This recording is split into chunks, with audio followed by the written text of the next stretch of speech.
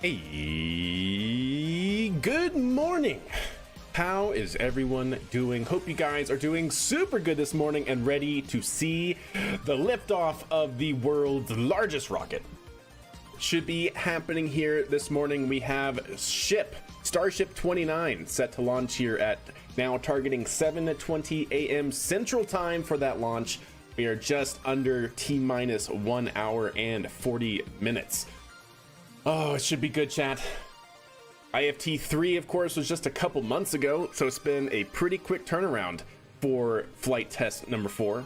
It will lift off, maybe even in one piece. Well, hopefully in one piece for sure. Hopefully no pad damage. Hopefully we get the nice soft water landing attempt from booster, making it all the way down.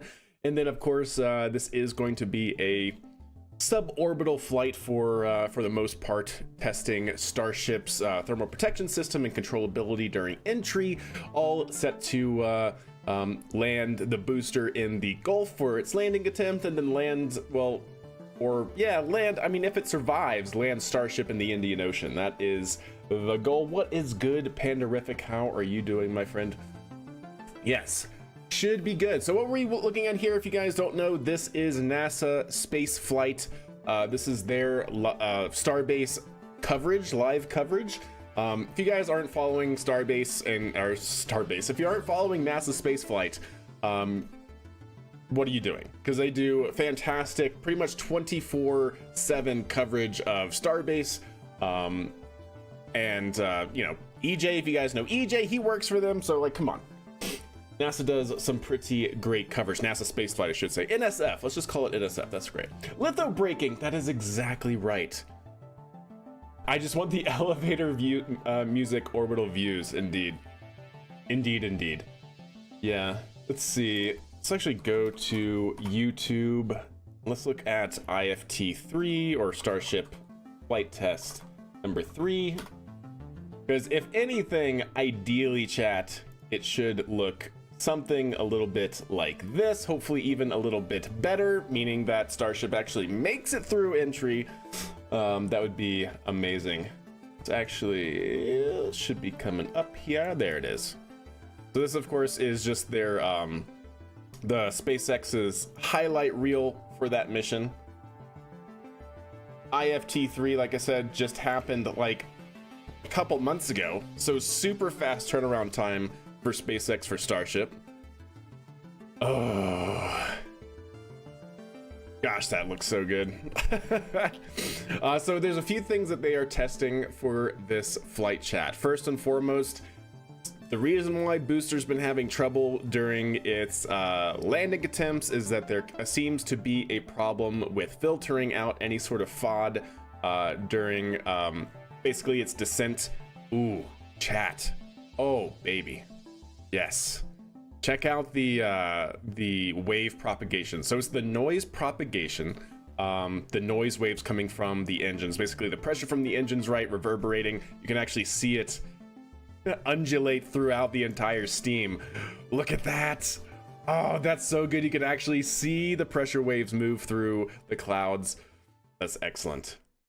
You have some green screen going on right above your right shoulder. You talking about this? You talking about this? No, that's a dead pixel on your I'm just kidding. That is not a dead pixel. Let me fix that. There we go.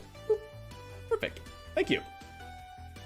Remember me. Yeah, indeed. But such a great flight. IFT-3, of course, being the first flight that Starship made it all the way to entry. And then, yeah, so this happened. This happened for booster. It did start going down for the landing, but unfortunately, like I said, it had some troubles with filtering issues on the engines, and then apparently also the hot staging ring gave booster some controllability issues and everything. So hopefully they're fixing that as well. Apparently this flight test is going to intentionally jettison the hot staging ring to help it with controllability. And then, as you can see, going into entry here, Starship controllability, what is that?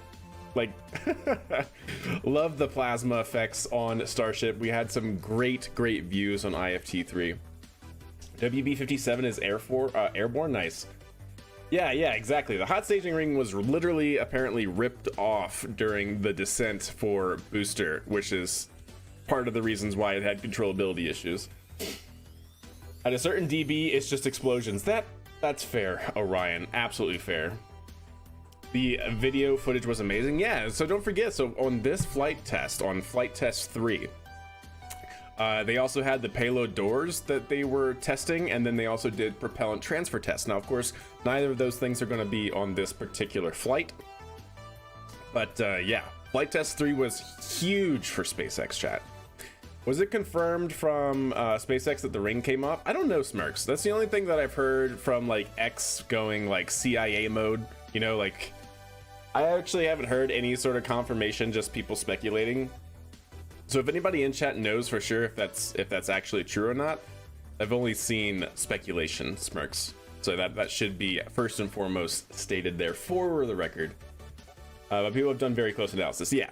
So without confirmation, take it with a small grain of salt, but people have done, like Thomas said, some pretty intense film recovery analysis, like literally going frame by frame, modeling it in like Blender or something like that, and having it actually like do the lighting and everything from the camera. It's been thorough, and so according to a few sources that have done this analysis, it seems like based on the lighting, you can clearly see on the grid fins and whatnot that the hot staging ring appeared in the image, casting a shadow on the grid fins at one instant, and then immediately following, no shadow. So I was like, okay, you know, it could have definitely been. I assume they were ditching it to stop it acting as an air brake. Yeah, so the problem potentially with the hot staging ring is that, as we've seen during some of the booster integrations, like I'd say probably last year, some of the early booster integrations when they were adding the hot staging ring, there's a lot of mass up there. Why? Because, well, it's a hot staging ring. So not only does it have to be able to withhold Starship on it structurally, right, a fully fueled 1,200 metric ton Starship on top of it, it also had to accept and accommodate the massive blasts from the 6 different Raptor engines on the Starship. So yeah, there's a lot of protection up there, a lot of mass up there.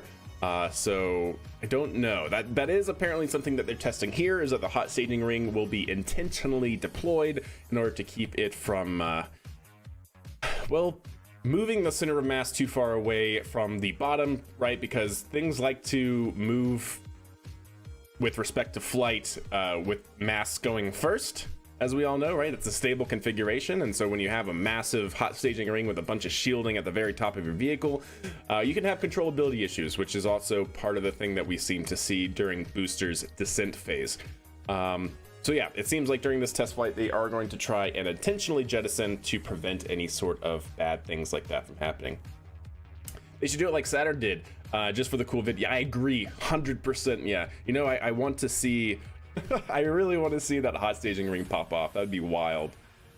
It does make me kind of think, like, if this is actually going to be part of the design, having the hot staging ring deploy, I wonder how that might affect Starship turnaround times, right? Because as we went through the Mars feasibility paper a few days ago, right, they need to be able to accommodate like 100 flights a year.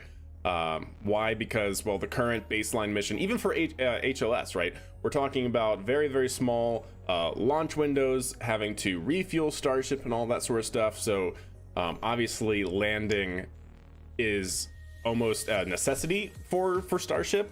You could argue that landing is not a necessity for Falcon 9. It is now, because SpaceX is completely I think reliant. Well, they're not necessarily reliant, but like the entire Falcon 9 fleet has been able to mitigate a lot of the number of manufacturing of Falcon 9 boosters. Why? Because they can literally land a single Falcon 9 first stage more than 20 times, as we've already seen. So that's fantastic. But if you have a hot staging ring and you have to reintegrate a hot staging ring, well, that's going to add some aspect to your turnaround time, right? So no longer is it just going to be like, okay, booster takes off, now catch it back onto the catch towers, and then put it back on the launch pad and stack another Starship. Now they have to figure out a way to integrate the hot staging ring. I'm not saying that's a insurmountable problem, but it does you know, throw a wrench in some of the concept of operations that SpaceX has thrown out, right? I thought they were planning to integrate it better, only jettison it now because it was bolted on late in the design process. Starship V1 isn't meant for full reuse, which come into effect in a later version, which will also have a bigger header tank on the booster to give it the Delta V in it to actually slow down with the mass of the hot staging retest. There you go. Yeah, because don't forget, like, version 2 of this entire architecture is like 15 meters taller just for Starship. Booster's also going to probably be modified. Yeah, Starship is still in a very, very fluid design stage, 100%. But anyways, as I was saying, with the fantastic coverage that we did get from SpaceX, whew, yeah, controllability, not a thing, chat. Oh, look at that, though. Oh, that was so nice. So it's really, really awesome to see here because you can actually see the different, I guess, what do I want to call it? The different phases of reentry. It's almost exactly like a vehicle going from like supersonic to hypersonic or even subsonic to supersonic. You can see the entire boundary layer change, which is actually pretty awesome. Like from here with the grid fin or with the fins down, you can see that there's a pretty large area of effect for that plasma accumulation. And then as they get further into flight and they of course retract the fins here, you can see right, nope, not right there, right about here. Look at that shot. You can clearly see the boundary layer on Starship. That is absolutely wild. So what's going on here, right? So Starship is screaming through the atmosphere at, you know, Mach 20, something, you know, ridiculous. And the atmosphere can literally not, like the particles in the atmosphere can literally not move away from Starship fast enough. So what do? A lot of them collide. And when they collide, they get compressed. Why? Because you have this massive vehicle moving at Mach 20, and so you're compressing all of that air into a very, very tight space. And what happens when you compress air? A lot of heat is exchanged during that process, right? So you're literally ionizing the air, stripping off electrons from the air molecules, and it's creating plasma. And this is what plasma looks like, which is just absolutely awesome to see. Oh, that's so good. That's so good. You will ride eternal, shiny, and chrome. Yes, yes, indeed. The header tank on V1 is too small to slow down, and that 10 tons of the hot staging ring, as it was an afterthought. Yeah, indeed. A new lengthened header was cryo-tested at McGregor. Oh, that's cool. I didn't check that. But yeah, so needless to say, Starship is very much in the fluid design stage. A lot of stuff is still changing. They haven't even issued out version 2 right.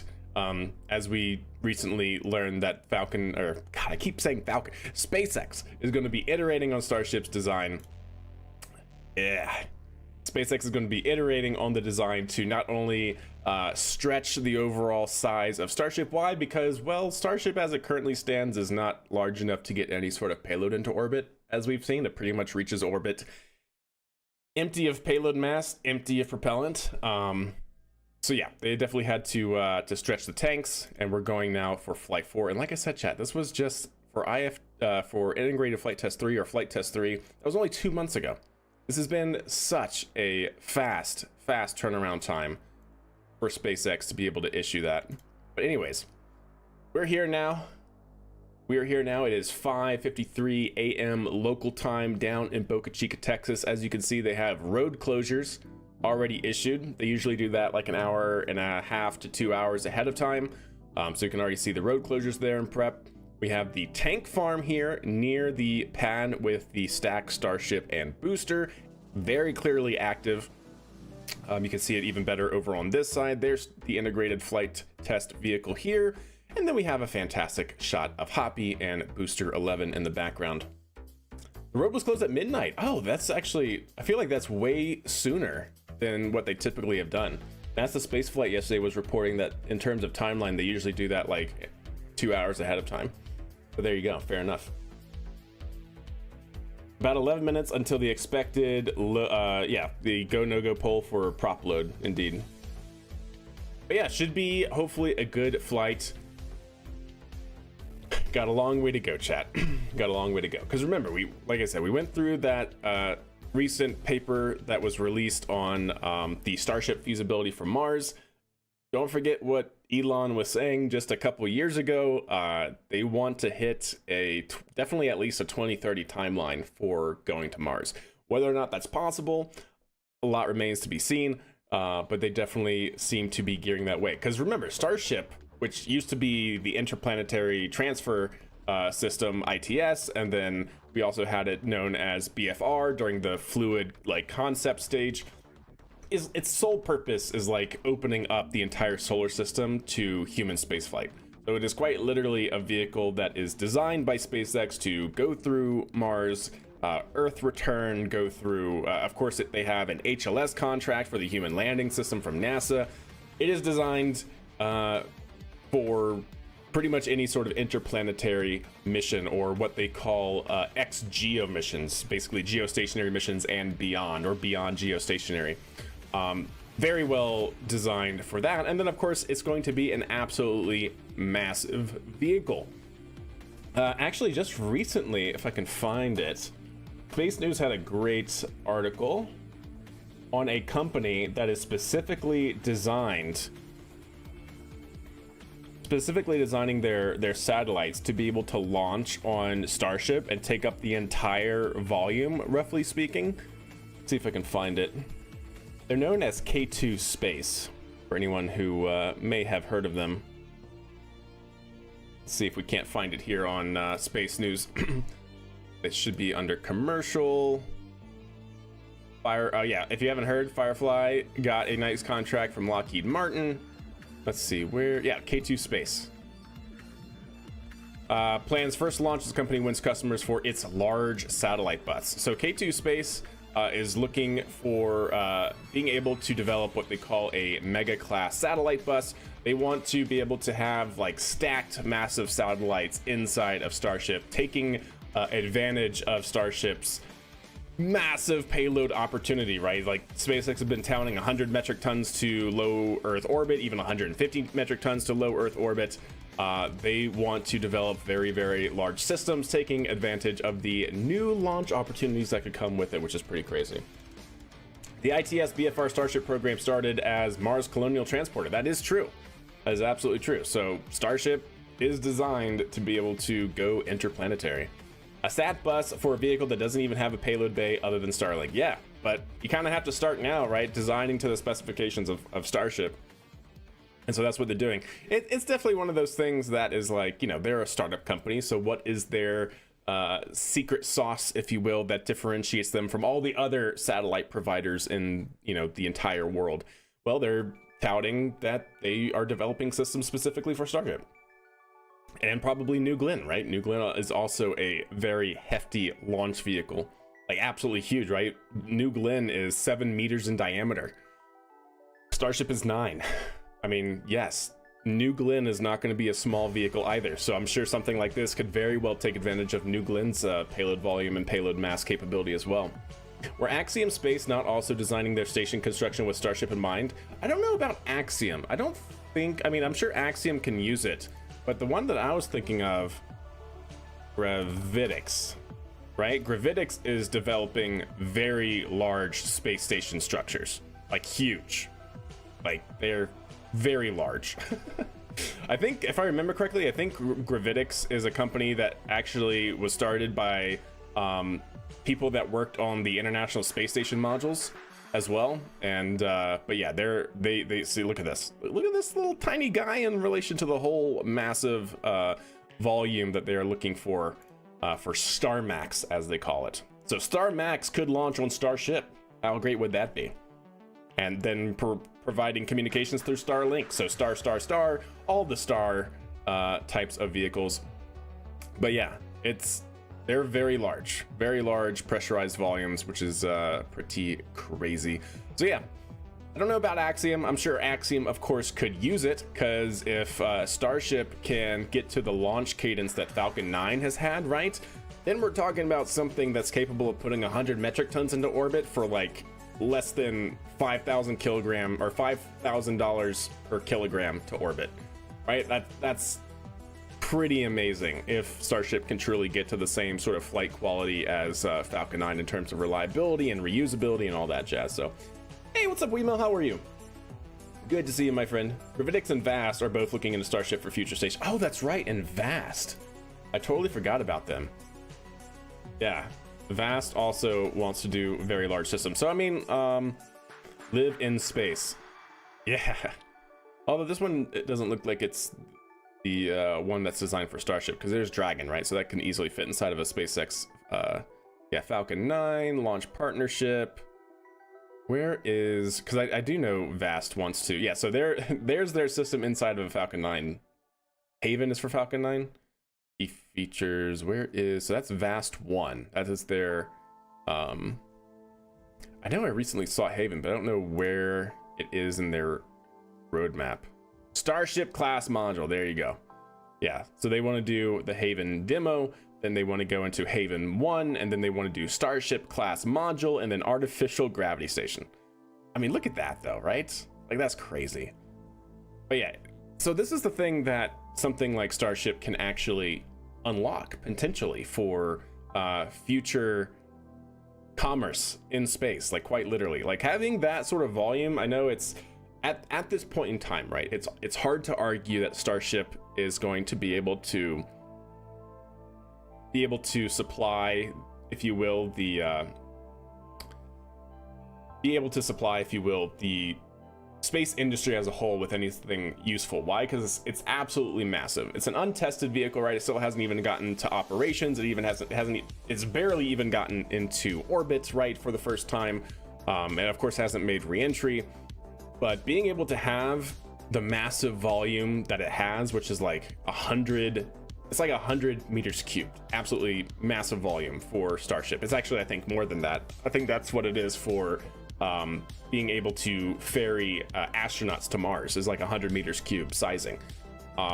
Being able to have that massive payload capability just means you have more capability to develop larger systems. So with something like Starship, we could truly see massive station modules, entire workshops in space that it can be launched by Starship. It really is cool to see the capability that is unlocked by having it. Of course, like I said though, the market isn't there yet, right? Like, SpaceX hasn't proven Starship for operation, and of course these companies that have developed or that want to develop these systems for something like Starship don't have that hardware ready. So they're trying to do kind of like a timing thing. They're hedging their bets that Starship is going to be ready by the time they need them to be, and yeah, it's kind of like a race to the finish, if you will, or hopefully a tie. Hey, what's up, Delta? How are you? I'd like to live in Leo for sure, but IDK if I'd want to go as far as the moon. Even laser comms has an over a second latency. I mean, that's true. That is true. No normal robot clear. Starship isn't even allowed to go to orbit. Yeah, indeed, that's true. I have enough faith in Starship. I'm anticipating an ultra heavy launch system in a decade or so. Oh, so you're talking about Starship Heavy? Can you imagine having something like Starship Heavy, which is just take Super Heavy, the booster here, and strap 2 of them on the side? Easy. What would that launch infrastructure look like? Would we need 3 towers stacked side by side so that way we can have 3 catch arms going? Whew. Can you imagine, chat? That'd be wild. Wild. But yeah, so what we're looking at here is it's starting to be first light out at Starbase here. 6 a.m. local time. We are about an hour and 15 minutes or so from the targeted time for liftoff, which is set for 7:20 a.m. Central. That's local time at Boca Chica. I was watching your KSP stuff on YouTube. Very cool. Well, thanks, Delta. I really appreciate it. I'm glad you're enjoying that. Yeah, definitely want to do a lot more with KSP, with Python for automating all of the launches. And then, of course, if we can get to like some pretty accurate Falcon 9 landing style of stuff, that would be ideal. Just one thick tower chops would be used to stack the second stage. Yeah. Should get the prop load here any minute. Awesome. Will we actually be able to know about the go for prop load, I guess, through SpaceX's tweeters? Is that where they would actually have it? They don't have the tweeters, the X's. They don't have them Don't have them ready. I'm slacking. Only if it's tweeted. Yeah, okay. Yeah, we'll bring up the SpaceX Twitter feeds. Let's see here. SpaceX.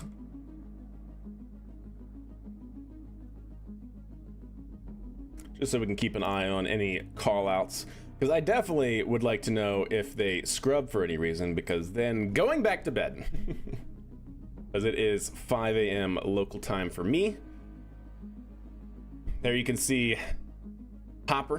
Hoppy, taking a good look at the stacked Starship booster. Look how massive that system is, chat. I mean, it is just crazy to see. And not only is the stack huge, right? But the way that they've configured their entire launch infrastructure, the orbital launch mount is also not a small structure either. Like this is a huge system. Their orbital launch pad, their orbital launch mount here that it sits on, is already way up in the air in terms of, like, you know, multiple, like 10 stories or something like that off of the ground. It's not 10 stories. Actually, it might be 10 stories. No, I don't think it's 10 stories. Definitely not 10 stories. But it's huge, right? And then something like Starship is 15 meters tall. It's just huge, chat. Absolutely huge. 20 to 30 meters up. Yeah, that it's not small. That's like more 60 feet, 60 to 80 feet tall, like an 8-story building, easy, right here.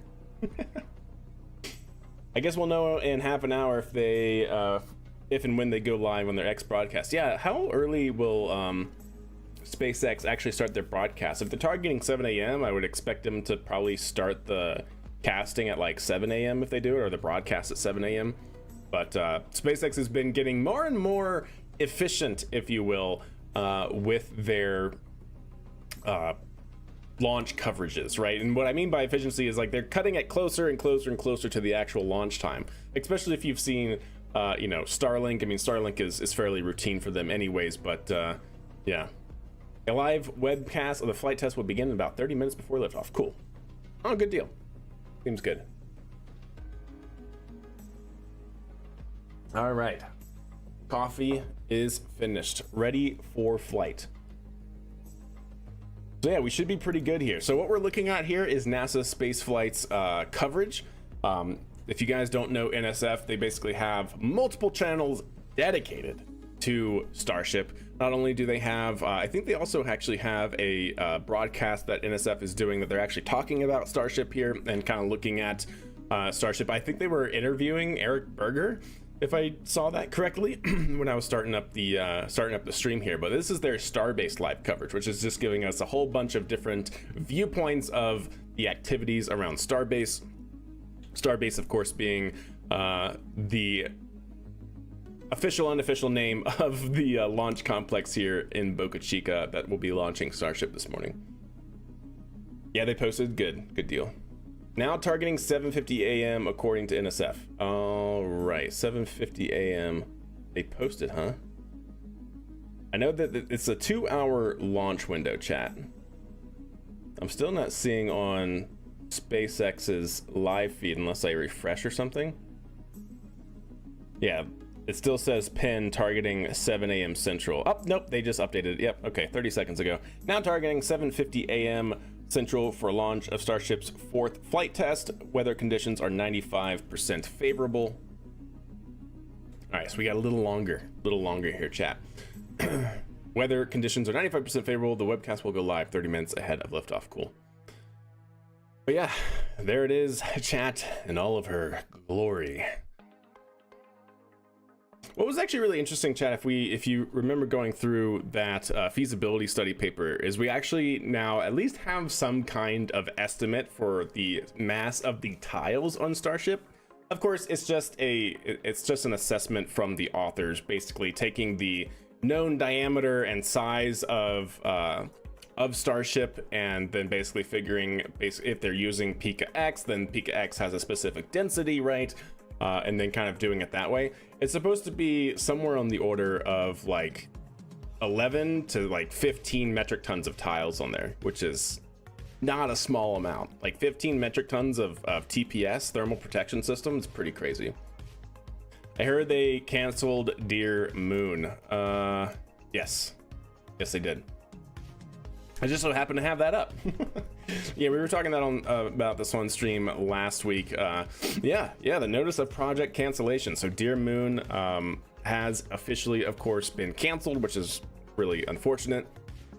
I don't know if there's been an update as to specifically why, because I would have thought like, okay, Starship isn't ready. We're just going to indefinitely postpone it until it is ready, right? But I guess there were, having an organization like Dear Moon, of course, has costs associated with it to actually run the program. And so if you have an infinitely, for the foreseeable future, right, an infinitely delayed vehicle for this, then of course it's not going to be good to keep going until it's actually, so maybe the project will be picked up in the future. That'd be absolutely amazing. But like I said, we're now kind of a couple years already past the point that SpaceX was hoping to already have an orbital class Starship. And yeah, that in comparison to when they wanted to have a fully human flight capable system, who knows, right? Who knows how long it's actually going to take to develop that. But yeah, super sad. Oh no, yeah, anyway. Wonder what the non-refundable down payment was. Indeed, yeah. I would like to think it was not a huge amount, right? Because I feel like Dear Moon was definitely something that SpaceX was like, let's do this because it looks great, right? You literally have, even if it was only like, say $10,000, right? That's a company, a commercial company getting $10,000 for this opportunity, and they're developing it actively. So then you can go out and say, hey, we have a paying customer for this to investors, right? And get investment money raising on that, customer use case. So of course that always helps from like a SpaceX investment funding campaign sort of viewpoint. I too might want to update the T counter. No, probably not. No, let's not. I don't want to push it back anymore. Please. There we go. An hour and a half. Yep. Recycle that launch counter. Starship to orbit in 2020. Yeah. I bet Everyday Astronaut is upset. Oh, I would be too. But I'd like to also think he's not like too terribly upset because to my knowledge at least, right? Like I don't think, well, it would be super upsetting to have a chance to get to go into space, to the moon no less, and then to find out that at least that route is not going to allow you to do that. That is definitely super upsetting. But I'd like to think that hopefully the understanding was, the excitement was curbed, knowing that of course Starship had to get to that point, right? Like it'd be one thing if the Dear Moon project came out and Starship was already getting to orbit reliably, right? But at the point, Starship hadn't even done like IFT-1, right? Starship was still doing explosions on the pad during testing. So, I like to think that, the expectations were curbed a little bit, but yeah. Hey, what's up, Deader? How are you? Hope you're doing good. At least he got a free trip to see Soyuz launch. Oh, that's crazy. I didn't know about that. That's awesome. I feel like all the selectees are going to still be on some kind of short list for something unnamed in the distant future. I mean, I would like to think so, yeah.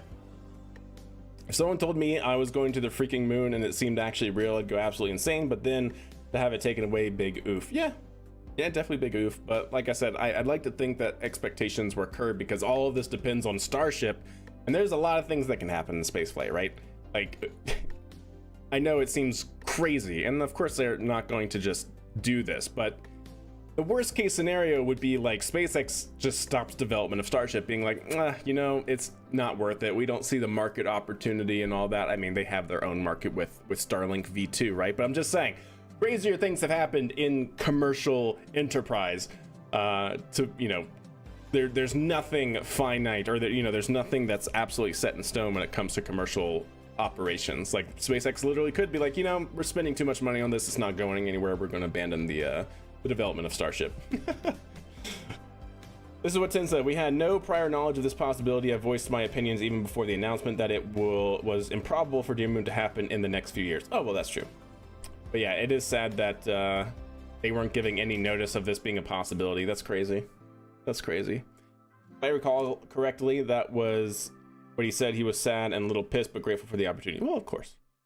Because, yeah, it would be super upsetting, especially when you had... Oh, and Slubman coming in with a tier 1 sub for 84 Kerbal years of support. Slubman, thank you so very, very much. Much love to you. Good morning. Happy Thursday.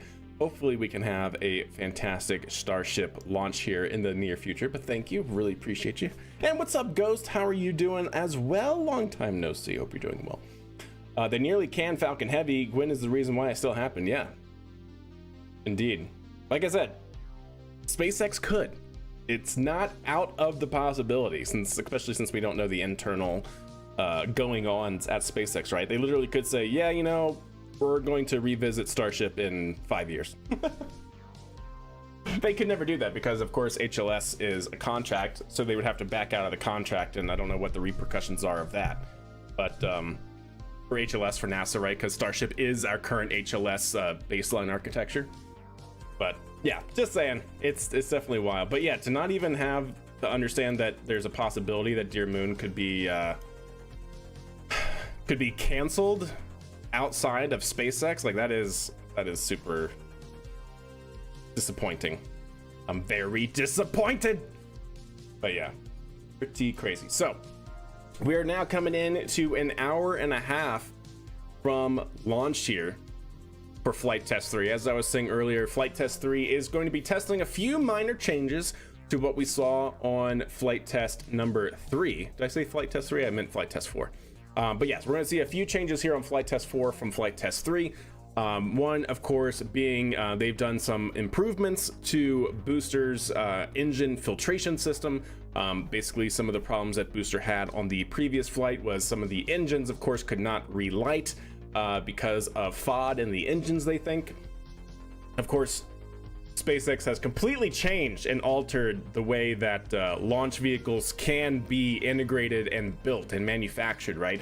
They're pretty much building them out in the open, dusty Texas. So of course, having FOD in it and not developing them in a clean room, sort of like manufacturing enclosed space environment, yeah, of course, they're gonna have FOD, so they're gonna have to deal with that. And so for this one, they seem to be testing some improved filtration on those engines to try and filter out the FOD and not have them clog anything up during the relights. They're also apparently going to intentionally jettison the hot staging ring. The hot staging ring is this part right here at the very top of Super Heavy, at the very bottom of Starship. It's that integration point right there where you can see the vents coming out, or the vents in the structure. That is the hot staging ring. Starship is going, so Starship in general, during the separation between Starship and Super Heavy, Starship will actually ignite its engines very briefly before the actual separation occurs. So SpaceX, after doing some testing and some analysis, figured out before, you know, they actually did this, that Starship for hot staging would require some improved protection at the very top of the vehicle. Why? Because you have 6 Raptor engines right here, chat. And I don't need to tell you guys that having that much force and pressure immediately ignite and hitting the top of your tank structure for Super Heavy would cause problems. So they basically have this hot staging ring, which is not only designed with the vents in it to allow the expanding gases to actually escape and not, of course, over pressurize the inner stage ring here, but also it has some pretty beefy protection up here to protect the actual structure of Super Heavy during that ignition process. Well, so on Flight Test 3, it is unconfirmed because SpaceX actually hasn't told us anything regarding this. But from, you know, SpaceX fans and viewers went like super CIA ham mode. Basically, they took footage of IFT3 for the booster's descent phase. They remodeled it in like Blender and other programs, and they basically did like an analysis to understand what happened to the hot staging ring during the descent phase for booster, and it seems to be a majority of the consensus online that the hot staging ring was ripped off of booster, which of course will cause controllability issues. So it now seems like SpaceX is going to straight up for this flight intentionally deploy the hot staging ring and separate it from the super heavy vehicle itself. Burbs! Oh my god, so many burbs, chat. Just going straight through Starship. So they're going to actually intentionally deploy the hot staging ring in order to improve controllability during the descent phase and to avoid that from happening altogether, which is going to be really interesting. So that's another improvement or design change or something that they're testing. So we have filtration on the first stage, we have the hot staging ring deployment. So it should be good. And then of course they're going to be testing Starship on its suborbital trajectory again. They want to see if it can make it through entry. They had controllability issues on entry last time because of RCS systems not working, the reaction control thrusters not firing. So yeah, it's an all-up test for these systems with minor improvement. The booster is vaping. Yeah, it looks like we actually have over here another vent going into the orbital launch mount, unless this is in the foreground. But you can definitely see the propellant depot, if you will. The propellant tanks over here, the tank farm was active, as we saw earlier. We could see all this vapor near the tank farm and everything. So they're definitely getting ready to go for propellant fill if we haven't actually gotten the official call that propellant is loading. Did they say if we're going to get more epic videos of reentry? I sure hope so. I mean, it is SpaceX Ghost, right? And so SpaceX's mentality is to be as open as possible, like transparent as possible with the views, because that only hypes up public opinion. And when you have a hyped up public opinion, of course, you have good relations with people that fit the bill, right? People that will invest in the company and want to be known, be an accomplice, if you will. So yeah, I would like to think so, Ghost. Not Starship. SpaceX is truly one of those that wants to share as much as they can. But yeah, we are now under an hour and a half from this flight test number 4. Should be a good time. Flight 3 video of the plasma ball was amazing. Yeah, we were just looking at that. It absolutely is pretty amazing for sure. Let's see, do we have any updates on the SpaceX tweeters? So this was their pinned. They need to update this.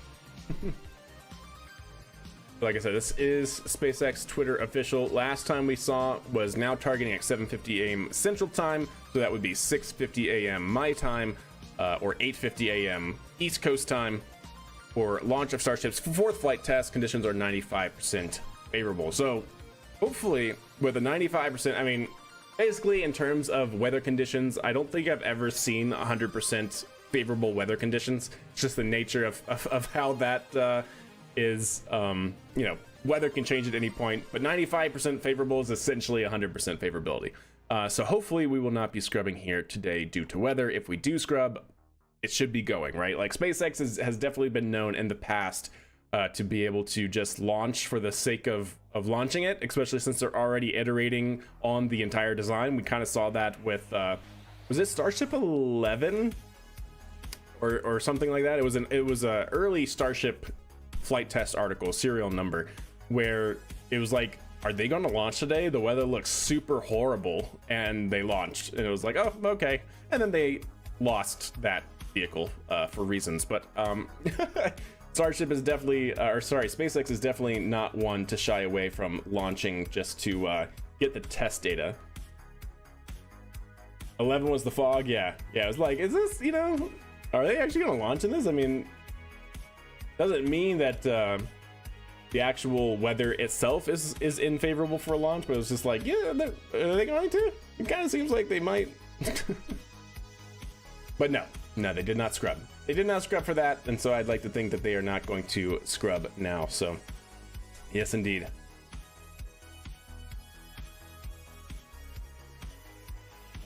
Let's see, do we have... So that is SpaceX. This, man, I really wish SpaceX would have continued to use YouTube.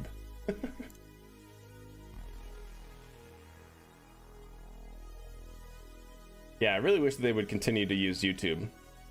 Do we have like the full launch on YouTube for Flight Test 3? I see the highlight video, but I do not see the full-length coverage of it from SpaceX, which is really unfortunate.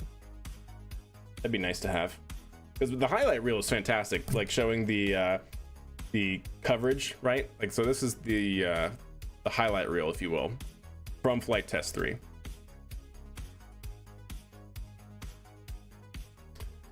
The broadcast is due to be here. Nice, yeah. Yep, I have that up as well for when they want to go live.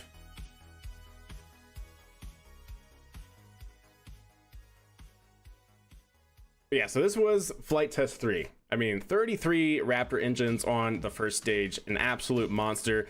Oh, you can see it here too, chat. Watch the background, right? See all the waves, the propagating pressure waves from the engines and everything as it moves out of the steam. Look at that. You see that undulation in the atmosphere? That's the pressure from the engines. That's the sound reverberating throughout.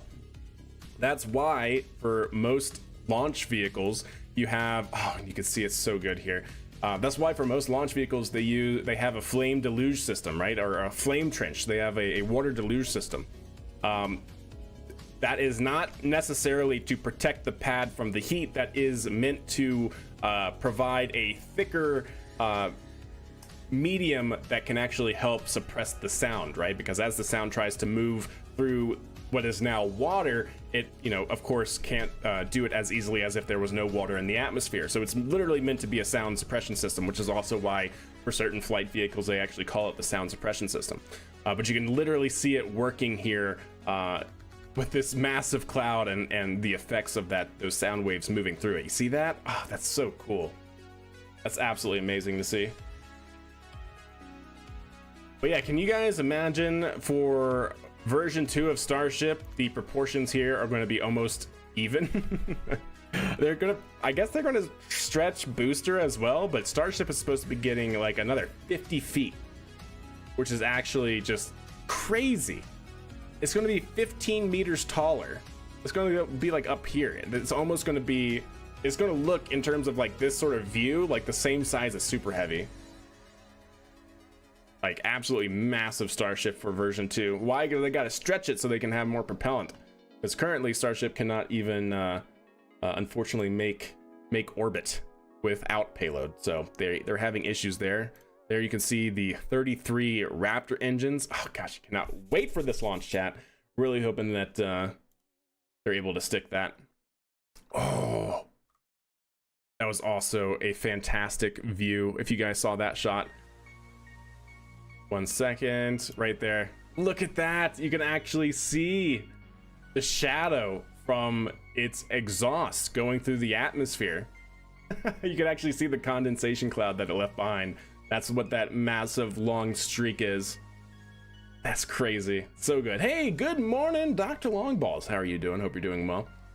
But so this is what I was talking about. So on X and just the online community in general, you basically had a whole bunch of people taking these camera views that actually showed the grid fin here and actually basically recreated it in a simulation environment like Blender or something like that to actually test the lighting conditions. And what they found was during a few frames during the descent of booster, you could clearly see what kind of looks like those vent holes in the hot staging ring casting shadows in like a grid pattern on the actual grid fins here. And then a few frames later, no shadows. So like I said, it's unofficial. It's not official from SpaceX that the hot staging ring was ripped off during its descent for booster, which may have caused some of the controllability issues it had. But that seems to be the consensus from some online sources that did a pretty thorough investigation. So there you can actually see the hot staging occur as well. Again, this is IFT. This is Flight Test 3. So you see the engines are on, not separated.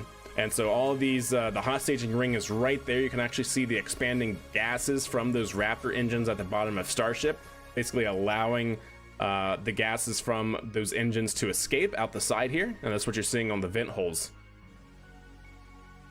Ah, such a great shot. And now booster flipping back. So it was something like this camera shot, like there's no shadow on the grid fins anymore, which is like an indicator based on the lighting conditions and all that the hot staging ring isn't there anymore, but unknown. Yep. And then yeah, it promptly decided to not land, chat, not soft water land. What's happening with Starliner leak again, by the way? You know, I haven't actually heard an update on that other than the fact that it's occurring. So to my knowledge, 415 is Starliner has in fact had some issues on orbit that were previously unseen. And we actually talked about this on stream last week or a couple weeks ago when they had their first scrub, or after the scrub from Centaur due to its valve issue, and then them finding for the Boeing Starliner team, them finding that they also had some valve issues for the helium pressurization system on the OMAX system, the orbital maneuvering and attitude control blocks. So we know that they had one leak in one of the thruster blocks, right? What they call the doghouse. Basically, it's one of those. Let's actually bring up a view of Starliner. Let's see. Do we have any good view? If we look at the Starliner capsule itself, yeah, something like this might be good. There we go. So for this shot here, right, these are what they call the dog houses. Basically, these are the structures that houses the OMAC system. OMAC stands for Orbital Maneuvering and Attitude Control. So when they got to orbit, so when Centaur was the issue for the scrub attempt for Starliner originally, right, they wheeled everything back to the vertical integration facility, the VIF here, and basically had to replace the valve in order to then have an opportunity to fly again. They also found during that time that there was a helium leak on Starliner in one of these thruster blocks. Now that they're on orbit, they have discovered 2 additional, I believe, helium leaks in the other thruster systems. And we even talked about this on stream like a couple weeks ago. You know, I was pondering like, okay, if each of your OMAC systems are essentially the same exact system, right? They're implemented the same way. They have the exact same components and everything. I was truly wondering how the other systems did not have this helium leak. And it goes to find out that apparently they did, or at least it has now, they have reared its ugly head during the actual operations for flight. So, long story short, Boeing Starliner has additional helium valves leaking pressurant in orbit. So what did they do? They isolated the particular thrusters that were going to be affected by this helium leak. And so they shut down or took offline 6 out of the, I think, 24 thruster in the OMAX pods. Because I think each of these OMAC thruster housings have like 6 thrusters and there's 4 of them. So yeah. So they still have plenty of redundancy. Don't you know, take it out of context from what it actually is. They still have plenty of redundancy. It's not like Starship or Starliner can't get home or the mission is really threatened. At least as it stands right now, it doesn't seem to be threatened. They're still going to the ISS as planned, last I heard, but it is interesting that they have this problem in other thruster blocks. The most beautiful capsule ever. I think Starliner is an absolutely fantastic design. It is just so unfortunate that they're having these seemingly unforeseen issues for Starliner, right?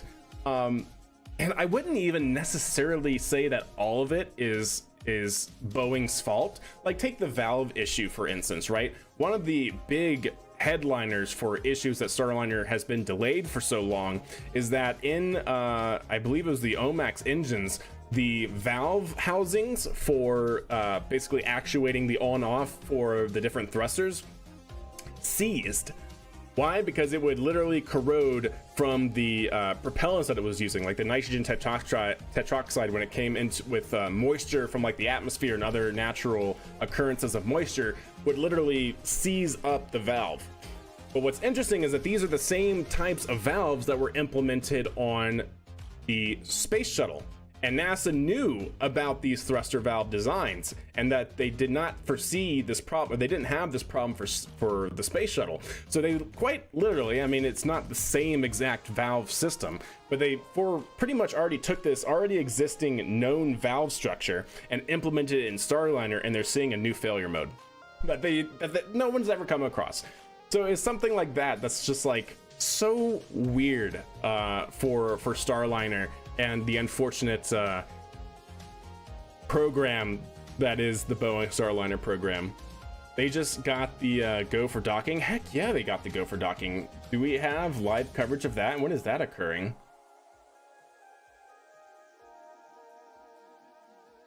When is that occurring? That should be under events.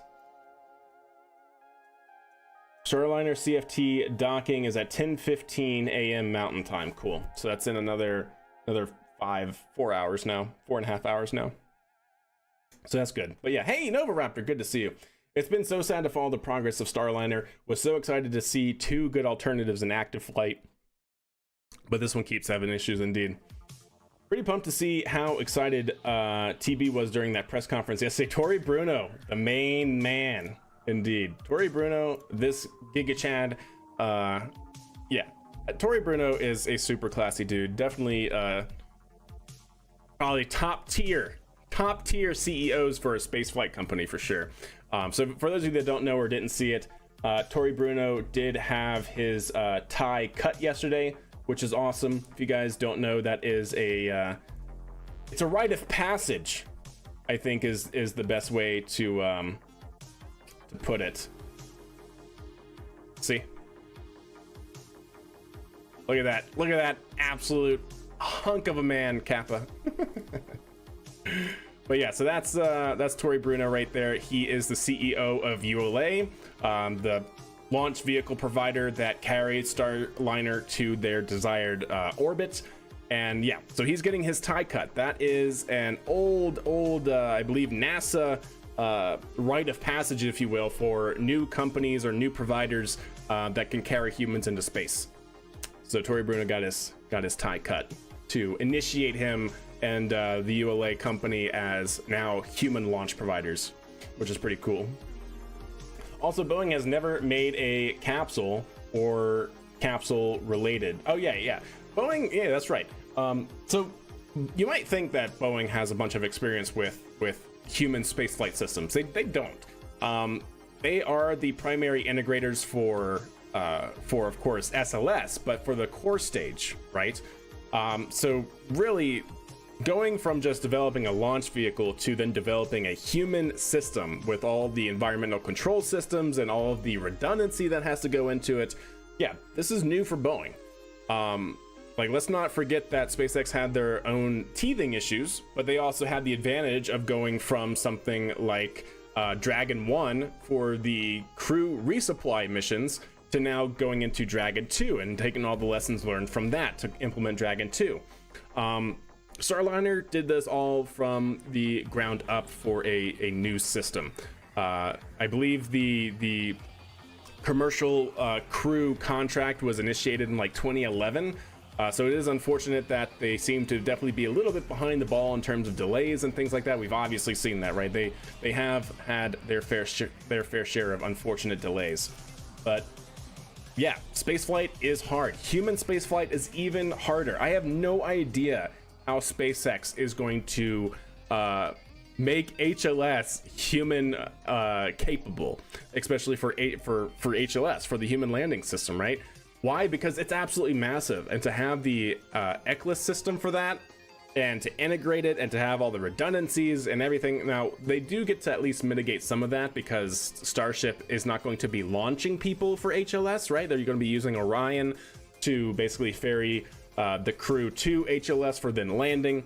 But yeah, it's it's not easy. There are so many things that have to happen to be able to successfully carry crew. But yeah, pretty amazing here for Tori Bruno and the Inception. Pick Inception here for Tori Bruno and the ULA team. But yeah, so Starliner, like I said, went off pretty much without a hitch yesterday. Tori Bruno on the post-review assessment actually said that this may have been the most accurate launch that ULA has ever provided, which is crazy because if you guys know, Tori Bruno likes to provide to the public what he calls the bullseye metric, which is basically it's quite literally like a bullseye graph, which, you know, at each point has different along each axis has different metrics depicting the accuracy, and it's the error that they provide, and they are like dead center, like within a very small margin of error for what is the intended orbit. Like I'm talking in terms of small error, like less than 1% error, which is crazy. And so he said that yesterday may have been the most accurate launch that they've ever provided, which is awesome. But yeah, so Starliner, everything is fine. The crew are safe. They're approaching the ISS. They have been given clearance to dock with the ISS, so that seems to be fine. It's just unfortunate that they're going to have to figure out, once this capsule gets back, what is going on with the valves on this system. And this is the helium valves, right? This is the pressurization valves for each of these thrusters and the thruster blocks. So one of the valves on there, or I should say 3 of the valves within these thruster blocks are malfunctioning in a very similar way. So it's not an isolated issue.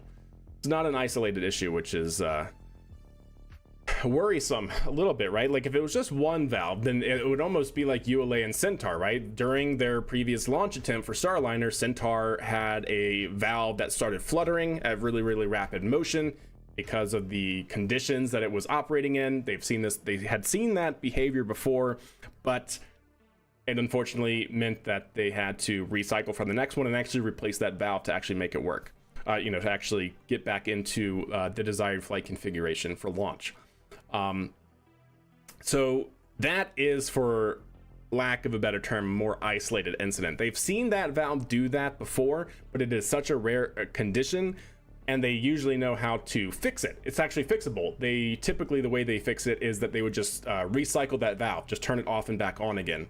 Quite literally, that's how they would fix it if they weren't operating on a human spaceflight mission. But because they were operating Starliner on board, they did not want to recycle that valve because it would have violated their rules for launch of a human space capsule. So they had to wheel it back and replace it and all that sort of stuff, right? But for Starliner, it does not seem that that issue was fixable by just like recycling or anything like that. So they literally took certain thrusters offline, and it's not an isolated incident because they have 4, well, I don't know how many valves they actually have, but there are 3 valves that apparently are doing a very similar thing in a very similar configuration in the thruster housing blocks, and they now have 3 failures, which are 3 of these weird anomalies. So really not good, but also not necessarily bad either. But yeah, so we have IFT3 here. Somebody in chat earlier was talking about the entry views that we got. I definitely hope that we get more entry views like what we had here coming up for Starship. This was, again, flight test number 3. Absolutely phenomenal shots. Absolutely phenomenal shots here that we got to see for the first time, which is Starship going through entry, and here it is. So yeah, like I said, what we're seeing here is the boundary layer as Starship goes screaming through the atmosphere at like Mach 20, quite literally ionizing the gases in the upper atmosphere. Basically, they're colliding so fast, they're superheating the molecules in the atmosphere, even at this altitude, stripping away electrons, ionizing the gases to become plasma, and this is what plasma looks like on Starship. Now, there's a pretty awesome view of something similar that we've seen. So this is coming from videos from space, but this was a very similar view. Hey, what's up, Connor? How are you doing? Are you going to watch Starship IFT4? Yes, we are watching flight test 4. Absolutely. So this is a similar thing that we got to see in the past. So what is this? This is a Falcon 9 fairing going through entry. You know how SpaceX is now recovering fairings pretty routinely from their Falcon 9 missions? Well, we see them jettison and we see them fall away from the upper stage, but we don't get to see them actually go through entry. This is the fairing going through entry, which is just absolutely, it's so cool. So this is actually even the old fairing where they had the vent holes here. They no longer have the vent holes here at the bottom. Why? Because they used to try and use the catch ships with the catch arms, right? To capture the fairing before it actually hit the water. But then that was almost impossible to be able to do reliably. And so the fairing would always land in the water. But because the vents were at the bottom, it would fill up with water and then they would lose the fairing, right? It would sink. So what they did was they actually moved the fairings to basically the top part, so that way when it sits in the water wouldn't actually get into the fairing structure, which is pretty interesting. From Viasat 3, nice. Oh, yep, see, here's the catch arm. There's the fairing. Man, I miss these drone ships though, chat, like truly. But yeah, so like I said, going back to going back to IFT3, like the plasma effects are gnarly for sure. Basically turn them into boats. Yeah, exactly, turn them into boats, and then they have a ship that's designed with a crane to just pick them up out of the water. I gotta wake up early tomorrow, and launch is like 10:30. Yep, launch is definitely happening here in the next hour. Yeah, I woke up early for this. I woke up at 4 a.m. to get here, so but yeah, it's definitely a big flight test here. But I just think that is so cool. You can quite literally see the boundary layer and the flow. So what we're actually seeing here, right, is flow separation. The fairing is going so fast during re-entry, right? Then of course it's going to start pushing all of the atmosphere away from it. And so that's quite literally what we see here, is the atmosphere is hitting the bottom of the fairing and going around it, and then there's basically this big vacuum here of low pressure where the atmosphere, these ionizing plasma is going around the vehicle and then reattaching up here. And that's why you see this big, center point where everything comes back together. Drink! All right, stay hydrated, chat, stay hydrated. I believe SpaceX pushed back the launch time because of weather, namely upper level winds. Maybe. They did say it was 95% favorable, so. Will they try to save Booster? No, it doesn't seem like they're going to necessarily save Booster. They're just going to let it sink. But they are trying to do a soft water landing. Because what we saw here on IFT3 was very much not a soft water landing, right? Very, very much not a soft water landing. This is Booster during landing, and then, impacted the water at high velocity. But yeah, anyways, going back to Starship and the plasma, absolutely awesome. I'm really hoping that at least SpaceX has hopefully fixed the controllability issues. Because one of the things I noticed, chat, and there was actually a great simulation, if I can find it, from the Starship launch here. It was a fantastic animated recreation of it. Oh goodness, if I can actually find it. It was so long ago. I don't remember who it was. I don't think it was Haze Gray. Was it the CFD guy? But he basically recreated and put this film next to his simulated recreation, and you can actually see like how everything goes together. Let's see, that's January. That's way too late. If anyone can find what I'm talking about, that'd be super awesome.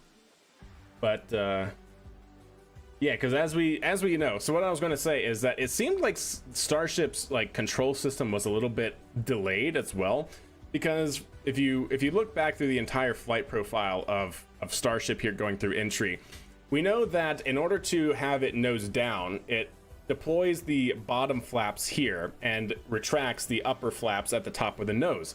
but it almost seemed like Starship was either like the control system was lagging or it was relying on RCS to do that, so it wasn't able to compensate. But essentially it looked like, you know, the vehicle was like pitching backwards and almost like flipping over, and it had the nose fins deployed and the aft fins here retracted, and it was just flipping backwards, right? So it almost looked like the control system, even for the flaps, was like lagging or just not not enough to be able to compensate for it, which is kind of unfortunate. Man, I know I saved it. I just don't know where I had put it, chat. It was a great, an absolutely great animation. See if I can't. I was thinking it would be on my X feed, but I can't seem to find it in my X feed.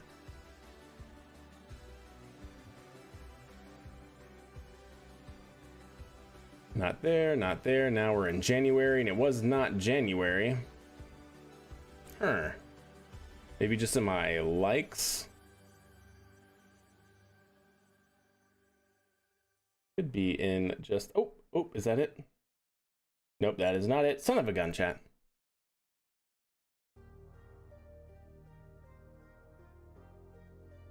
Dun, dun, dun. I think it's this one. Starship Flight 3 booster descent. This is an in-depth simulation of the entire descent sequence. No, not for booster. Was it this one? I don't think it was this one. No, it was not this one. But this does show a pretty good one for the booster shot.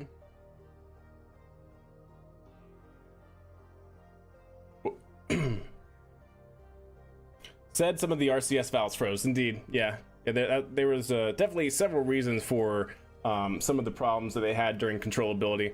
But yeah, so this is what Booster was, you know, basically doing. And so this was a really great shot here. So not only do you have, by the way, this is coming from Space Engineer.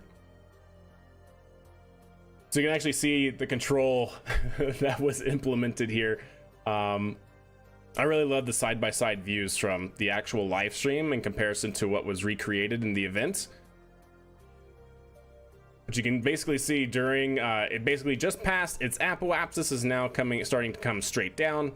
It's starting to hit the atmosphere, and of course is now looking to go engines first as it aligns for its landing configuration. Because remember, Booster is trying to basically land Falcon 9 style. What they're testing here on these initial flight tests are basically soft water landings. We actually heard them doing this for Falcon 9 way back in like what, 2014, 2015 or something like that. They were doing soft water landing tests. We of course didn't really have any footage of that. I think we had like one shot at one point from like a boat really far away of Falcon 9 actually doing a soft water landing test. But yeah, they're doing the same thing now for Booster to figure out what the flight dynamics are going back through entry essentially for landing configuration. If you had the opportunity, would you go to Mars but you can't see your friends or family for 10 years? Yeah, I'd probably do it.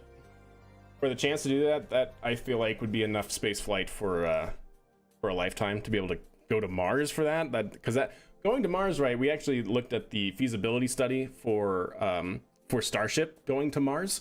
Like a typical trip to Mars based on what current understanding of what Starship can do is like 180 days of spaceflight there, 180 days of spaceflight back.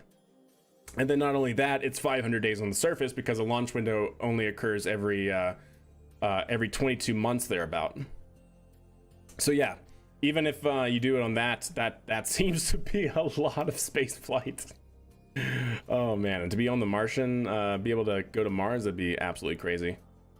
So yeah, you can see here, it looks like Booster's having some trouble already trying to get into its initial landing configuration. The grid fins are in fact actuating, and it seems to be okay here, right? It's starting to now align itself for landing. The grid fins are in fact actuating, they seem fine. Booster's tilting a little bit, but is, you know, for right now at least okay.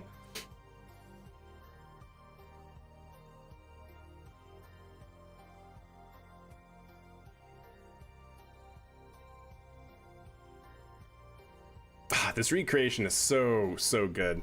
Yep, and then something happens, chat, and then it goes a little wonky. So this is why Twitter experts this is why Twitter experts basically said that what seemed to have occurred, doing some pretty thorough reviews on like frame by frame what's happening to the grid fins and whatnot and the shadows on it. It seems like the hot staging ring at the very top of the rocket, this guy right here, which you can see very clearly there, where that dome structure is, was ripped off at that point, and that was causing a massive difference in center of mass location. And of course, yeah, bad things happen when your control system is designed for a specific configuration and you're no longer operating within that configuration, right? Yeah, not enough control surface could be as well. Like, definitely, I mean, it seemed to be very stable, right, up until that point, which is just kind of really interesting to me. See, like, very stable. Grid fins are doing fine. It's not doing anything weird, and then all of a sudden, whoops, kind of goes a little more haywire. That plus the fuel filters freezing up, yeah. And don't forget, this is also during engine ignition as well, and they were supposed to have many engines reignite, and they only got like 2 or 3 of them.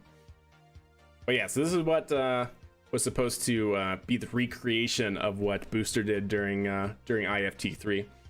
So fantastic recreation. Again, this is from Space Engineer, the Space Engineer chat. Was it Space Engineer that did the simulation of Starship? Let me actually check out his YouTube while that's going.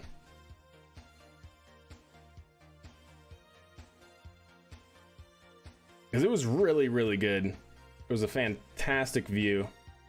Re-entry simulation of Starship. Yeah, he did the same thing for Starship as well. So yeah, we'll take a look at that again from the Space Engineer. But yeah, you can see during engine ignition they only had essentially 3 ignite when they were looking for many more than that, and then pop goes the weasel, chat. But that was booster 10. We are now in booster 11. Like I said, one of the things that they are trying to fix here on booster 11, that they're going to actually be testing as an upgrade, if you will, is improved filtration on the boosters. Let's go here. There we go. Yeah, it is supposed to be improved filtration systems for the booster engines to try and remove any sort of FOD. But yeah, so this is the simulation I was talking about for Starship going through entry. And so remember, for Starship entry here on Flight Test 3, SpaceX did, I think, confirm that they had issues with the RCS, the reaction control systems. Oh, there goes a tile. Where did that rip off from? Oh wait, was that a tile? Kind of looks like it, but anyways, so Starship has several thrusters up here at the nose. I think they even have a few in the back, definitely at the nose though for control. And so SpaceX said that they actually did not have those operating and online for its reentry, and so that obviously causes some issues. That obviously causes some issues when you have a massive control system that is no longer working for your vehicle. But like I said, on top of that, as we see during this recreation, once it kind of reorients itself, is that it seems like the control system, even for the flaps, is a little bit off. Either that or the control system for the flaps was really geared more towards using RCS. And of course, not having any RCS, any reaction control system is bad. But so one of the things why I say that is once it gets a little bit into the reentry phase here, one of the things you'll notice is Starship is going to start pitching backwards and it's going to start rotating and all that sort of stuff. One of the ways that the fins help with stability during this essentially skydiving free fall through reentry is that if you want to keep your nose down, then you retract the forward flaps and you deploy the bottom flaps wide to create more drag at the bottom than you have at the top. And vice versa, if you're starting to pitch too far nose down, you retract your your aft flaps there and you basically deploy your top nose flaps. And it just seems like during entry here, it's either very delayed, the control system, or the control system is thinking that the RCS is firing, and so it's not designed to do that.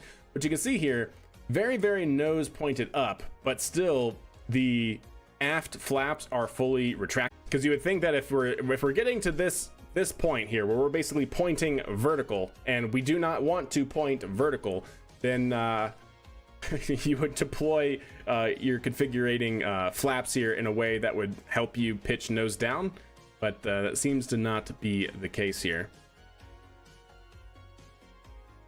And so now we're starting to see the nose retract as it's now flipping backwards, but still the bottom flaps have not seemed to really deploy.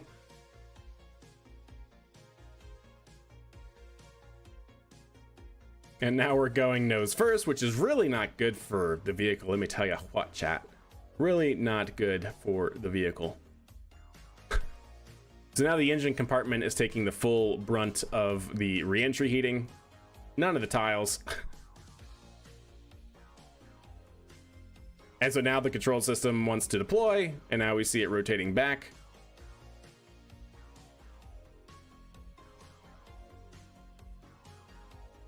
But yeah, so hopefully this time we'll be able to see a good entry profile for Starship. Hopefully the RCS thrusters are going to work so we can actually have an understanding of the controllability of Starship going through entry and a more what should be a nominal operating condition for Starship. But yeah, it's just unfortunately not super controllable. And again, it's starting to rotate back with the deployed fins at the nose, but the bottom fins are not deployed. And now it's starting to come back and stabilize a little bit as they retract the nose. But yeah, it's just interesting. Just interesting to to see this occur. At least now it's, for the most part, in a good configuration for entry. It's got all of the tiles basically pointing towards the hot stuff. It's no longer flying backwards per se. It's still kind of flying backwards, but yeah, still, you know, the nose flaps seem to be fully deployed here in the configuration of Starship. The aft flaps are clearly retracted, even though they seem to have a vertical, basically they seem to have a pitch problem. But anyways, hopefully those are some of the things that have been improved upon and fixed here for IFT or flight test number 4. But yeah, great mission overall. Starship S-28 breaks up and disintegrates at approximately this time. Yeah. So hopefully that does not happen, chat, right? Hopefully that most certainly does not happen, and we get to see a fantastic entry all the way down. I made it! Misadventures, welcome! Yes, so they actually pushed back the expected time of launch here, targeted time of launch to 7:50 a.m. Central Time, that is local to Boca Chica. So that, yep, we're delayed here a little bit from the initial point. And we're just watching some of the past Flight Test 3 video. Ooh, look at that, chat. So again, this is a live stream of Starbase coming from NASA spaceflight. So NASA spaceflight, oh my goodness, I cannot talk. It's too early, chat, it's too early. So basically NASA spaceflight provides a whole bunch of like 24/7 coverage of the Boca Chica launch site. And so these are the fantastic views coming from them. So if you aren't following NSF on YouTube, highly recommend it. They do some pretty great coverage of Starship, of SpaceX, of general space news. They even have a website for space news articles. Definitely give them a follow and a look-see. But so these are coming here from Starbase Live, their live stream. We are 47 minutes roughly from targeted launch, probably around actually 46 minutes. We have a great view of Starship. That is Starship 29. Some of the things that Starship 29 will not have on board today is, of course, testing of the propellant transfer. That was from flight test number 3. They tested fuel transfer while in orbit, which is actually pretty awesome. And from some NASA reviews and confirmations, that was actually a screaming success, which is excellent. So that is a very necessary technology to have, in orbit propellant transfer for Starship. Why? Because as we all know, for basically any operating configuration for Starship, it needs refueling to be able to get anywhere outside of like low Earth orbit with any meaningful payload. It basically uses all of its propellant. Like, if Starship really does have the capability that SpaceX is designing for, which is like 100 metric tons to LEO, then when it gets there, it's going to be completely out of fuel. Even for HLS to be able to go all the way to the moon, land, and then come back into orbit, it basically takes the entire fuel tank of Starship to do so. So what does that mean? It has to go to the moon fully fueled. So what does that mean? It has to be refueled in low Earth orbit, or at least in some Earth orbit before it goes out to the moon. And so the current understanding is somewhere between 10 to 20 refueling flights to refuel Starship. So because you need so much refueling, of course, SpaceX had one of their big technology gaps and things to fulfill, which is testing in space refueling, which is pretty cool. Hey, what's up, Portable Jim? How are you? 65 kilometers is the number to beat, hopefully much closer to 65 meters. Exactly. Should be fueling now, hopefully start seeing frost. Indeed, yeah, we should definitely. The tank farm is very active. You can tell because of the way that it is. The tank farm is very active. So I don't know if they've posted an actual official update on the go no go for prop load, but we should definitely be well within that time frame for actually going into prop load here. Let's check the SpaceX tweeters.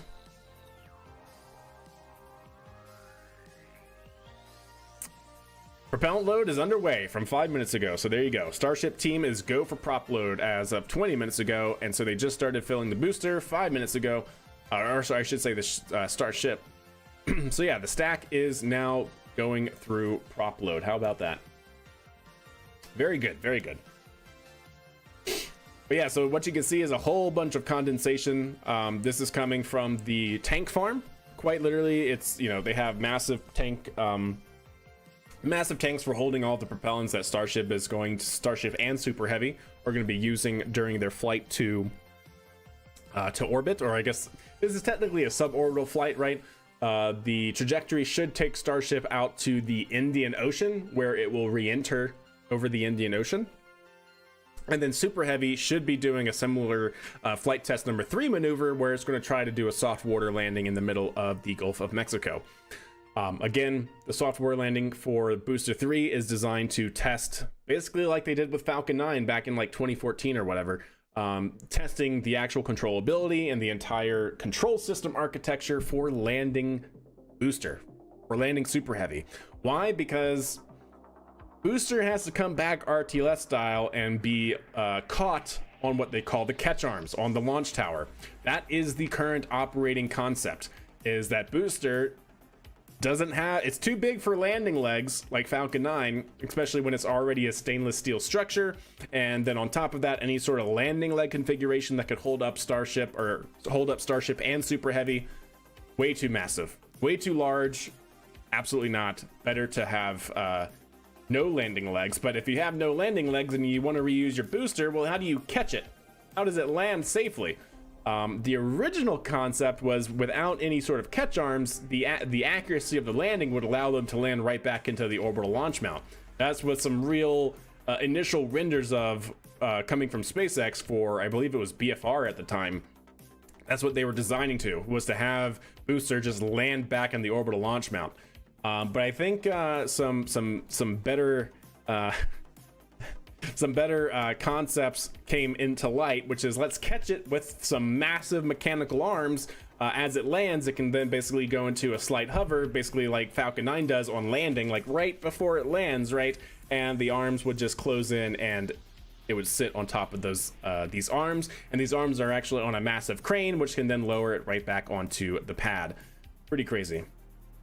Lunch for our flight here in the next 40 minutes. Fingers crossed that sticks as it stands. We should have, according to SpaceX, 95% probability of good weather for launch, and pretty much 95% is the highest that you're ever going to see with Starship. Weather, changes on the fly, so it's never going to be like 100% probability of good weather. 95 is essentially, for spaceflight, 100% probability. So cross all that jazz. Did you take off today, Rocket Guy, or are you streaming from work? Nope, not work. It's 5 a.m. for me. Well, okay, it's 6 a.m. for me now. I don't have to be at work until around 9. So yeah, I'm hoping that they launch and we can get a good launch coverage and then off to work for me. But yeah, I got up at 4 a.m. So that's that's where we're coming from. We're doing this all before work. So it's both a good thing that it's this early and also a horrible thing for the sleep schedule, but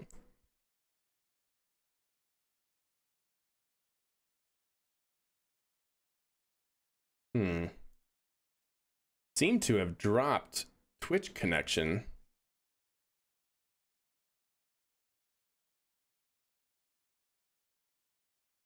Are we still live on YouTube? It shows me as live on YouTube.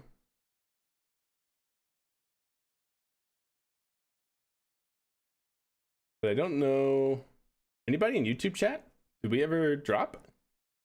It shows me still live on YouTube. Up, and now I think we're back. On Twitch, at least.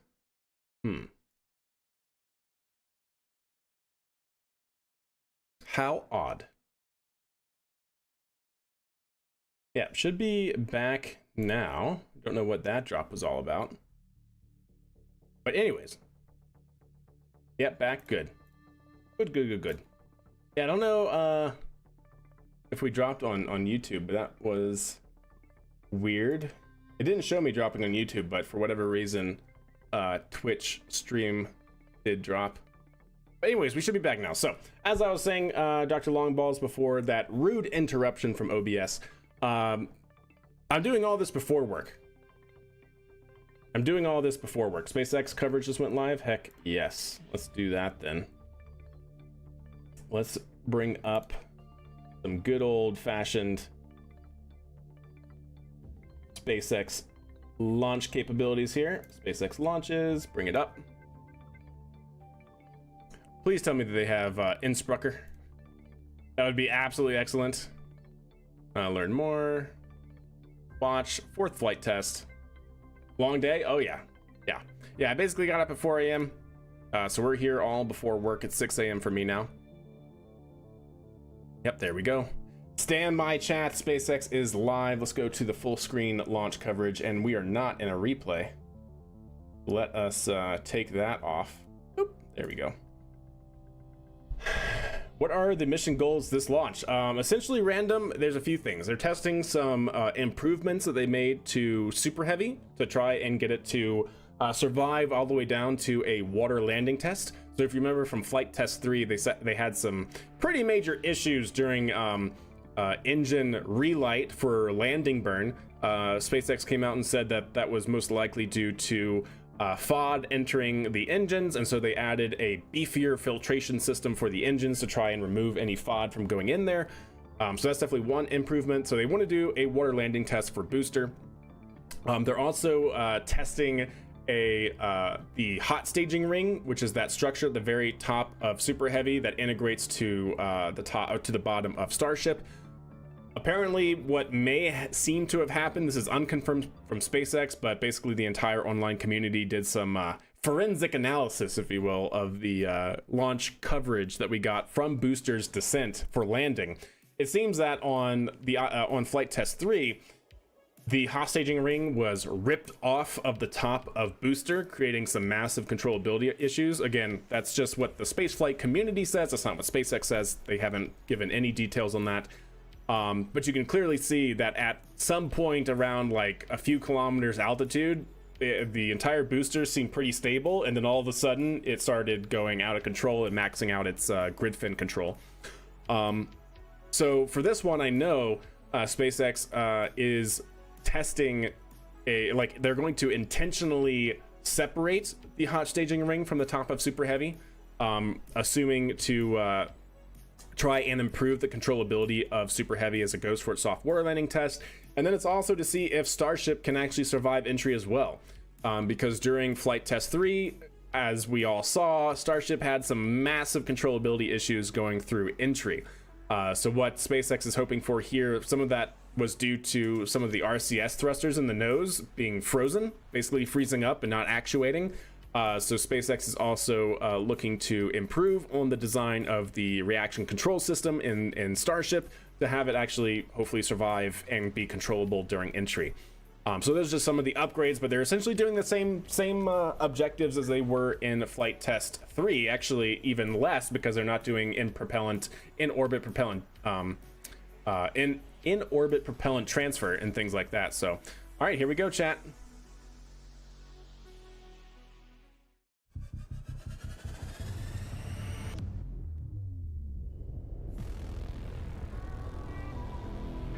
Oh, what a shot. Yeah, absolutely random.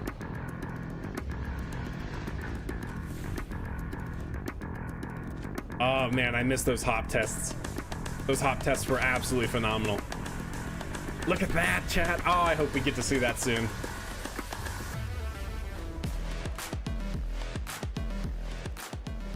Yeah. 33 engines on booster. The entire booster farm is active. Absolutely crazy.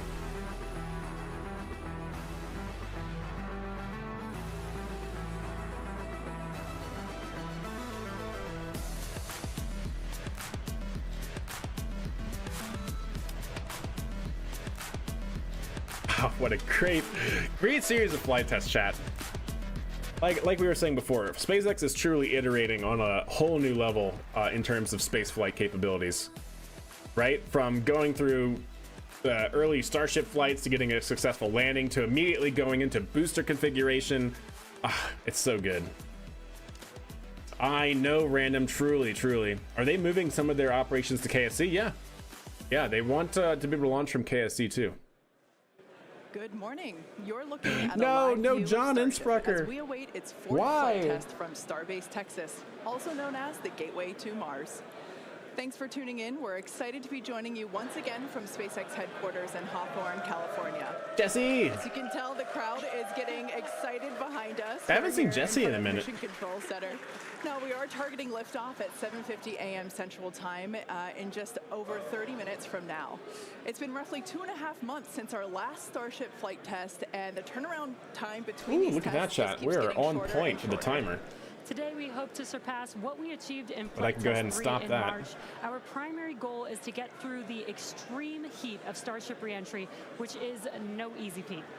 As with all of our flight tests, our goal is to collect as much data as possible. Look at that Every shot, flight that gets us drone another footage, step chat. closer to This a is live fully from operational Starbase right now. So this is the Starship tank is farm in the most background powerful working. vehicle ever developed and the first design of a rocket that is capable of making life multiplanetary.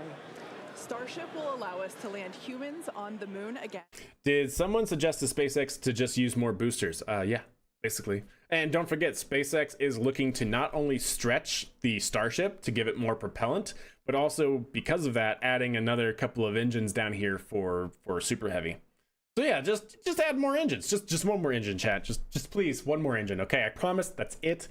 One more engine for Super Heavy. Reusable and, of course, reliable. This was all sci-fi 30 years ago, true. To realize a vision of having an entire city of people on Mars, something we know will take launching millions of pounds of cargo and equipment into We just went through that spread entire across feasibility thousands of study launches. on stream about going to Mars with Starship. The faster we can improve and evolve Starship to achieve this vision. And that brings us to I could be a today's flight rocket test, engineer, yeah. the fourth Just add of more many that will engines. Get us one step closer to Mars. But before we dive into the details of today's test, let's do a quick rewind and talk about our last integrated flight test. Ooh, let's Flight do that. 3. Yeah, let's do Flight 3. On March 14th, Starship successfully lifted off Look at the look at the noise propagating, chat. Oh, that's so cool from the pressure wave. Tower and went on to accomplish several major I can't get over that. firsts. All 33 Raptor engines on the Super Heavy booster started up successfully and completed a full duration 2-minute and 41 What a great second flight that ascent was. burn. Then we The saw onboard our views. second ever hot stage separation, powering down all but 3 of Super Heavy's Raptor engines, and then igniting What a the shot. ship's 6 Raptors to create separation. Next, Super Heavy completed its flip maneuver and ignited the 13 center engines for the boostback burn to send it towards its splashdown point in the Gulf of Mexico. All 13 engines ran successfully. Look at until Starship 6 in the engines began background. shutting Oh down, my triggering goodness. an early end to the boostback. After descent, we attempted the first ever Super Heavy landing burn, which uses the same 13 center engines that we used on boostback. Since 6 of those experienced the early shutdown in the boostback burn, we attempted the landing burn with the remaining 7 Raptors, and 2 of those 7 reached main stage ignition. Only 2 out of Again, 7. Contact was lost with the booster at approximately 462 meters in altitude over the Gulf of Mexico, just under 7 minutes into the mission. Post-flight data review showed that the early boost back burn shut T-minus 30 minutes, chat. caused by filter blockage where oxygen is supplied to the engines. We saw a similar issue on flight 2 and had added hardware to mitigate it, which worked to get us to our first ever landing burn attempt. Now for today's flight, we upgraded those filters further and made some additional hardware and software changes to increase our chances of igniting all 13 engines. It's a learning process, chat. It's a learning process. Back to the Flight 3 ship, we saw all 6 Raptor engines start successfully and powered the vehicle to space, marking the first time we completed its full ascent burn. While coasting, we completed some additional objectives, including the opening and closing of Do the all payload engines share a door. common fuel We tank? also Yeah. transferred propellant between tanks inside the ship, which is Yes, a it's key not- the test tanks aren't as we prepare for compartmentalized. full ship-to-ship prop transfers in the future. Once we were into our coast, though, the ship gradually lost the ability to control its attitude or orientation, which is done with smaller thrusters around the spacecraft. As a result, the vehicle experienced some unplanned rolling. It still Yep. flew on the planned trajectory, but losing attitude control triggered the flight computer to skip a planned relight of a single Raptor engine while on orbit. And then the moment that we all had been looking the forward to for plasma. so long, as So you can good. see here, the ship's re-entry from space. This was the first time that we were able to get real live flight data on things like heating and vehicle control during hypersonic re-entry, of which we will talk more I about get more later. nervous watching these than anything else in life. Both protected and unprotected areas That's saw funny. heating much higher than anticipated. But we were able to get live, high-definition views and real-time data during entry thanks to Starlink terminals on the ship, which itself was a widely successful test. Yeah, This Starlink gave us was operating confidence on that we'll continue the to get flight test 3. unparalleled insight into the ship's re-entry in order to rapidly So good. improve. You can see the boundary layers so And perfectly. as they say, all good things must come to an end. And for Flight Indeed, 3, Quake, this indeed. occurred when contact with the ship Yeah, they was seem to lost at least like what they have right now. 65 kilometers in altitude, roughly 50 minutes into the mission. After reviewing data from the flight, we found the most likely cause of the unplanned rolling seen during the ship coast phase and Frozen re-entry up our phase, CS valves. was blockage of valves that help control the smaller attitude control thrusters. Yep. We upgraded these Lots to of make them FOD more chat when you resilient develop and your added some system in an additional open thrusters for environment. redundancy. Overall, we learned a tremendous amount from that last flight, and capping it off with those re-entry views was truly an exciting end to the mission. Incredible. Okay, chat, we got about 27 back minutes. to today's test. Today's mission profile is similar to We Flight are go 3, for 4, but we that's have right. New test objectives. The first of which is getting through the extreme heat of re-entry. About 27 minutes from now, Super Heavy will ignite its 33 Raptor engines and lift off from Starbase. A little more than 2.5 minutes into flight, Yep. the Super Heavy booster will separate from the ship. Yeah, John, in a hot it, stage separation, meaning that it didn't will light make its it. engines while still attached to a partially lit booster. The booster will perform a flip maneuver followed by a boost back burn. About 2 seconds after that burn ends, we'll jettison the booster's hot stage. Yeah. As it heads back to Earth, the booster will attempt a landing That is burn. something that's new. They're going to be deploying intentionally the hot staging ring. They didn't do this on the last flight, so it's interesting they're doing it this time, which kind of gives a little bit of plausibility, if you ask me, about the analyses that have come out from the spaceflight community about what happened. Controlled re-entry, including a flip maneuver and a landing burn before splashing down in the Indian Ocean. Now, we say attempting because, again, this is a test and nothing is guaranteed. As we mentioned earlier, the booster and the ship have to contend with some extreme conditions. God, if they on make it to a re-entry. water landing, how For this wild would that contest, be, we chat? do not plan to recover any hardware from the booster or the ship. With the exception of Falcon, this is no different than what happens to most rockets flying today that are expended or fall into the ocean after completing their mission. Eventually, we will land and recover Starship boosters and ships as we do today with Falcon 9 and Falcon Heavy boosters. And in fact, we've Well, not landed like it. 316 You're gonna be Falcon catching them. boosters to date. Even though recovery is not planned, the telemetry and data we receive all the way to the end is what we're looking for, which will help us continue to build a rapidly reusable Starship for the future. In other words, the payload for this mission is data. It's also worth mentioning that the hot stage Yeah, indeed, jettison Panderific, is an but I doubt it. optional procedure Not over that the we're Indian using Ocean. as a Maybe the temporary Gulf of way Mexico, to but even reduce still. the weight of the vehicle for its water landing today. Yeah, exactly. Future designs. If they make a Super water Heavy landing, they'll boosters put a humans in the lighter next weight one? and No, rated hot definitely stage not. intended Way for far away full from that. reusability, which will mitigate the need to jettison the hot stage. Okay, so now that Yeah, we have a their handle on their goal today's is to flight stretch test, and let's check in with Dan. and Dan, to how's it going? improve booster design, so that way they don't have to jettison the hot stage. Hey Jesse, and welcome everybody back to Starbase for yet another Starship launch. I'm coming to you live from the Raptor's Nest behind the Mega Bay. I'm here with our Pad Red team and some of our flight controllers this morning. So the red team is basically the group designated to go out to the pad if anything goes wrong, if it can be fixed on the pad. That's why we slid a little bit later into our window. But as of right now, Weather. we're on track for liftoff at 7:50 a.m. Central Time. That's 12:50 UTC. As you can see, we are actively loading propellant onto Starship and Super Heavy. Those frost lines are ticking up as we load liquid methane, that's our fuel, liquid oxygen, that's our oxidizer, onto 68%. Oh, great readouts, chat. Heck yes. To several hundred degrees below zero. Since Flight 3, we've made a few more upgrades, helping to bring Prop Farm 2.0 Weather go, online. That's range just go, gonna help vehicle us go. to continue to shorten the amount of prop load time that we're going to need. We're also going to be using it for Launch Tower number 2, which is going to be coming to Starbase real soon. The faster we go, the less prop we're going to Hey Ben, how are you? and the better we can ensure things like temperatures.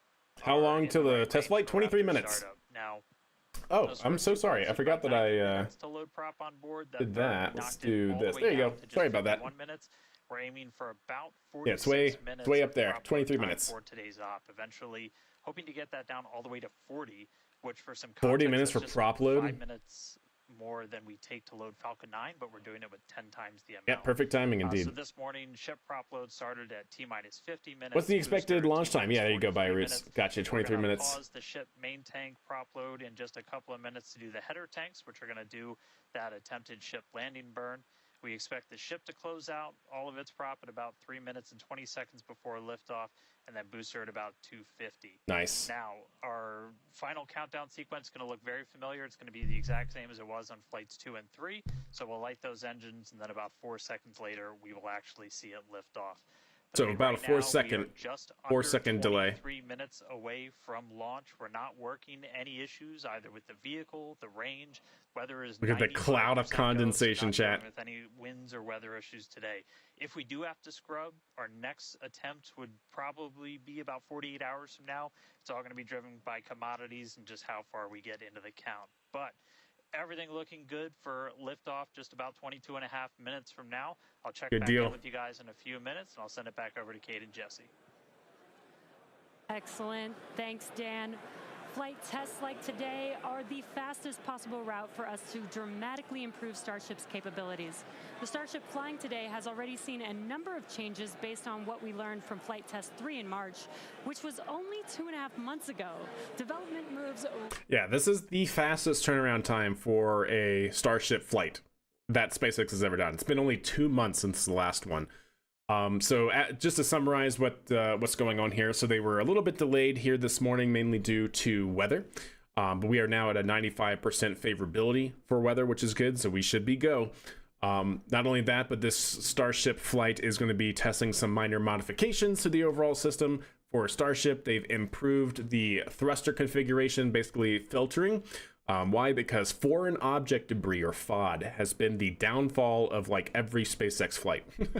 From IFT2 for booster was a reason why IFT2 failed, because for the booster landing attempt, because foreign object debris, basically dirt and crud and screws and who knows what else, can get inside of the engines essentially, and then cause them to malfunction. So not only are they improving the overall filtering capabilities for filtering out foreign object debris in the RCS sources in Starship, but also on booster. And those are some of the big improvements here that we're testing today. The ship is about 50 meters tall, and the Super Heavy booster alone stands 71 meters. Eventually, the ship... I mean, where Starship are in the pipe, do you know? I have no idea, but there have been recent... they used the Falcon, indeed. Of course they did. Oh, 33 Raptor engines, chat. 33 engine Raptors. Crazy. So I don't know, Random, but if you've seen some recent pictures from SpaceX's Twitter, they already have, like, 6 boosters made or in different stages of development, and for Starships I think they have at least like 4 or something like that, probably more than that, but that's 4 is what I remember seeing, kind of like just out. takeoff and landing on any hard surface.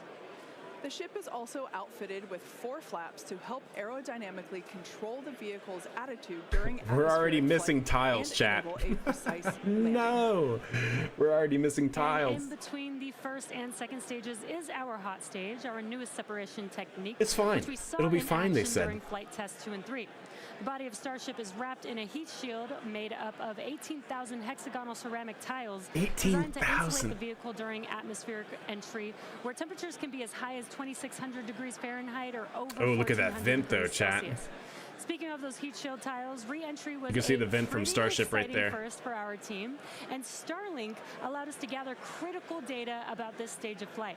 17,998. Yeah, indeed. Reusability significantly It's reduces fine. Yeah, the don't worry cost about it. of space travel, and it's the key to making humans a multi-planet species. Starship is designed for rapid reusability, which means the Yeah, booster and the 18,000 ship minus need to 2, re-enter exactly. Earth's atmosphere and land back precisely at the launch site. With each flight test, we gather more and more data to help hone Starship's re-entry capabilities. But yeah, that's The actually more kind of information we impressive, have chat. from That they're only using 18,000 tiles. Now, I know that seems like a lot, right? But to be fair, the space shuttle, which is much smaller vehicle than Starship here, had like 30,000 tiles. For Columbia, the first space shuttle, had 30,000 tiles. This only has 18,000 tiles, and it's much larger than the shuttle, so... Starlink is the world's largest constellation of highly advanced satellites operating. What are in the a odds it low will make? orbit What are around the odds it Earth, will make it the providing same as when high-speed you internet launch on rockets in Earth and KSP? now in Probably. space. Starship is designed to have a large surface area to create considerable drag. Yeah, I don't know. during I don't know re-entry. what how you would Traveling at calculate about that exactly. The 27,000 chance of kilometers per survivability. hour, or almost 17,000 miles per hour. Starship compresses the I air give it in at least front of it, 50-50. causing the temperature of the air to rise and ionize, turning it into plasma. This plasma layer interferes with the See, that's what it's supposed to look like, chat. And reflecting radio waves, leading to the communication. That is not what we blackout saw we've in seen Flight Test historically 3. with spacecraft during atmospheric reentry. With Starship, What a most of great that plasma is animation. built up around the front and sides of the vehicle, leaving an opening downstream where we're able to point our Starlink terminals. And with Starlink also operating at a higher frequency than I don't think traditional each one is space-based unique, right, communications, Random? we're able to power through any There are a few residual unique plasma ones, to provide especially around the real-time nose video and the data at winglets. high speeds back to the But ground. I think the ones in the Super body are cool. pretty standardized. We actually got to see this in action Indeed, on Ben. Starship's last test, Flight 3. which was the first So ever good. live HD video of a spaceship re-entering the atmosphere. You can see the boundary SpaceX layers so engineers were well able to defined. gather data I keep on the hitting my performance mic of 'cause I'm Starship excited. As it re-entered the atmosphere and watched the heat shield in action. Now, the physics of re-entry are 17 minutes, chat. We're under 20. perfectly on the ground, so access to this data is an invaluable tool for rapid iteration. In fact, one cool observation from that Flight 3 was seeing how shockwaves form at different parts of the vehicle and how they interact to put pressure on So the ship, good. Oh, that's especially such the a flaps. great This is shot. really You can valuable see for the Starship defined since boundary no layer from the spacecraft has ionized ever gas. flown Oh, with that's so four good. movable flaps like That's so what we good, use man. for aerodynamic control. Starship's greatest strength will be rapid and reliable reusability, and Starlink has become a critical tool to make that a reality. So what we're seeing here is the tank farm is very active. Basically, they're cycling through propellants, and as they're doing that, filling up the first and second stages, right? Starship and Super Heavy. Starship last we saw was around like 75% filled, and Booster was around 50% filled. Near the bottom of Starship, we They intentionally should be placed coming one up thin to tile full and removed propellant two load here tiles soon. Completely. In their place, we now have sensors to see how hot things get without the tiles in those locations. Ah. We're also testing some backup thermal protection options. Ideally, Interesting. we expect Starship's reentry to improve on each flight, thanks in part to this wealth So of on new purpose, data. chat. But if getting to space is hard, returning from space is even harder. That's right. No one has ever succeeded in creating a fully and rapidly reusable heat shield. So we could see some spectacular failures before we get this right. But with communications Spectacular. improving on each flight, we will continue to gather more and more data to Yeah, inform indeed, they're our quite development. uniform. They're quite standardized. Now, about 15.5 minutes. Thanks, until Panderific. our There you go. next All the way up liftoff through 37. attempt. In the meantime, let's take a look at some of the technology we have in development as we prepare to head to the moon in future missions. Propellant transfer, chat. Starship will be taking astronauts to the moon as part of NASA's Artemis program. Next year, we plan to demonstrate ship-to-ship propellant I know. I transfer, was looking at the which will same be thing, important for Byroots. our Yeah, upcoming moon mission. that's their Today, their we're excuse actively anyways. testing a lot of hardware that will make exploring the moon possible. One recent series In of tests propellant- brought together or the in key space propellant pieces we'll transfer. see when landing back on the moon: Starship, spacesuits, and astronauts. Together with Axiom and NASA, our teams put Oh, 2 Axiom. astronauts in pressurized Axiom spacesuits and practiced Nice. the first steps of going to the lunar surface. The team used test builds of a Starship airlock, as you see there, and elevator to gather data on how well future Artemis astronauts will be able to move around once fully suited. How awesome is Tests that? like this are incredibly helpful for engineers designing these systems, as they have the opportunity to get feedback directly from experienced astronauts Peggy Whitson, who is on the right of this photo, and Doug Wheelock, who's on the left. You can see them in action during this elevator test. SpaceX will perform one uncrewed demonstration flight before NASA's Artemis 3 mission, which will be the first human surface expedition since 1972. After those first expeditions, we'll be ready to fly more people along with everything it takes to build a moon base. In many ways, Artemis feels like an extension of the human spaceflight work SpaceX and NASA have been partnering on for some time now. In fact, Notice the elevator, we just chat. celebrated the anniversary of the Demo 2 mission. That's right. Massive Just elevator 4 for it. years ago, on May 30th, 2020, SpaceX launched the first crewed test flight of our Crew Dragon spacecraft. Dragon carried NASA astronauts So we have Bob Douglas Behnken Hurley and Doug Robert Hurley. Behnken to the International These Space were the Station in DM2 first crewed orbital spaceflight launched from the United test States flight astronauts. since the final space shuttle mission in 2011. God, that was And the back in, like, first ever 2018 or operated something by like a that, commercial chat. Provider. You can see Bob and Doug there on your screen. That was certainly a memorable day for all of us here at SpaceX, one that we fondly think back on. And it's exciting to think about Starship being the next to take How does this its not tip first over? astronauts It's to the moon. secure to the tower and In whatnot. tandem with Starship development, all of our operational human spaceflight missions are helping us prepare for those future trips to the moon. Our upcoming There's private Rook astronaut Isaacman. mission, Polaris He was Dawn, on, you can see the crew there the on your original, screen. They will first play a commercial big role in Dragon testing procedures that test will flight. be relevant to our moon and eventually Mars missions. We're looking forward to the third Polaris Dawn mission, which will be the first crewed Oh, I don't Starship know. flight. Slubman. Yeah, I don't know. The Polaris Dawn crew will attempt to reach the highest apogee ever flown by a spacecraft, and they'll also be performing a spacewalk, or extravehicular activity, wearing SpaceX's newly designed spacesuits. They'll also be testing space-based communications, which will be critical to future deep space missions. The Polaris Dawn mission is currently targeted to launch no earlier than July of this year, so stay tuned, because God, that's going gonna be to such a crazy very mission. exciting mission to watch. In the meantime, at T-minus 12 minutes, 12 let's minutes, check back chat. in with Dan on today's countdown. You can see them venting a little bit here, doing some pressure management. Thanks, Jesse. Everything continues to go real smoothly. It's been a real quiet day so far. The board looks really clean, not tracking any impediments to a launch just under 12 minutes from now. Prop loads continuing. Looking at the numbers real quick, we're about 85% full on the ship. We did pause to start filling those header tanks on ship. Again, those are the 85 and smaller 75 tanks at now. the very top of the nose cone that we're going to use for that attempted landing burn with ship.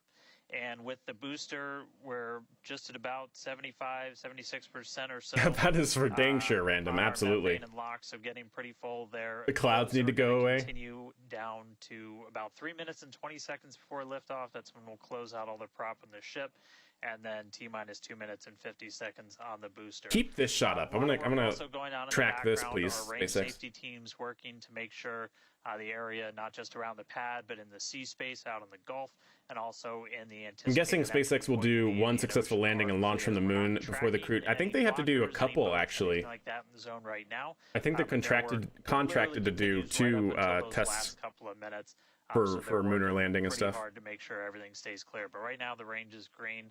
I already talked about it in the beginning. It looks a little bit cloudy, but weather not a concern today. Really light winds. We only had about a 5% chance of violation when we started this morning, and that's held. So everything continuing to look really good for launch so far. Nice. The 10 pad minutes, itself chat. is getting ready.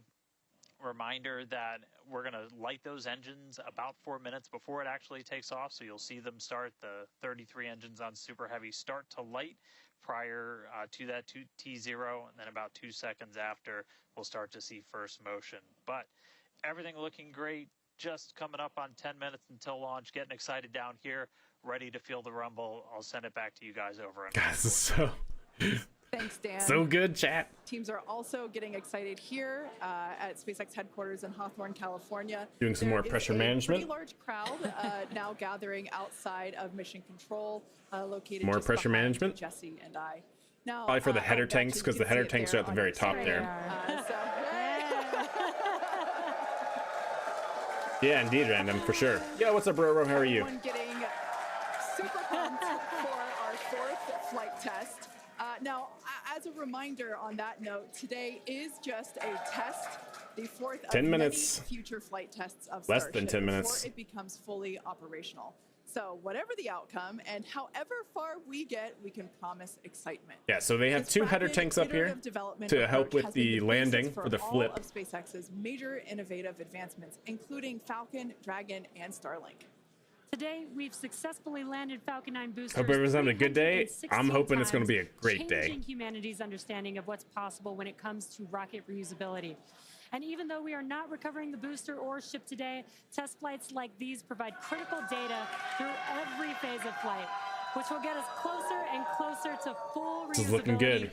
And we have a lot more tests planned for this year. A lot of pressure management on the header tanks. Starship boosters will want them to return to the launch site for a Can we? quicker Oh, turnaround, I which cannot you wait can for see in this, this chat. animation on your screen.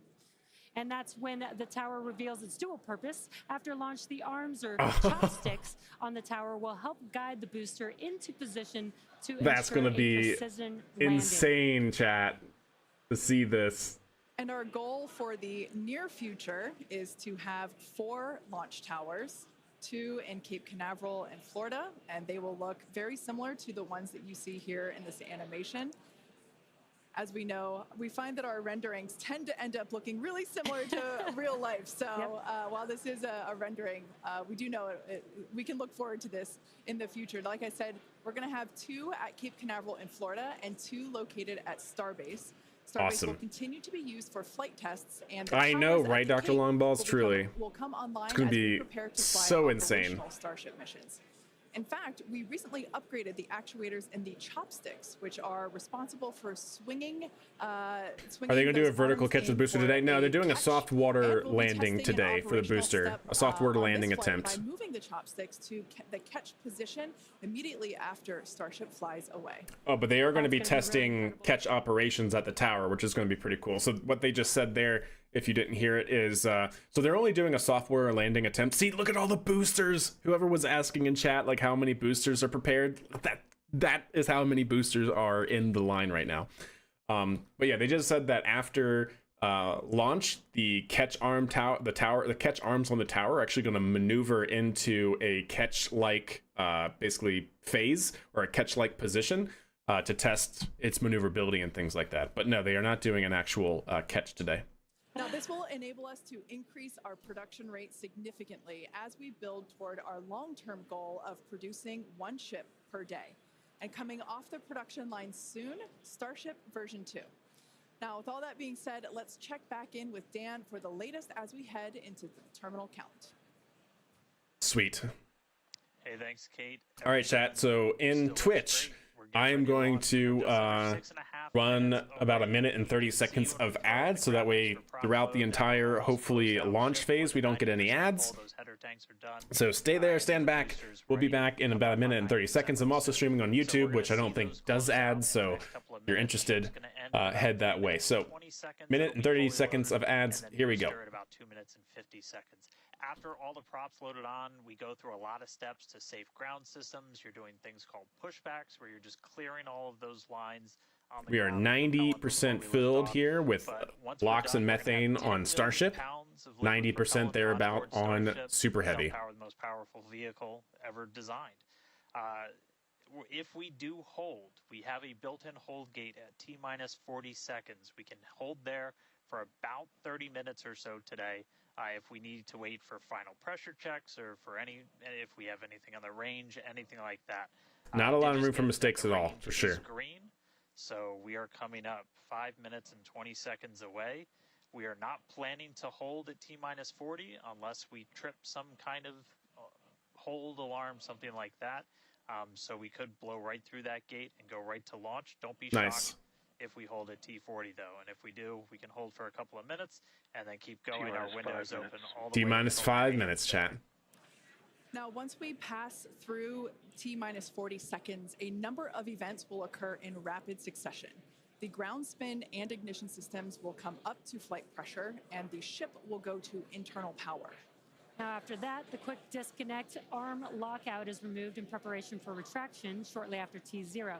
Gas lines connected to the booster and ship are vented down, and once we pass T-40 seconds, we still have the ability to recycle the count under certain conditions back to T-40 seconds and hold there to assess what happened and if we can proceed again to T0. However, once the water for the deflector system begins flowing at T-10 seconds, any issue after that would be an automatic scrub for the day, as teams would need to refill. We intentionally place one thin heat shield tile and remove two tiles completely. Measure how hot things get. Before there you making another attempt. So, as Dan mentioned earlier, we are not planning to hold at and there's the thin tile. You see how it's not flush with the others? That's cool. That moment basically is what would allow teams to wait for final checkouts or assess hey Saturn, how are you? Or avionics, vehicle pressurization, the range, the weather. Weather is 95% go, as you can see. 3 minutes, chat. Incredible drone views that we have. 3 and minutes. It is a beautiful day. Of course, we have some clouds billowing from the locks there. Yeah, and again, a reminder that 999,000 views right now on SpaceX's X. To get ship through the extreme heat of reentry today. Just in time, that's it. We're very excited to see that. We did get very close on flight 3, so I'm excited to see how these iterations that we've made. Made it in time. What's up, Cecil? How are you? Improve our chances of success today. Yeah, absolutely. So a very quick rundown here in the last 3 minutes of everything that's going on today. So after launch, the catch arm towers are going to test a booster catch configuration, meaning after the vehicle launches, the catch arms on the tower are going to move into position as if the booster was going to come back and land at the tower. But it is not going to land at the tower. The overall objective today is to try and attempt another soft water landing test of Super Heavy in the middle of the Gulf of Mexico. What does that mean? Basically doing what they did with Falcon 9 back in like 2014, which is to have it go through the entire descent phase, landing, burn, all that sort of stuff, and try to land softly in the water as if they were coming in for a catch tower attempt. For Super Heavy, it's going to go on a basically suborbital trajectory, but it's going to basically be hitting atmospheric interface for reentry over the Indian Ocean. So it's basically going to go like halfway around the world, and then they'll be testing its entry profile. Upgrades for the entire system today are we have upgraded filtration systems for the main engines down here at booster. Why? Because during flight test 3, one of the main problems that happened during engine relight for landing was that only 2 of the engines actually tried to or even could ignite during the landing burn because of foreign object debris. Hey, Elon, chat. Elon and his son. That's actually awesome. So we have upgraded filtration on Starship. We also have upgraded filtration for the RCS thrusters, again, because they had controllability issues and no RCS firing during reentry, again, because of FOD. It's going to be great, chat. We're coming in a minute and a half, and let's get back to it. Past T-40, a lot of Are we frying eggs today? We are. Both on the vehicle and the ground, it's running a lot of its own self-checkouts, venting. Vehicle should enter startup here at T-59 seconds, or actually I think for Super Heavy it's at T-40. Seconds that's about how much time it takes for the vehicle to take all of those actions, which is why we hold there. But all of that happens automated. T-1 minute, chat. Of the TVC, the thrust vector control, how we're going to steer. And then we see liftoff. So we're under a minute away. Should enter startup here. 45 seconds and counting. Good event, game it. All right, now as we close in, We are past the 40-second mark on handover. Let's listen in. Flight Director Ty Huntington's going to take us. We should be good. We should get an attempt here. Liftoff.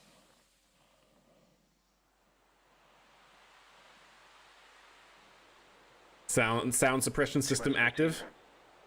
We should see engine ignition at T-minus 4 seconds. 10, 9, 8, 7, 6, 5, 4, 3. Turbines up.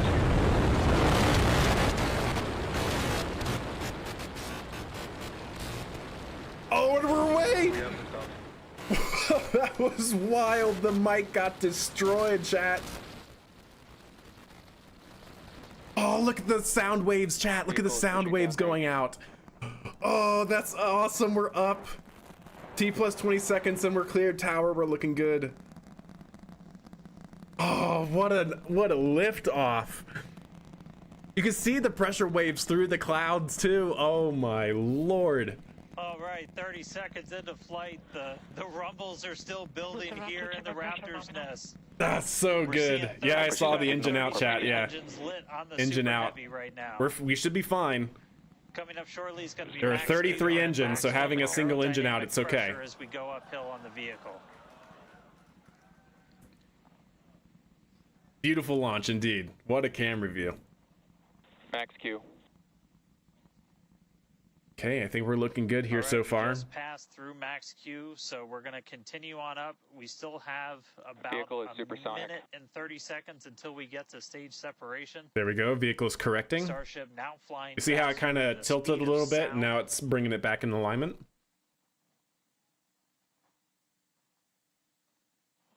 Still have only one engine out. That's fine. Ground trackers in your top camera there. You're looking down from the top of the booster in the bottom left, and then a camera in the top. Vehicle's continuing to pitch down range. Looking back in the bottom right, so getting a couple of different looks as Starship heads uphill. Once we get the hot staging, a lot of things happen all at once, simultaneously. Attitude looks good. Pitch over is good. The ship, starting with the RVACs first, and then the 3 center sea level engines. 2,500 kilometers an hour at 30 kilometers altitude. Of the hot stage, and then the ship will separate. Booster shutdown should happen here soon. Locks and methane are a little off. Are going to shut down in terms of their respective levels. Its thrust while we go through this hot stage maneuver. After that, the booster is going to do its flip, start heading back. Should have shut down, I think, at like 2:30, right? Own power on its way to space, so that should be coming up in just about 30 seconds from now. Oh, it's 250. Okay, 250 is the goal. As of right now, still looking in like 32 out of 33 Raptors on the. That was a pretty big pitch over. Whew. Well, that made me nervous. That was a huge pitch over. Did you see that, chat? Lights on the bottom left screen of the engines that are active start to turn off. It's fine. It's fine. And you'll see those 3 center ones lit. Watch for hot stage, chat. Why are the grid fins active? Booster engine cut off. Booster engine cut off. Ship ignition. There it goes. Oh! Confirmed. Boostback burn start up. Boostback burn is in startup. We have all the engines, chat. We have all engines on boostback. Hot stage confirmed. Ship under its own power. Booster boosting back. Looks like all 13 are lit. Yes. Kate, we've got a booster on the way back to the Gulf and a ship on the way to space. No way you did not get an ad. Acquisition I ran an ad specifically so you don't get an ad. There's no way. Ship chamber pressures are nominal. Ship power and telemetry. Oh, look at the shadow from the exhaust trail, chat. The boostback burn, this is expected to last a little over 1 minute. This propels the booster back toward the coast, taking it to a landing in the waters of the Gulf of Mexico. Oh, wild. As you can see on your screen. You got one? Are you serious? Twitch, what is wrong with you? 13 center engines from here on. Boostback burn shut down. Heard confirmation there of good boostback burn shutdown. H2 tank pressures are nominal. Boostback burn shutdown nominal. We're on a good trajectory back to test a soft water landing. So right here, this is that's the hot staging ring. It's successfully jettisoned. This is our view of the wow. jettisoned hot stage. As we mentioned, this oh is a my temporary lord. fix to help reduce the That's weight crazy. of the booster. Excuse me, the super heavy booster. Future So that was one of the iterations will things have they a lighter intentionally weight were going to integrated jettison the hot staging stage ring to structure that improve won't need to controllability be down. jettisoned. Now, after we God, what a jettison flight. that This hot is stage, already the so booster will great. begin to attempt its water landing in the Gulf. In the meantime, the ship will coast for about 40 minutes or so up to an altitude of 214 kilometers. And after its coast on a pretty phase, it steep will attempt trajectory. a controlled re-entry, including a flip maneuver and It's a going landing up burn to 214 just before kilometers. splashing down in the Indian Ocean. But as a reminder, we are not Starship attempting. trajectory nominal. Good news Nice. there. Trajectory is looking good for the ship, which is on the right-hand side of your You know, I screen. find it interesting, chat, that Starship goes into orbit with its axes aligned like this, right? Like sideways instead of like what you would think is like either upside down like the shuttle or like wings level. The booster, it is coasting back toward the Gulf of Mexico for a water landing and ship under power of all 6 Raptor engines. There's 3 sea level and 3 vacuum Raptor engines that are lit, as we can see on your screen. Oh, that's so clean, chat. So booster should now be basically falling straight down. We should wait for grid fins. These views To start have actuating? been looking incredible. Super Heavy has been performing beautifully today. And you can hear the crowd is very excited about it. Oh, it's As a looking so reminder for good. Booster, the primary goal today is to do a landing burn Soft and water a landing test, splashdown yeah. in the water. And we are just about 30 seconds away from that landing burn, expecting to begin. That's from the hot And staging an ring, chat. incredible That's view from inside where the hot staging forward was. Portion of the Hot staging boosters, ring would have been basically right on here. top of the Super Heavy booster. Where So we what have we're seeing here, jettisoned the that header hot tanks on stage Super tunnel, Heavy. You can see this incredible view of Earth as it's making its way back down to the Gulf of Mexico. God, look at the curvature, Right now, chat. the booster is It's using curved, the 4 okay? hypersonic grid fins to guide itself through atmospheric re-entry. And we are expecting that landing burn here.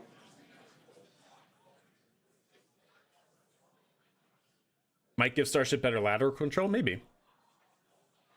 And we will be igniting Oh, 13 look at- engines. yes. And this is a great view on your left-hand side. You're seeing is a shocks. view- You're is seeing 3 shocks views through from the grid fin, booster, chat. and your right-hand side, a view from Look the at ship. that. And you can see those grid fins on your left-hand screen. Easy, rotating and tease it. turning. Oh, we're so stable. We have engine ignition, all but one. Down to 3. Oh my God. Just begun. Oh, there's the water. The water below.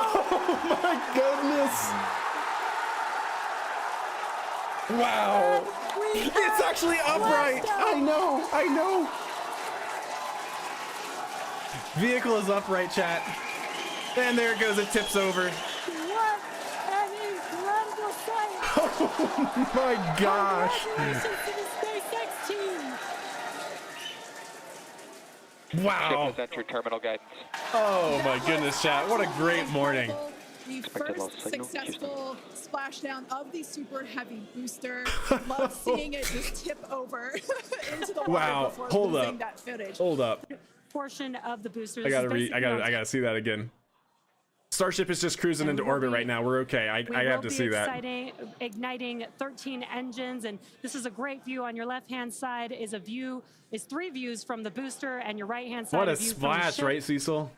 And you can Fried see those grilled grid fish, fins on your yippee, left-hand yeah. screen, rotating and turning landing burn to guide the booster, and there's that. We have all but one engine ignite on the landing. That's perfect. That landing burn just begun, and you can see Look the at that. water below. And it's in the water. It's sitting upright here. It's sitting in the water here. And now we're tipping over, chat. We're tipping over. Absolutely crazy. Absolutely crazy. Starship, we have Great Starlink, shots on which is Starship, board too. the ship. Dan, I what know, an right, Ben? It incredible did. view It we did have. seem to Once hover. again, so exciting. We got another ship in space.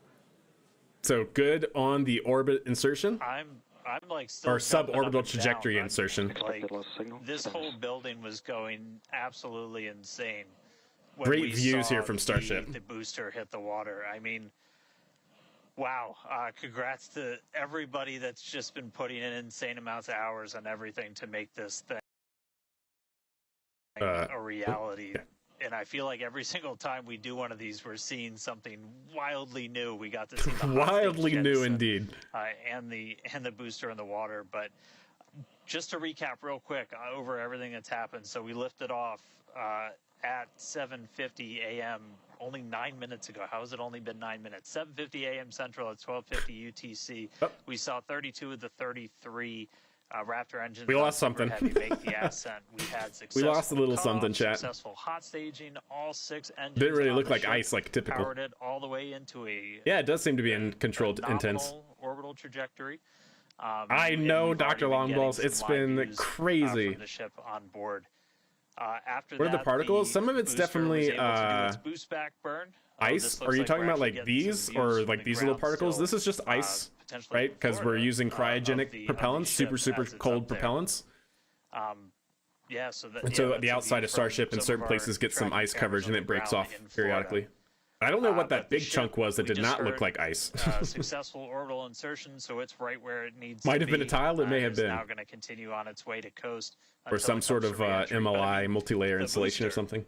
Successful boost back burn, jettison the hot stage, and then a landing burn. It looked like we saw 12 can't- of the 13 engines wow. light up. That was so good. Soft splashdown. That was in the truly water. a soft So, splashdown. A whole lot still to come. Ship now on its way to its primary objective of entry. That's going to be coming up in just under 40 minutes from now. So a lot still to come, but wow, what a 9 minutes to start this mission off. So What a 9 minutes indeed. can't wait to see what entry is going to show us. But that launch was That hover was amazing, right? So one of the things, right, chat, to keep in mind, so remember, SpaceX is looking to iterate on the design of Starship. Why? Because look down here. It's on a suborbital trajectory. It's not even in orbit. It's another basically 2,000 kilometers an hour short of an actual orbit. And it's already like almost empty. I don't know exactly how much Delta V it has left, of course, but remember, there's no payload on board this. So Starship is looking to get a stretch design. It's going to be 15 meters or another 50 feet taller to allow for more propellant. So just to iterate on that point. Enable us to talk with the ship through More re-entry junk in the ocean, with no yeah. communication blackout. We are still testing Starlink during this Yeah, phase of indeed, flight, Dr. so, Longballs, of course, truly not nothing bad. is certain. However, if we do have views, we will be sure to bring those to you live. Views such I do have to say, on that landing burn from Super Heavy into the water, it looked like one of the engines, probably the engine that didn't relight, exploded. Did y'all notice that? Like during its landing, as it was approaching, you could just all of a sudden see like so much debris kicked up. So I don't know if it was like insulation in like the engine bay, or if like one of the engines actually popped with like a hard start or something during relight. Oh yes, some classic music, chat, to soothe our nerves. Expect a lost signal. Cape Canaveral. This would be so much better if we could actually see Starship here, but not bad.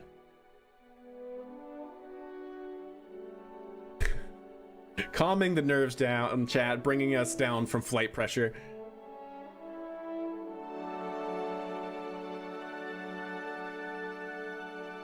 How calming. It's right there. Yeah.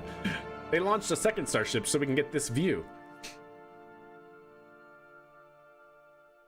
So that was amazing, indeed. Indeed it was.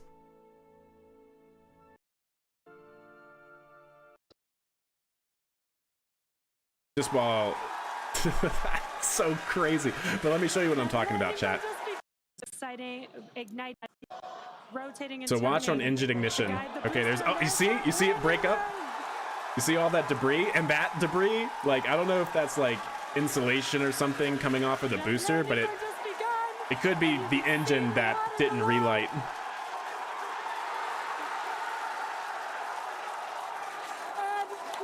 And we're in the water here, and it's now slowly tipping over. Oh, that's so crazy.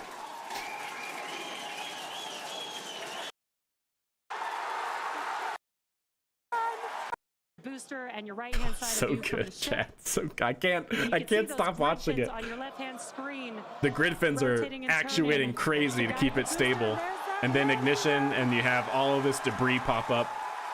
And there is one engine out, so that may have been what occurred. Just begun, and you can see the water below. Oh, that's so good. And we have splashdown. Awesome. Absolutely crazy. What a wild ride this morning, chat. What an absolutely wild ride.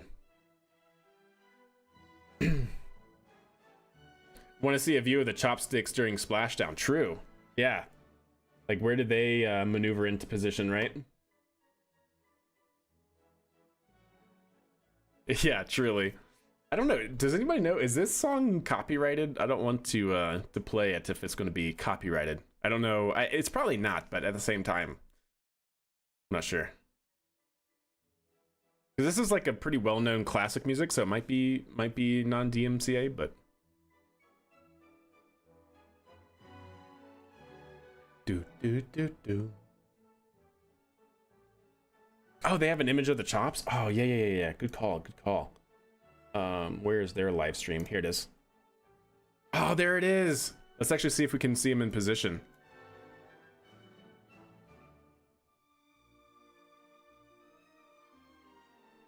All right, so this is right before liftoff. So this is again from NSF. This is NASA spaceflight. Definitely give them a look-see and a follow and all that jazz.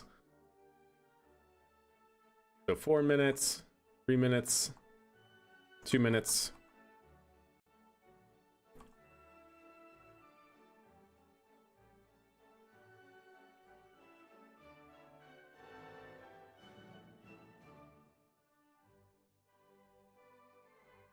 EJ seems to be letting it roll. Okay. I know certain like classical music like this is now open because, you know, this was written however many years ago and all that sort of stuff. So, but yeah, I don't know. But the performance can still be owned. Okay. Well, maybe in that case, we will mute the stream until it comes back and hope for the best here. Yeah. Because they're not really showing anything anyway, so. So here's engine ignition and liftoff. This is coming from NASA spaceflight. Oh, they got some good pad sound, chat. Look at that. Listen to that.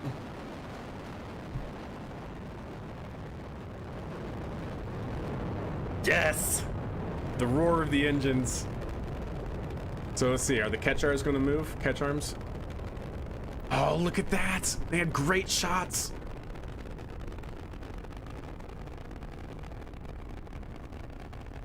Let's see, when do the catch arms move? This is what I'm looking for here. Birds are like, oh my god! Great shot. Look at that flame trail, that plume from the engines. That is huge. Oh no. And we're not going to be able to see it because it's going to be covered in all the dust from the pad and stuff.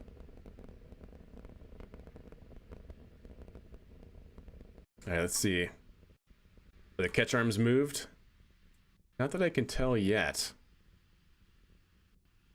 But I don't know if they were like moving up or anything, or if they were just going to close. And it kind of looks like they may be closed now.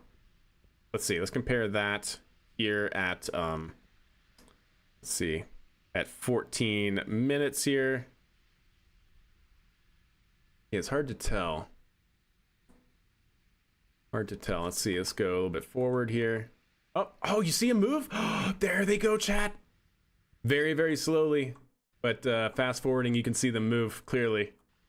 Look at that. So yeah, tower moved. So what they're doing here, chat, is testing configuration for catching a booster. Because remember, at this point, the booster and Starship are still going up. So booster still has to do its boost back burn to come back and all that sort of stuff. In fact, I think the boost back burn had just finished at this point, essentially at 3 minutes. So yeah, the arms are moving into position for that catch attempt to basically test the configuration during an actual catch attempt. Not bad, chat, not bad. Hello? Why you do this? Stop it. Okay, there we go. I don't know what's going on with YouTube right now. There it goes. What was the mission timer at for a splashdown? I don't know, actually. I'll have to go back and see. It couldn't have been like longer than 4 minutes. It had to have been like now-ish. Because separation was at 240, and then boost back burn probably finished around like 3:10. So landing should basically start happening like right about now, maybe around the 4 to 5 minute mark. Let's see, are the arms still closing? Nope. So they're in catch configuration here, chat. So if they're in catch configuration now, then booster should be like landing right about now. There you go. So that's cool to see. Not bad. Oh, look at that. They've switched. So yeah, the catch arms are definitely in catch configuration. That's cool. That's cool, chat. So what's the live stream doing? Live stream is still just chilling. Okay. Well, let's get some of our music going, and we will wait for them to come back. I don't know why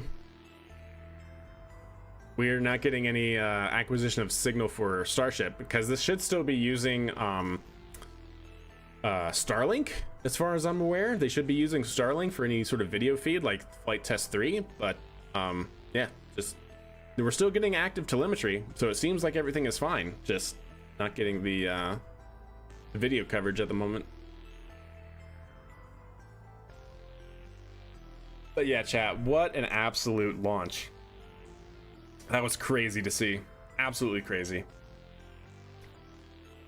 We have a successful software landing attempt, which, like we said, they're testing all of this to then be able to start testing tower catch attempts as well.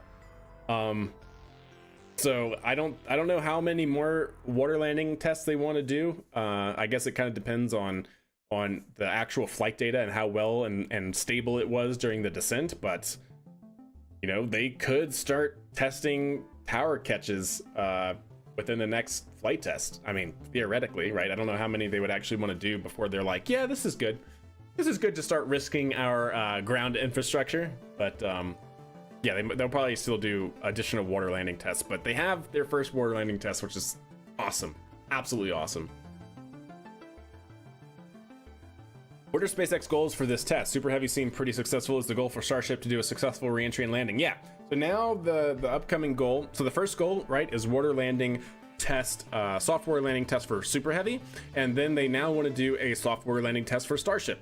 Why? Because that would essentially mean that it made it through re-entry no problem, and then of course the whole thing is that they can do the flip maneuver and land for future missions as well. So yeah, the next thing is software landing test attempt for Starship. Yeah, exactly, Ghost. Yeah, let's see if we'll have another software landing.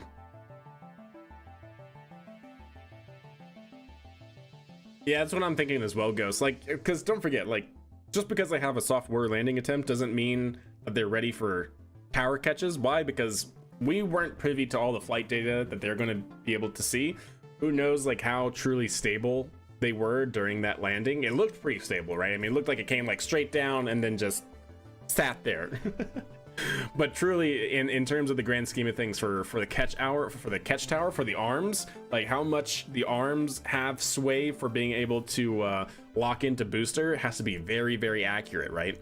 So I don't know what accuracy is required, but it could be that their flight test shows that they weren't as accurate as needed for catch towers, because as soon as you start doing catching at the tower, you're basically invoking so many things to go wrong to destroy your entire pad infrastructure, right? Because you're landing back down at the point that you took off. So yeah, and granted, they are very accurate for the drone ship landings, but depending on, again, their actual accuracy needed, they're never coming down straight on that X marks the spot on the drone landing, right? They're usually within that circle where the X is, but they might be offset, and so it's a matter of, for booster, for Super Heavy and the catch arms, how big of a dispersion in the landing configuration can they actually handle? I don't know what sort of accuracy they actually need, but They seem to believe that they can get there, so there you go. My prediction from the start of Tower 2 was that they'd build the tower and make it catch ready, then only after that's proven would they start building a full stage 0. Yeah, indeed. I think we'll see the chopsticks move in sync with the booster landing to do a dry run. That would be, yeah, pretty crazy for sure. Man, what a flight, chat. What a flight so far. Even, like I said, even if unfortunately, like if Starship were to just completely go offline right now, what an amazing attempt for SpaceX for just the Super Heavy. Why? Because they seem to have fixed issues with the controllability.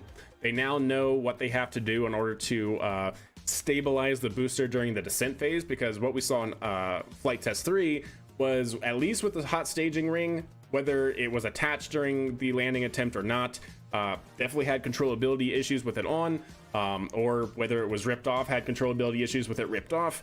And then, of course, the FOD problem seems to have been mostly fixed, right? They had good relight on all engines necessary for the boostback burn, and then they had only one engine failure during the landing attempt. So pretty great, pretty great. External cams will be back on in 10 minutes from Elon. Cool. Did he give a reason as to why PC Tech? Is it just, is it like a Starship bandwidth problem or something like that? Or Starship, yeah. Is it like a operation problem, or is it just Starlink out of sync? Or it couldn't be Starlink out of sync for this, right? Starlink already has like 85% coverage of a lot of the northern hemisphere at this altitude, so. What altitude are Starlink sats at? I believe they're at like 600 kilometers. They're slightly higher, I think, than like your typical like sun synchronous orbit altitude, which is typically between 500 and 600. But they're around there. They're pretty close to that. So I want to say they're like 600, 650. Do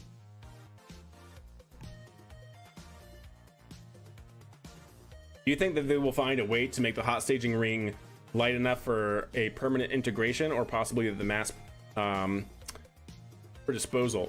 So no, they set up the in the start of the cast, the launch cast, that they were only doing this now to try and get a stable configuration for booster for these software landing attempts, but they are going to iterate on the design of booster. They're actually probably going to stretch booster and give it another engine. Why? Because they're stretching Starship and giving Starship more fuel, so they need another engine configuration and all that. So they're looking for the hot staging ring to become permanent. Why? Because I don't think I have to tell you, if you have to reintegrate a part on your vehicle after it's been caught and is sitting on the orbital launch mount, like that just makes turnaround times even longer. So they're trying to figure out a way to make it permanent. They just have to do some more testing and stuff like that.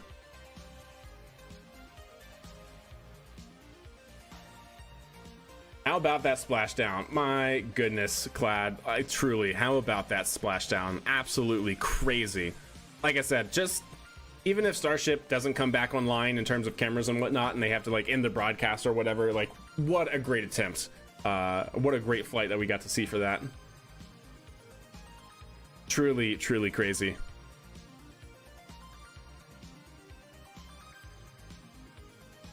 Oh, come on. Oh. I thought we had the cameras back.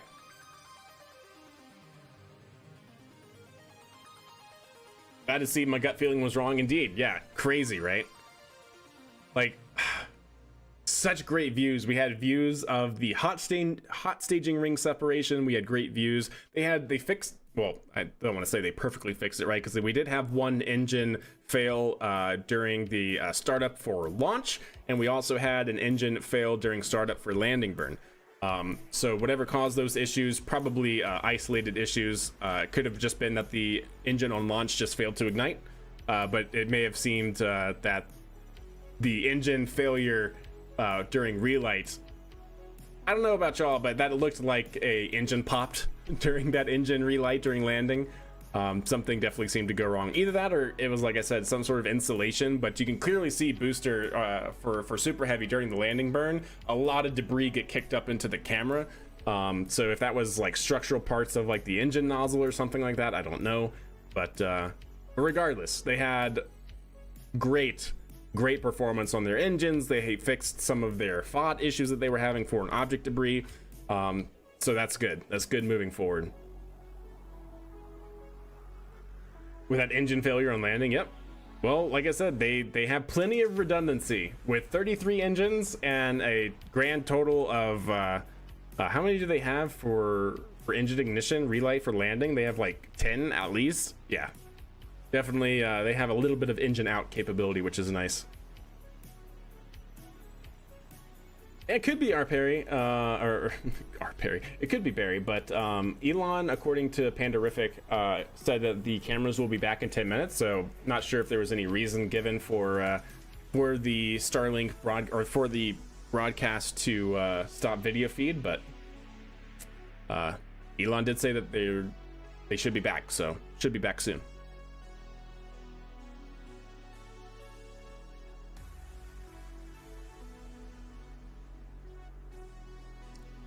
Internal cams are working also. Okay, those engines being able to handle another one popping nearby is yeah, I know. I mean, have you seen the armor that they're all shielded in? Like during startup, when they were giving us the pad views up where the engines were, you can see each one very clearly wrapped in their own engine compartment. So yeah, they're pretty much isolated from each other, which is really smart in terms of their design for obvious reasons in that instance. Oh, it's PC Tech. Sorry, PC Tech. Got you. Yeah, not Pandarific. So yeah, now hopefully we'll get the Starship cams back here momentarily, and then we should be seeing a splashdown attempt here soon-ish. We've already passed our apoapsis. They were saying that for the altitude that they were targeting was around 214, or was it 240? Something like that. 240 kilometers altitude. We are now down to 197. And it looks like we might be going down.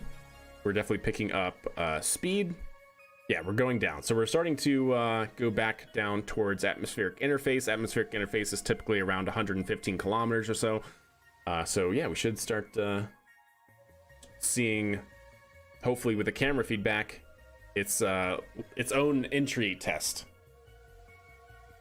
20 minutes? Yeah, cool.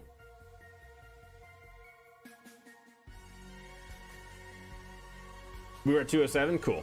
So it was 214, I think, was their target, if I remember the broadcast statement.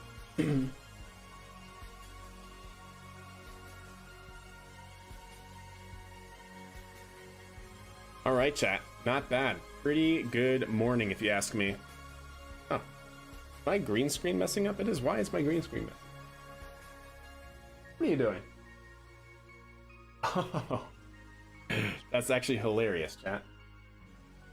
So the window behind my green screen has the sun shining because this side of the house gets the sun, and through the blinds are strips coming through, and that's what you guys are seeing. So let me actually see if I can't maybe drop it down a little bit.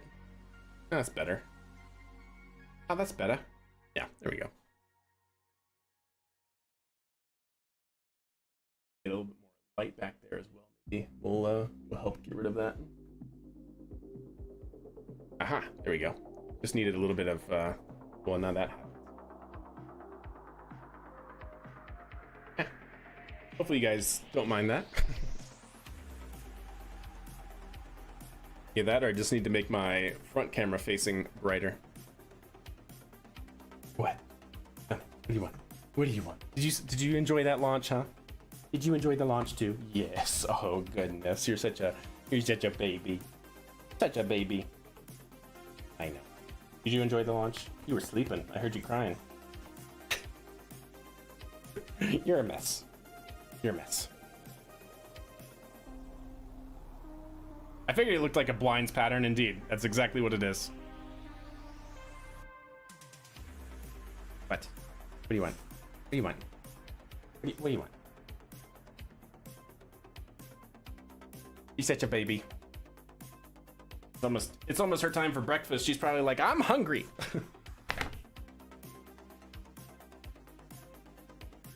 Almost time. What's also wild to me is that there may not even be an investigation after this attempt, which could mean somewhat faster launch of the next ship. That's true. Oh, Clad, that's actually a really, really good call. Yeah, potentially speaking, you're absolutely right. Depending on exactly all the configurations and everything, and if anything went any sort of off nominal from what their expected plan was, yeah, they probably don't have to do any sort of investigation after this. She wants the treats. Where's the treats redeem? Indeed, I know. No, I think she's she hears me talking, and now that I'm up, right, she's like, it's breakfast time. Come on, what are you doing? Indeed, indeed. Yeah, if there's no investigation, they could be launching as soon as the next one's on the pad. I know. Remember, this was a 2-month turnaround time for them, which is absolutely crazy. Like the first one, right, was we had like a year-long hiatus, and then like 6-month hiatus, and now 2-month hiatus. Like, yeah, they're ramping up very quickly all the different flight opportunities.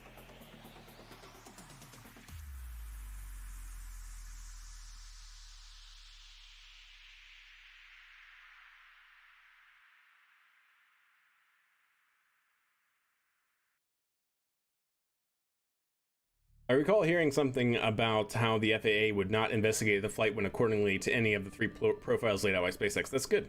Then there you go. That's insanely quick. I know, right? Considering that this, you know, it seems that they went very, very fast. Like they went what seemed to be really slow at the beginning, right? Doing all the tank pressurization tests, and then we got into like Starship op tests, and then we got into Starship landing tests, and then we got into, you know, stacking booster and doing booster pressurization tests, and then static fires, and then we integrated for our first flight test, and now we're doing nothing but flight tests, you know? Integrated flight tests moving here throughout and ramping that up very quickly.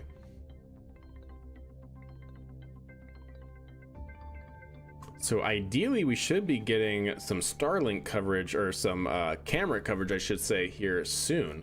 Is the live stream doing any? No, they're still doing the music. Okay. Those were also fast. Yeah, I mean the iteration on them went fast, right? Like them basically popping a tank during a pressurization test and then getting a new one out there for sure went very quickly. Ooh, there we go. All right, so we're looking at the nose flap, I think. Yeah, I think we're looking kind of like forward down at the nose area. So I think this is one of the forward fins. So do we have? All right, so still playing music, so we'll chill here. Oh, we know Starship can fly. Now it's time to see if it can come back to Earth. Yeah, there you go. Cam cut at around 175 kilometers on the way up. Interesting. The blue haze, I know. Yeah, you can see the atmosphere, the blue haze and everything. That's cool. So we're flying over, is that Africa?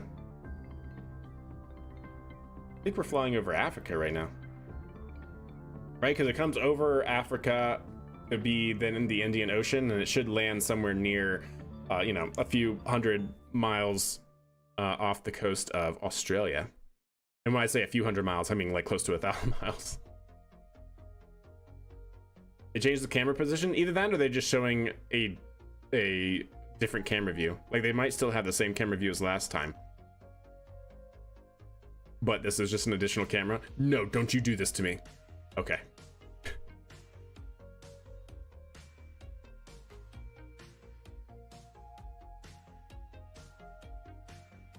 Views by Starlink, chat. There you go. Can't have SpaceX not drop in a subtle advertisement for their Starlink, right? Maybe a subtle, not so subtle Starlink advertisement. Yep, exactly, Ghost. Good deal.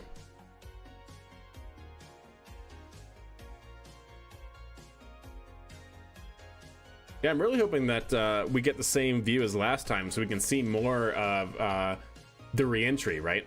It'll be great to have this view, of course, because this is a new angle that we weren't able to see before.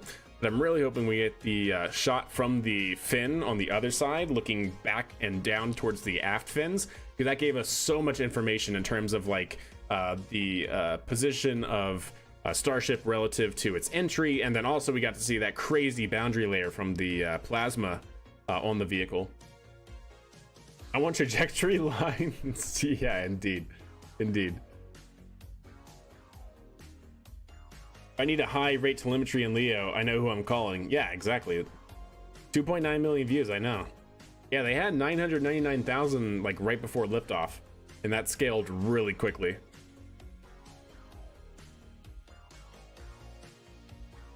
Man, what a flight, chat. I'm glad we have Starlink views back. How thick do you think these tiles are, chat? Do you think the tiles themselves are 3 centimeters, and then the back plane is another 3 centimeters? Is that 6 centimeters total? I'm asking because we recently read that Starship feasibility study on its use for Mars, and the authors did a pretty good analysis on like trying to assume the mass of Starship based on the information we have right now, which is like none. We have like no actual information for Starship. And so they were estimating that if it's roughly 3 centimeters of tile thickness, then that should be around 11 metric tons of tiles. And if it's 6 centimeters thickness, then that would be roughly double that, right? That would be like 22 metric tons of tiling. So it's pretty crazy to think about that sort of thing.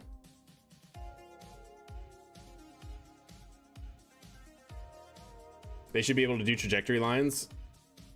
I mean, they could always zoom out to that view that we get from like Dragon and SpaceX, where it's the view of Earth and we can see the track, the orbital track. So yeah, they do that for Falcon 9, but I think SpaceX knows what the people want, and I think the people want want views of Starship.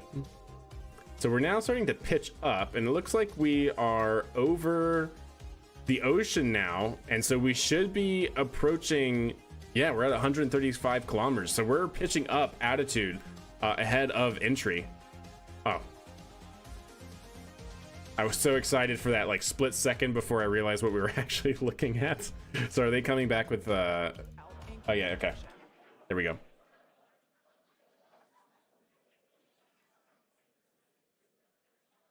I wonder if they might not use thinner tiles for Mars entry if the vehicle is never intended to re-enter Earth. But see, that's the thing, Clad, is that the same vehicle designed to get humans out to Mars is supposed to re-enter Earth's atmosphere to bring them back. So not the cargo carriers, but the people carriers.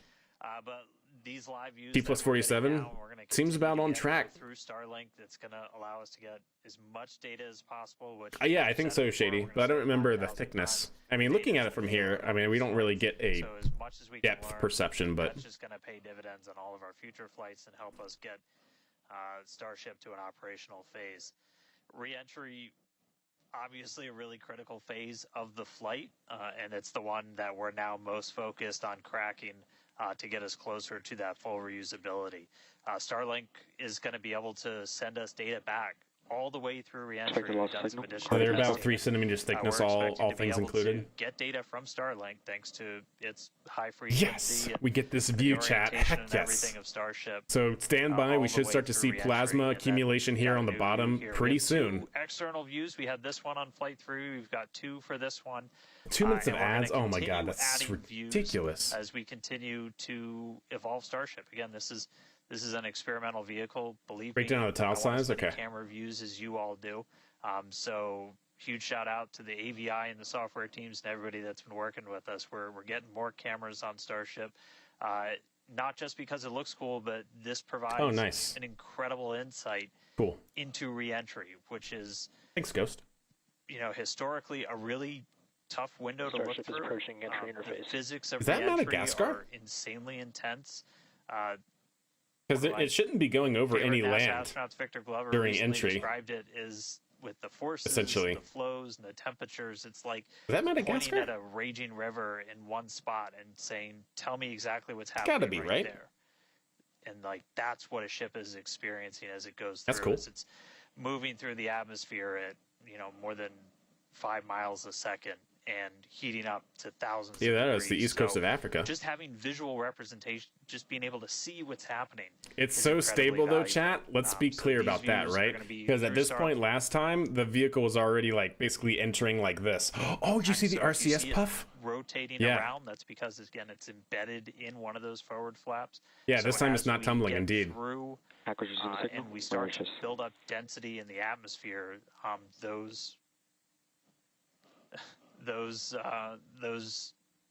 this view is going to move around as the flap does. And I then know, the right, other one Shady? we Very had stable. A little bit earlier is What looking a at one of the concept, other right? forward You need flaps on the reaction other control side. systems. Eventually, we're going to keep adding more cameras to Starship, get a couple of different views. Oh, there it is. All the different You see the areas. plasma starting? And then also eventually There's the to be able to plasma. see payloads once they're deployed. So You see the lots boundary more layer. Exciting stuff coming up. There it future. is. But We're at atmospheric interface. right now we're getting closer to re-entry. We're going to be moving at hypersonic speeds of more than 5 times. Yeah, I the agree with speed of that, Clad. sound. We're going to I see agree with that. plasma start to build. So, Kate, Jesse, excitement coming up. Yeah, I'm a as big you can fan. see with that view on your screen again. I'm a big proponent of having specialized vehicles and not just like one size fits all. Plasma So beginning yeah. to build as the ship is getting closer. Look at to the that. Earth's Oh my atmosphere. goodness. Now, let's talk a little bit about how Starship will survive re-entry, hopefully, and control itself. Exactly. We've been talking about this entire It's so flight stable test. this time. There's 18,000 hexagonal How great is ceramic that? tiles surrounding. I want to see the bottom front view that we portion, had or the before as earth-facing well to side see of the what's up ship. there. 100 kilometers altitude, good attitude for entry.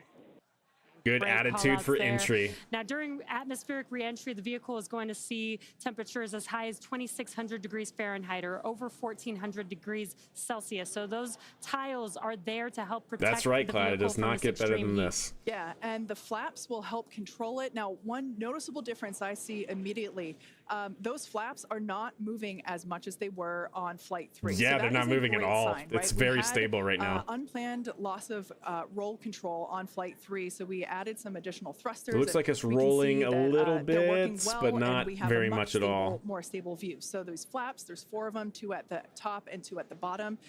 They're made out of stainless steel, and yeah, they help steer the ship. How they which, help as we engineer? can see, Because you plasma can continue kind to of build. Now, understand if the ship boundary survives layer on the re-entry, vehicle and understand the hottest points on the vehicle, which is something that they want to do. They want to understand like how necessary are the tiles up here? How can they shed mass? Where are the hot spots? Clearly, you can see the hot spots down here along the body of the vehicle as necessary. They want to see if hot spots come around the flaps themselves, where the boundary layer is, interactions, where during shocks this point, occur, which again, right? we usually don't get during It's a lot of spaceflight stuff like because that. of this plasma. We're getting this live. This is a great news. Camera froze. So similarly to, for example, the serial number Great 10 shot for the test that camera we freeze, saw though. couple That's a years great ago. look at the boundary We're layer. hoping to duplicate that again today. Hopefully we will see it live.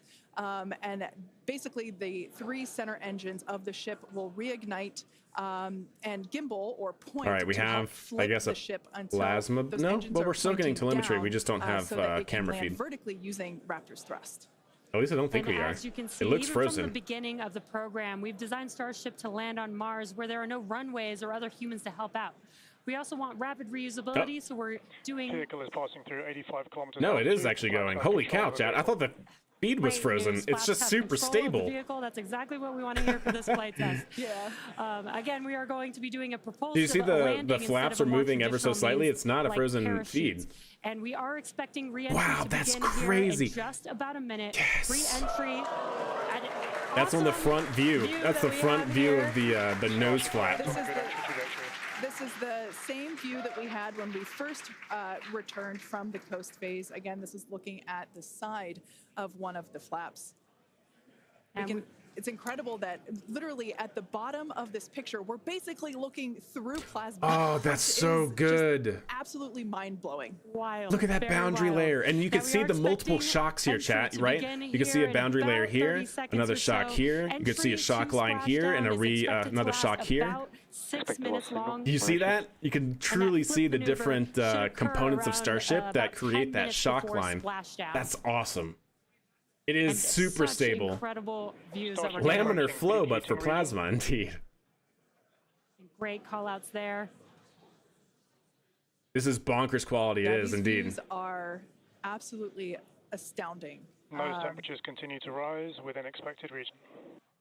Oh, Oh, look in at your that. bottom right-hand corner, you can also Look at follow that. along with the altitude Plasma of is some ship weird as it's stuff, returning chat. back to Earth.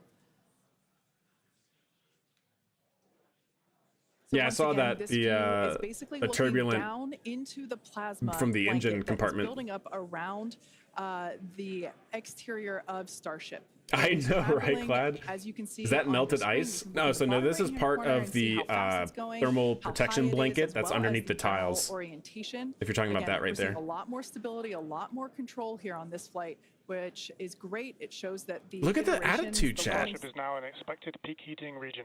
Peak heat. There we go. There's peak heat All right, load. great news there, telling us that this is basically the hottest point that Starship should my get Lord. during its re-entry. Now, the heat shield is working Look with at the that. atmosphere. You for can some, clearly see free it. braking. That's okay? crazy. The atmosphere is helping to slow the Starship down. So the Yeah, wing is exactly. creating We're their not own using shock, any right? engines or thrust to slow the The vehicle body down, of the vehicle is exactly what creating Kate its own mentioned. shock, and I We're wonder just if using the these individual atmosphere and lines that we those see are heat from shield tiles imperfections in the protecting the tiles, vehicle as it's coming right? Because through that certain tiles high heat sit temperature. higher than other Yeah. ones, Now, and I'm this is wondering if that's another what some one of those those moments that we have different been shock waiting lines for. are. Right now, the ship is currently re-entering the Earth's atmosphere, and by all looks and all callouts that we're hearing on the net, it is doing pretty well. Now, we do not plan to recover the spacecraft today, but rapid and reliable reusability is the ultimate goal. Oh, wow. Look at that. So basically what we're seeing here Press is a pause very in to just turbulent take zone. in. A very turbulent zone as it going through entry.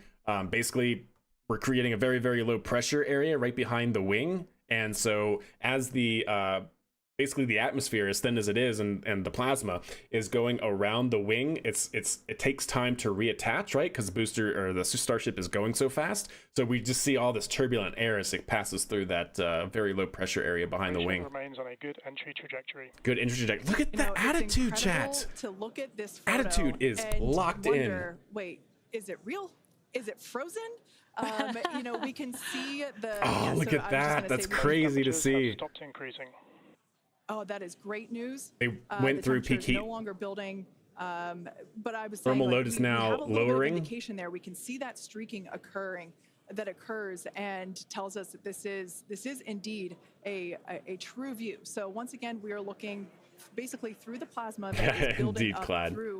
around the exterior of the ship. And I still cannot get over that we are getting a live view of re-entry right now, live on I'm your screen. honestly at a loss for Again, words. This we've is said over and crazy. over, but all thanks to Starlink.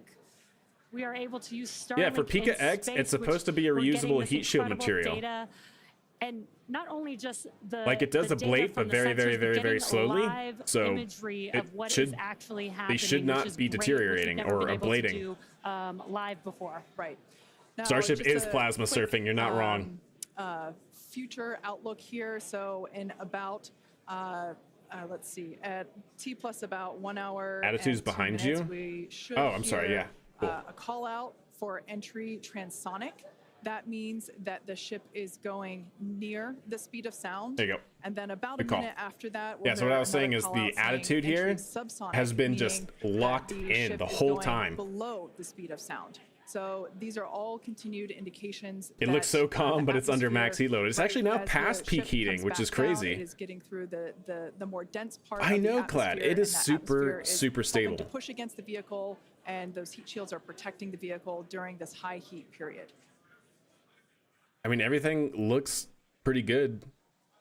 Nothing that I can tell is Jesse, looking we're bad. starting to It's very see as the stable. atmosphere gets denser, you're Don't see starting to anything a like few more breaking up, particles really. making appearance in the plasma there. You can see you're looking down at the aft end of the ship. This is top beautiful. left, It is. you're It's actually seeing pretty essentially the flame bonkers. build up as we go through reentry. You've been hearing the call outs. They're tracking things like temperatures in the nose cone, and those were right where we modeled them to be. Which is SpaceX really cool found to see the and to plasma see it signal real loss time. button. Yeah, they did. But we're coming up. We're at about 67 kilometers an Yeah, hour. it's pretty awesome that the Starlink. Oh, is at nice. 65, so we should. Yeah, it's be pretty cool making that it Starlink's past able that to point get us shortly. views despite them Obviously, going as through you this guys plasma pointed out, we're entry. in much better control. Okay, this we're time. seeing some We entered in ablation, the some right breaking up. attitude. and our flaps have been. You can see some of the thermal blanket probably burning once off. we get through transonic, that's when you've Start got NP chill essentially for Raptor landing bird.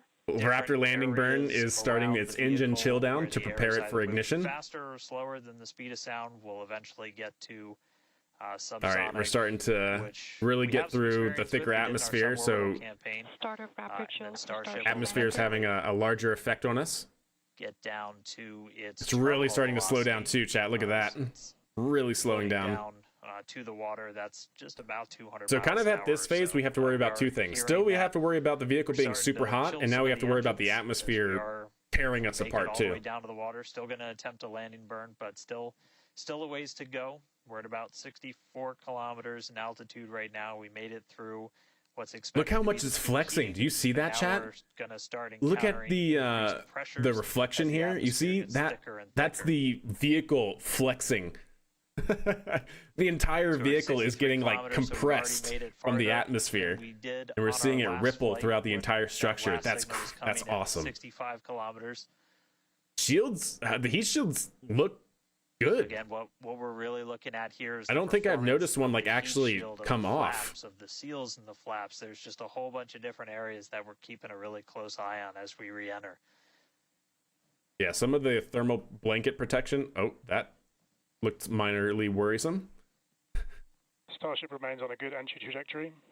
Good entry. They were look, so you can see the boundary layer And looking like we're still on a good right trajectory. If on you're seeing the little camera edge of moves, Starship, that's the flap and then you can moving see the as it shocks as continues well. to maintain, That's amazing. the attitude of the vehicle as it re-enters. Yeah, the bottom of the vehicle is getting super hot, but they already passed peak heating. And I mean, not just camera views, but we've got sensors inside the ship. We've got those sensors down at the very But what we are aft seeing end is that now that the of atmosphere is vehicle, thicker, the where boundary layer is pointed out we even had some closer to the intentionally vehicle. missing tiles, where we've got some sensors looking at just how hot it's This is getting around absolutely there. crazy how we have these views so stable, We and intentionally Starship put is those locked in. That has not the least moved. critical part of the heat shield. Very spicy where air indeed. If you had any kind of a breach, it wouldn't be great for reusability, but wouldn't be critical for actual. It would be interesting to making see. it through the reentry into the landing. I don't think we're going to be able to, but it would be amazing to see Starship after it goes through entry here, because 58 kilometers. We're I want to know like how continuing to well descend. did the Again, right now, heat shields we are actually over the Indian tiles Ocean. actually We're hold up, actually, because getting it looks closer and closer to that there's a lot more expected splashdown point, which is just to debris than I was expecting, as if off the they are northwest ablating. corner of Australia. I'm not saying it's bad. I mean, they're designed to be able to do this, but I'm just, it's more for a reusable system like Starship. It looks more violent than I was expecting, you know? Yep, definitely slowing down a lot faster now. You keep an eye on our speed. The speed is dropping. We're hitting the thicker part of the atmosphere now. The speed's going to start dropping precipitously. Yeah, We're gonna start indeed, Ghost. Yeah, getting we to covered that transonic not pretty too long soon. ago. And then after that, we'll get into subsonic, where we're moving less than the speed of sound. But wow, what a light show so far.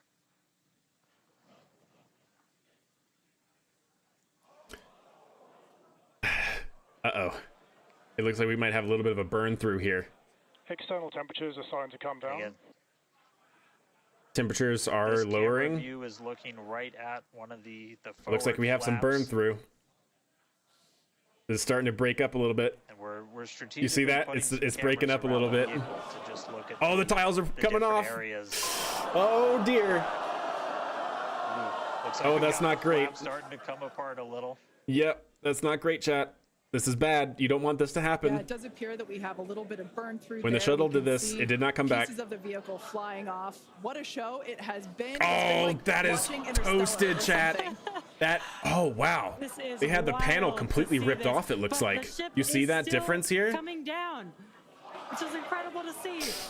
Oh, we're How getting far burned can through. it go? Yeah, is that- the question. That Keep is, your eye on the I don't know altitude how in the that's bottom holding on right-hand anymore. corner. We're at 54 kilometers right now. There's no more fin here. Now, If you can ultimately, see the that. data is the Oh, it's payload melted. today. Oh, We've been it's saying so it melted, multiple chat. times Oh where no.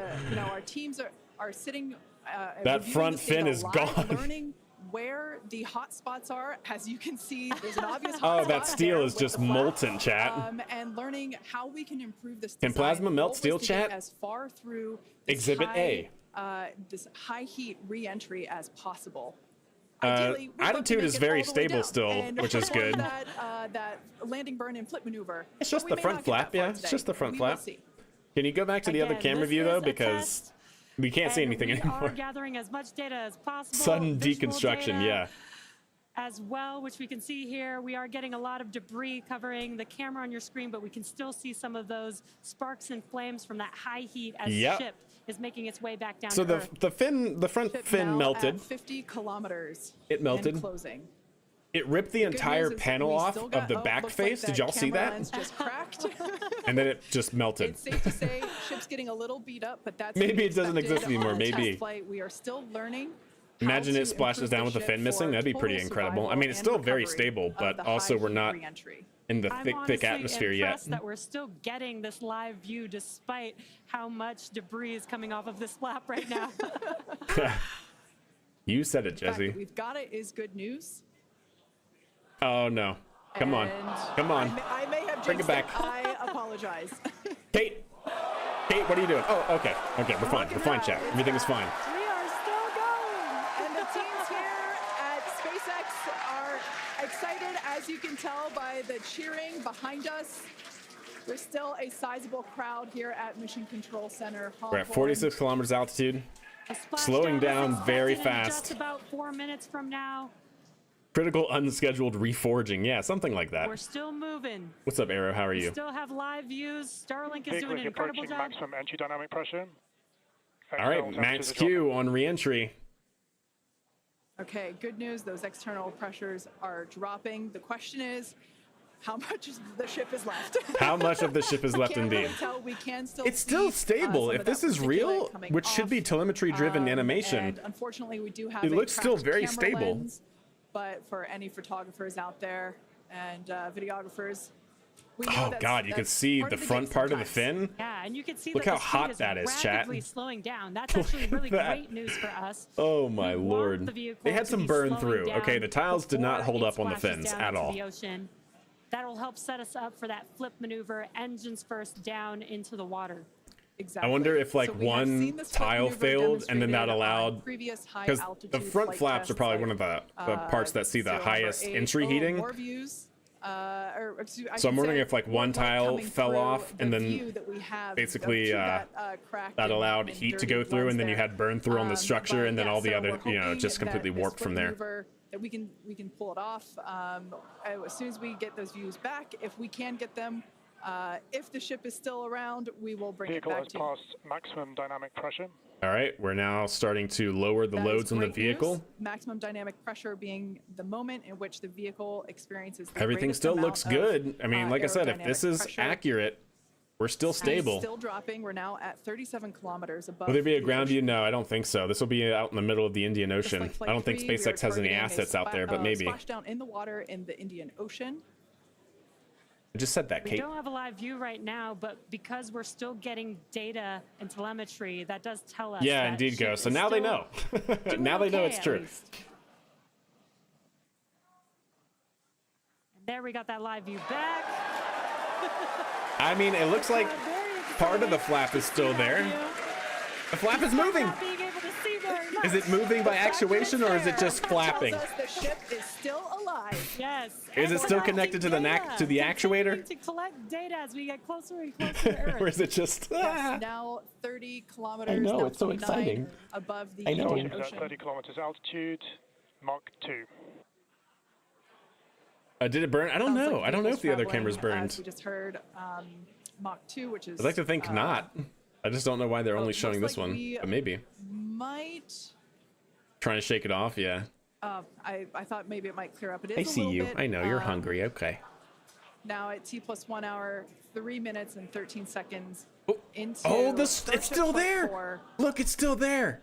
hoping that It's the still ship there, can chat. hang on. It's Wow. probably potentially hanging on by a couple of bolts and threads. Yeah, we're. I don't think we but should it's still be going, falling and that like is this. Excellent news. That deceleration But we are is supposed to looking be going into a incredible. belly We're about flop to go maneuver. Under 1,000 kilometers per hour.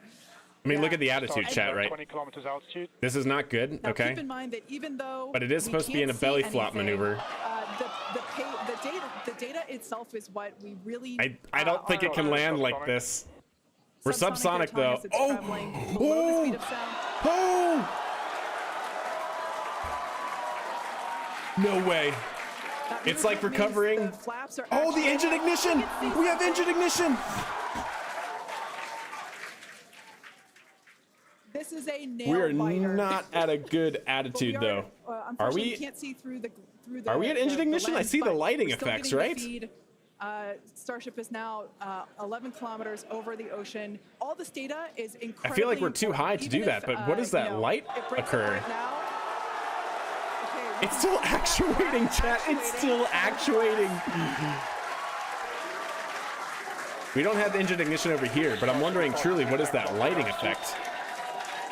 Okay, the next milestone will be initiation of the Oh, flip that is so, maneuver and look, landing the entire flap here is missing. Keep an eye You see on the that? bottom It's right corner broken. of your It's screen melted off. For those 3 center engines to relight. They will So they did gimbal not. So what is or, that lighting effect? That's angle crazy. So that the ship flips itself Is that just back up camera vertical exposure? and hopefully lands in a vertical position.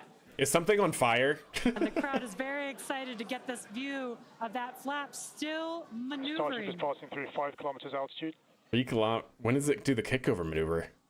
I know it happens very close to the ground. It's not like a Falcon 9 landing where they start This is incredible. pretty high altitude. We're getting very close to splashdown. These fireflies are such a good sign of life right now. We wish we could see more, but we'll take It's it. going. It's at terminal velocity, just about. There it is, terminal velocity. 2 kilometers altitude, terminal velocity. Oh, come on, engine ignition. Where are you? Oh no, 0. Landing burn startup for Starship. We don't see it. Good news Oh! Oh! No way! Nominal chamber pressure. Landing bird startup. Did it? What's going on? Starship is in landing burn. We don't have engine ignition. Is it in the water? It's in the water! Oh landing my bird goodness! shutdown was commanded. That looked fine. That looked fine. That looked like a successful water landing.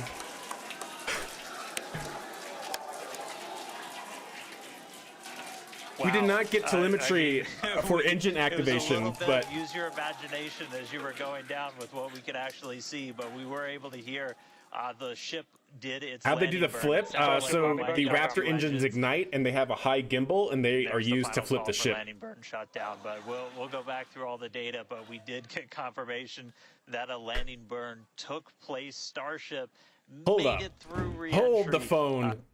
See something. We're at 13 kilometers. I feel like the ship is on fire with all this lighting that's going on. This is Just a saying. nail biter. I'm just saying, chat. Unfortunately, we can't see Either through that the- or it's through overexposure from the camera or lens, but something. we're still I getting don't the know, feed. but there's a Starship is clear now, light 11 show happening kilometers here. over the ocean. How All this much data is left incredibly indeed? important. Even if it breaks up right now. I know it did play us. It did play us having that 0 kilometers altitude happen. All right, Captain Failure, have a good day. Starship is passing through 10 kilometers altitude. Look, the entire flap should next extend down this way, milestone and will be it's not here initiation anymore. of the flip maneuver and landing burn. The fin is not here Keep an anymore. eye on the bottom right corner of your screen for those 3 Oh, center engines wow. to relight. Absolutely They will crazy. gimbal or angle so that the ship flips itself back up vertical and hopefully lands in a vertical position. And the crowd is very excited to get this view Wow. of that flap still Starship is maneuvering. passing What through the 5 heck? kilometers altitude. Yeah, close to Australia is where it landed. Like, several hundred miles off the coast. This is incredible. We're getting very close to splashdown. These And see, now fireflies there's are not the such same a lighting good effect sign of going life on. right now. We wish we could But yeah, see we did more, not but get we'll take telemetry it. for engine ignition. Starship is at 2 kilometers altitude, terminal velocity. But we're hearing the callouts. He's saying 2 kilometers. It's saying 1. Terminal velocity. Landing burn startup for Starship. There's landing burn startup. We see it through the flip. right, That's good good. We news see the there. light. The engines are on. Telemetry is not processing. Ooh. Nominal chamber pressure. Landing bird startup. Yeah. Speed looks like it's working. And then you see the steam coming up, chat? Did you see that? Hold up. Did y'all see that steam? Like plume impingement on the water? Look at this area right here. It's vertical. We're looking good. Speed looks to be promising. It's very close to the water. See that? You see that? Oh my lord. Starship is in landing burn. That is controlled landing. Landing burn ship. And then it tips over in the water. See that? And that's it hitting the water. The landing burn That was shutdown good. was commanded. That was good. Yeah, indeed, Ben. That was a good water landing, I think. We'll wait to the confirmation from SpaceX, but... And that's into broadcast. Okay. Wow. Oh my lord, chat. Oh, what did we just witness, though? Like, truly, what did we just witness? That is a GG, absolutely. Oh, please, come on, don't do this to me, SpaceX. Please. Give me the review. Give me the review. I call that a resounding success for them. Absolutely, 100%. Please, SpaceX. Twitter, your live streaming platform sucks. I'm gonna put it out there right now. What's up, Draw? How are you? A lot of real happy people here are there and here. I'm ecstatic from that. So glad I woke up at 4 a.m. for this. Can we discuss live broadcasts almost continuously during reentry? Yes, we can and we should. That has absolutely blown my mind, and now forever am I going to expect that from all other launch providers. Everyone now must do what SpaceX has done. Please, come on. Please give me the broadcast back. Thank you. Please, X, have mercy. Oh my god, this is annoying. Yeah, looking at you, Starliner, indeed. You wouldn't be Rocket Guy if you didn't wake up for this? That's probably true, yeah. I would say that's a success plus. I agree. That was a very Kerbal landing, but half burned off flap. You're not wrong, Ben. You're not wrong. I have to go to work. All right, Cecil, have a good one. Thanks for hanging out. I appreciate it. Holding down the YouTube chat for sure. I wonder what G-load it went under up to the last couple seconds. I want to know that as well. And God, Twitter, X, whatever you want to be called, please fix your live streaming to where you can actually rewind after broadcast cut. Like sometimes you can, but it's so finicky and it's annoying.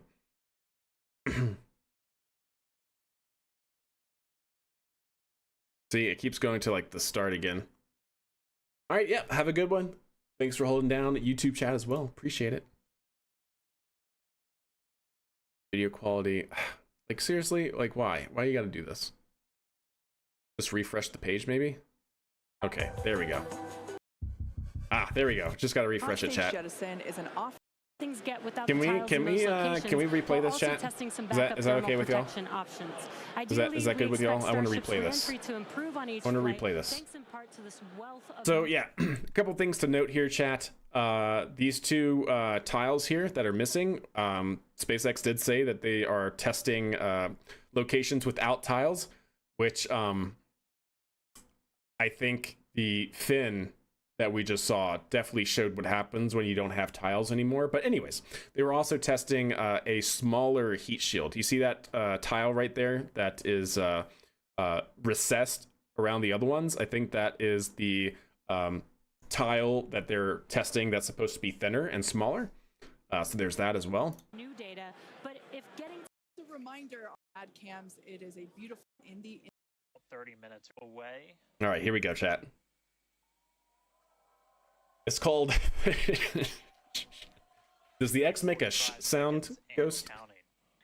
Good event, game it. All right, now as we close in, we are past. What a the great 40-second launch. mark. So, let's What a listen in. great launch. Flight Director Ty Huntington's gonna 30 take us seconds. through. All right. Headphone users, if you didn't get your... you know what? Actually, I'm going to do a quick another ad break here just because I want to rewatch this and I don't want you guys to not be able to see it. So, quick ad break on Twitch's side. So yeah, absolutely crazy launch. I cannot believe we got such great views on re-entry. Now, we're 20 seconds from flight here. I have no idea where SpaceX is going to go from here. Obviously, they successfully tested their improvements to the filtration system on the main engines of Super Heavy. They tested the filtration systems on Starship. All of that looks great. Now, going back to the testing that they did where we did not have any heat shield. We didn't have any tiles. I think we now very, very well know exactly what is going to happen to the structure when there's no more tiles in that specific area. Absolutely crazy. Mad props to the software team. Ship managed to adjust for having a massive hull and one or more flaps. Indeed, McFleet, 100%. 100%, yeah. But anyway, so chat, if you, I think you guys still have 30 seconds, so I'll wait another little bit here. Definitely keep in mind, if you guys saw the very beginning of the launch, headphone users, this is your warning, okay? And I'll warn again here after the ads are finished on Twitch as well, because I think y'all have like another 15 seconds or so. But hopefully now y'all won't get any ads during the replay here. Prediction, flight test 5 in a month and a half. Yeah, flight test 6, catch attempt a month after. Panderific, I would like to second that prediction. I think that's pretty reasonable. But for the catch arm attempts, the only thing that I'm wondering is if they would actually wait fully for the if they would actually wait for the other tower to be done, because if something goes wrong, then the second tower is not even going to be near close to being done. But yeah, could be. I hate that the blinds are doing this. You know what? Let me test something here, chat. Let me make my light in the room a little bit brighter and see if I can't close them more.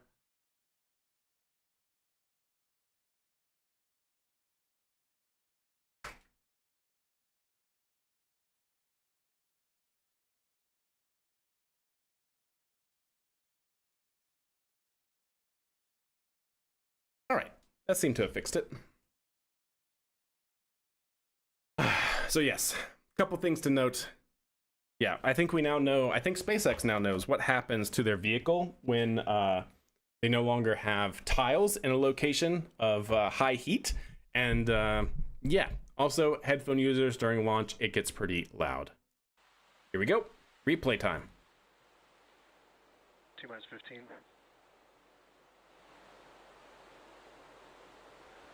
10, 9, 8, 7, 6.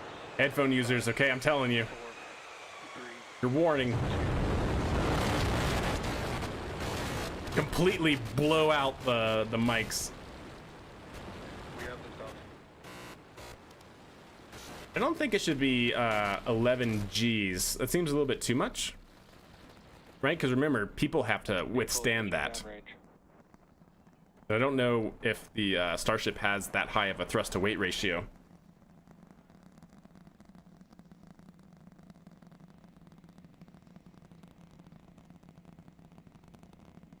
I'm not sure how believable that telemetry really was, but because remember, well, yeah, I don't know how believable that telemetry was.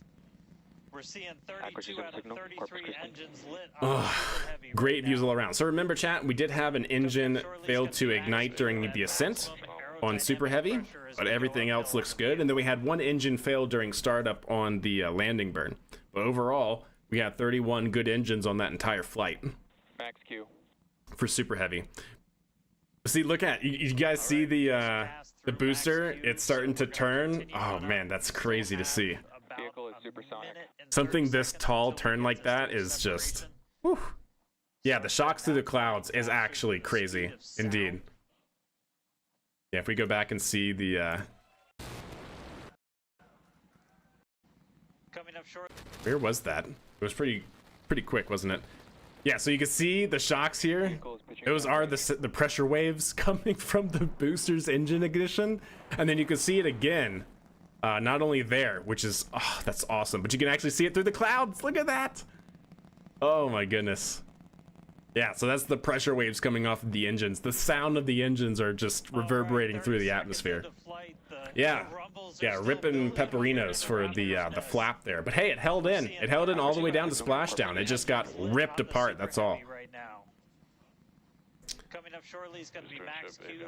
If the failed engine had been in the inner ring, would they have aborted since the inner rings are used for boost back and landing? No, Lump, because that happened on the IFT3. They had engine failures during boost back and landing, many more engines, and they just didn't end up using those engines. Now, if you're talking about I think they would just not ignite that engine, just like what happened, right? Just like what happened. Starship now I don't think they would have aborted, though. the speed of sound. I'm pretty sure the flight computer just would have not tried to start that engine.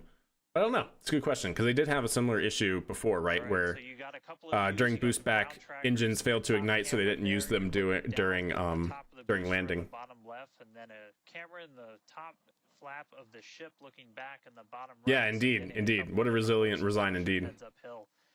Once we get Oh god, that scares me so much. This thing is so tall, so the perspective, granted, is a little bit more severe, right? Because if you look at the translation of something that's really, really tall, but even a minor angle, right, sweeps really far. But I swear, this looks so sketchy. Seeing super heavy just immediately go. Zzz.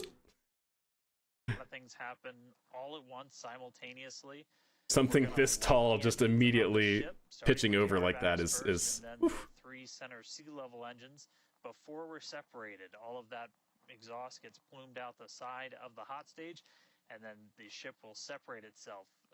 All but the three center engines. See, watch this. It's going to come up here. It's going to even do it's going to do an even more severe pitch over while we go through this hot stage maneuver. That felt very Kerbal to you, indeed. It's going to do its flip, start heading back. And then the ship see, it's kind of stabilized here, on its way to keeping space. that attitude. Coming up in just about 30 seconds from now. And then it's going to pitch over. Right now, still looking in like oh, God. On the booster. That's pitching over so much. See those stagger down. They're going to turn off as it prepares for shutdown. See the lights on the bottom left. Oh, my dog wants to go out the room. I'll be right back. That are active start to turn off in different groups, and you'll see those three center ones lit. Booster engine cut off. Ship ignition. There's the hot staging. Stage separation. We have 3 engines, and look at the engines ignite. Do you see that, chat? Acquisition of signal. Oh, that was so good. Watch this. 3 engines. And then look at the configuration. You see that? 1, 2, 3, 4, 5, 6, 7, 8. That's so awesome. It's absolutely awesome. Yeah, so they have 13 engines on boost back. There's 10 on the center ring and then 3 in the middle. Boosting back. Looks like all 13 are lit. Kate, we got a booster on the way back to the Gulf. Oh, and a ship so on the way to space.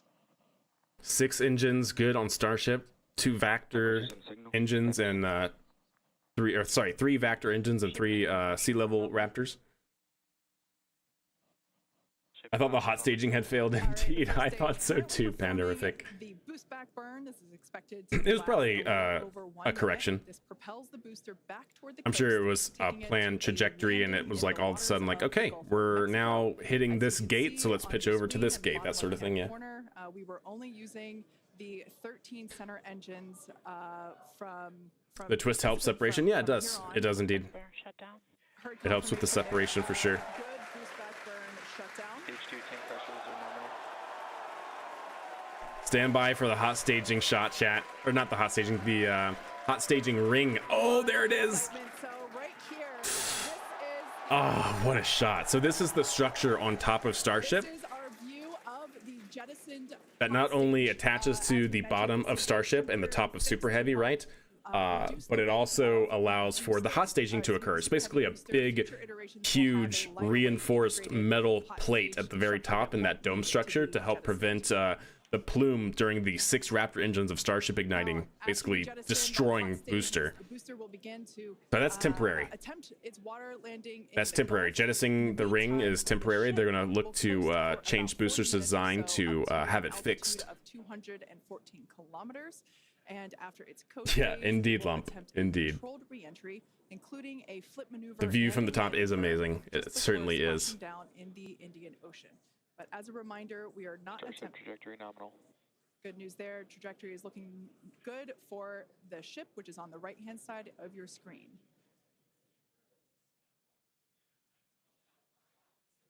I want to see that camera when they disconnect that ring. Yeah. Time, as you can see. Yes, indeed. We have no engines lit. We expect you to replicate this now. Back toward, I'm on it. the Gulf I'm of on it. Yeah. Mexico for a water landing and ship under power of all 6 Raptor engines. There's 3. So now booster is starting to come down vertically. That are lit. It's already coming down off of its apoapsis for that amazing software landing attempt. Starship is, like I said, Starship, I'm actually kind of surprised that they go in sideways instead of like inverted like the space shuttle or even just wings level. But yeah. It's probably that way to reduce the aerodynamic load because the vehicle pitches over in that direction, right? That would be my guess as to why, but it's interesting. For booster, the primary goal today is to do a landing burn and a splashdown in the water. And we are just about 30 seconds away from that landing burn, expecting... Yeah, Intense. Well, don't forget that version 2. I love this shot. That's the inside of where the hot staging ring was. But don't forget, Intense. They're actually extending. They're expanding on the... they're stretching, I should say, Starship to add more propellant in it. Way back down to the Gulf of Mexico. Right now, the booster is using the 4 hypersonic grid fins to guide it. That is a cool shot indeed, right? Re-entry. And we are expecting that landing burn here.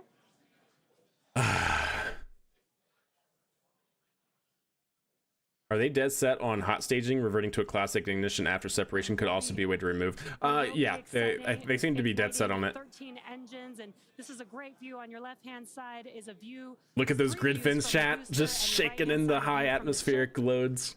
And you can see those grid fins on your left-hand screen. Wait. Did you see that, chat? See, right around here, part of Starship is literally breaking up. It looks like a some of the steel sheet on the side of booster is coming off. You see that right there? See it flapping in the wind? Or is that the grid fin? Oh, it's the grid fin. I'm so stupid, chat. It's just the grid fin. I thought it was part of the siding because they also have I can't tell where this is, so I thought that was part of the side mounted pods that they have, that some of the steel the sheet steel was coming off, but it's a grid fin. I'm silly. This is a great view. On your left hand side, it's just a grid fin. It's 3 views from the booster, and your right hand side, a view from the ship. And you can see those grid fins on you see it though? It looks like metal like peeling off. And so watch here, you're gonna see a lot of debris, what I think is from an engine that probably failed to ignite. Maybe had a hard start or something, or maybe it's from the pods I was talking about as well.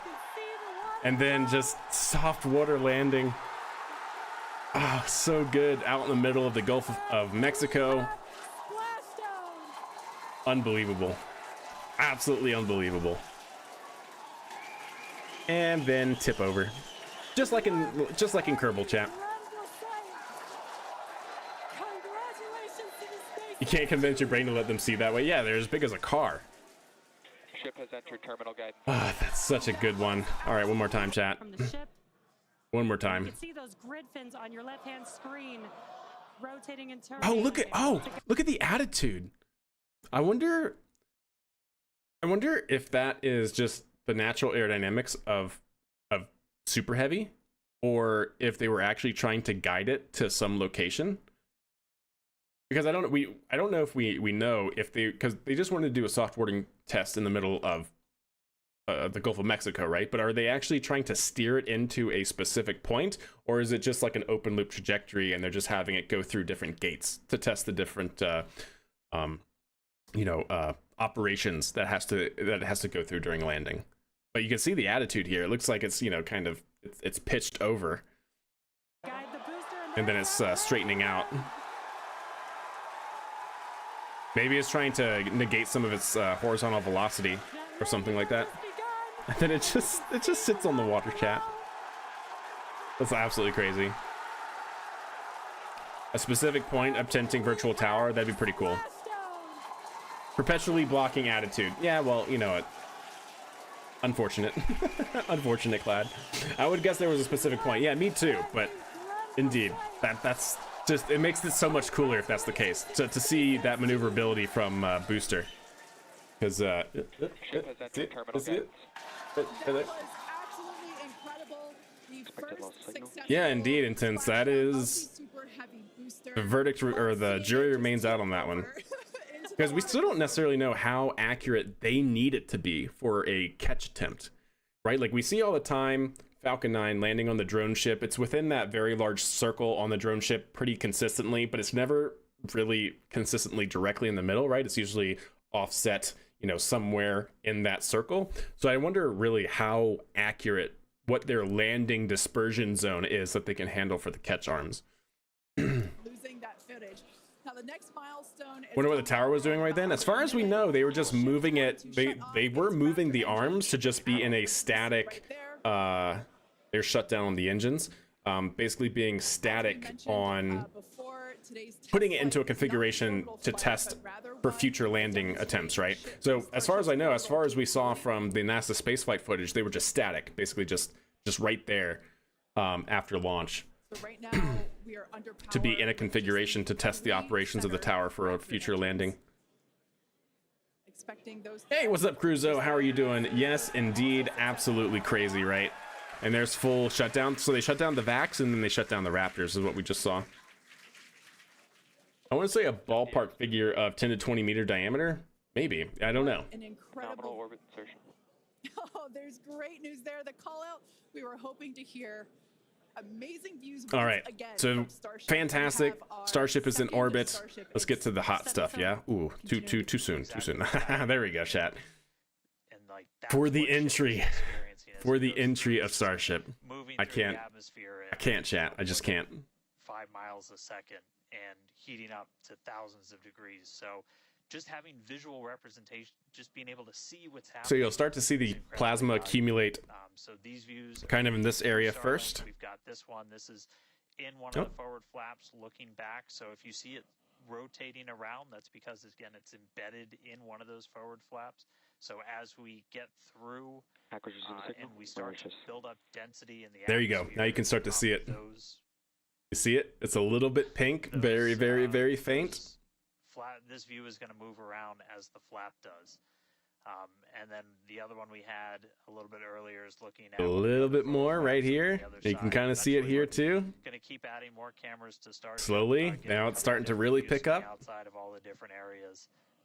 So yeah, And then there's the also, plasma build accumulation space starting to once occur. they're deployed. So lots more exciting stuff coming up in the future. Yep, stuff definitely flying off. Right now, Typically we're ice. You see all this right here because of the cryogenic tanks. It's ice already accumulation. moving at hypersonic speeds at more than It could also 5 be times. some exposed We're gonna thermal see that blanket plasma hitting the start to atmosphere build. as well Okay, Jess, that we're aren't excited covered about by a it. tile. Yeah, as you can see with that view on your screen. Is that a tile missing right there? Brought to us by It looks like it.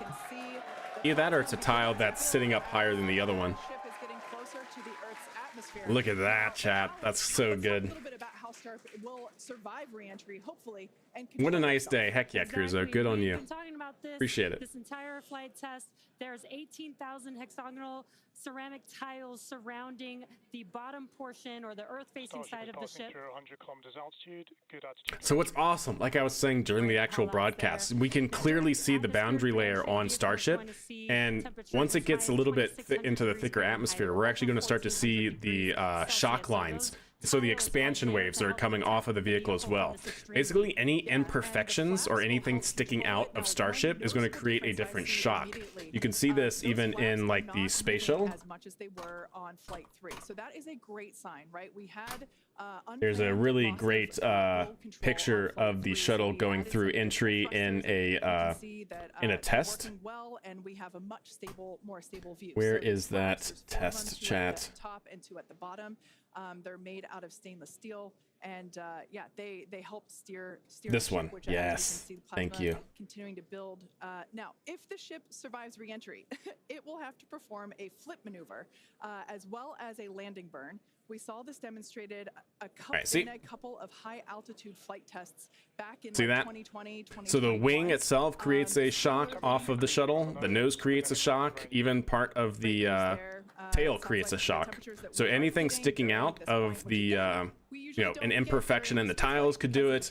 Of course, the wing attachment point here is going to create one, and that's what we're seeing here. We're seeing one shock come off of the wing attachment point. We're seeing the shock from the body of Starship itself, and then once we get into the lower atmosphere to where it gets more defined into the thicker atmosphere, we can actually even see additional shock lines, what looks like coming off the body as well, which I'm wondering is if it's from the tiles, right? Because the tiles aren't like perfectly smooth, right? So I'm wondering if that's having an effect as well. On Mars, where there are no runways or other humans to help out. We also want I know, Ace, I know, but peak heating and integrated heat load are two different things. Do they use titanium rods and struts to connect the wings, or just more steel? I don't know. It's a good question, honestly. I have no idea. A landing instead of a more traditional means like parachutes. And we are expecting re-entry to begin here in just about a minute. Re-entry. EJ was saying they use different tiles for science. Yeah, that's true. Yep, indeed. But we saw those during liftoff. There were only 3. There was 2 missing points and then one tile that was clearly smaller than the others. Again, this is looking at the side of one of the so yeah, notice where everything is here, right, chat? Notice the flap shape. It looks complete.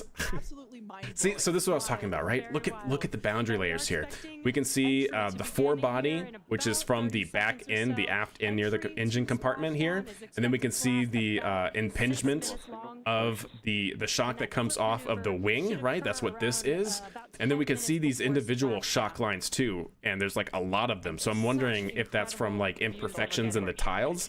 You can kind of see the tiles are ripply and whatnot, right? So they're not perfectly flush and smooth. So I'm wondering if that's what we're seeing here as well through all these different, it's like a feathering effect, right?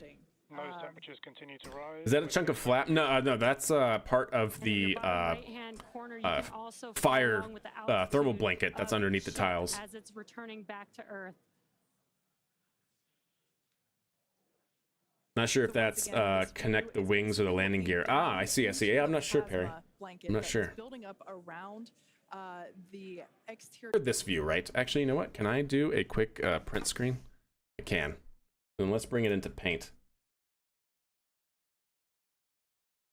That is. Actually, you're just going to see all of what I have. Is that it? Yes. Here we go. You're going to see all 3 monitors, chat. So yeah, keep an eye on what it looks like here. Okay, keep an eye on this shape. This is the key thing that we need to keep in mind, because what I'm going to show and what I think actually happened is not only did it have burn through here at the bottom during the TPS from the thermal protection system at the bottom, but I think the aerodynamic load was so much, as well as the heating, that this entire panel, basically the top part of the fin, got ripped off, and I think what we end up seeing are like the spars inside. But I want to double check that. That's what I thought I saw. But let's see what we actually see here. Orientation. Again, we're seeing a lot more stability. Was that the fail point? I don't know. I couldn't tell you. We only see one side, but it's definitely a hot part right there. All right, great news there, telling us. Yeah, Lump, because heating I think increases with inversely to the radius of the forebody.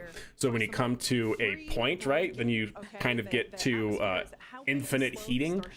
So yeah. Yeah, exactly. We're not using any engines. So the finer the points you have, the much higher peak heating you have on that section. Learn to win Shift S. I will learn to win Shift S. Okay. I will learn to do that. Yeah. Now this is another one of those moments that we Some of that looks like video compression. I hope they had onboard video recording as well. Indeed, for sure. There's definitely some compression, 100%. On the net, it is doing pretty well. See, look, now that we're getting into the thicker atmosphere, we're at 69 kilometers altitude. You see all the different shock lines coming out of the boundary layer here? So this is the bow shock, right? Plasma. And you can see all these different lines, and I'm just wondering if those correspond to like imperfections in the smoothness of the tiles, right? Snipping tool, yeah, snipping tool too.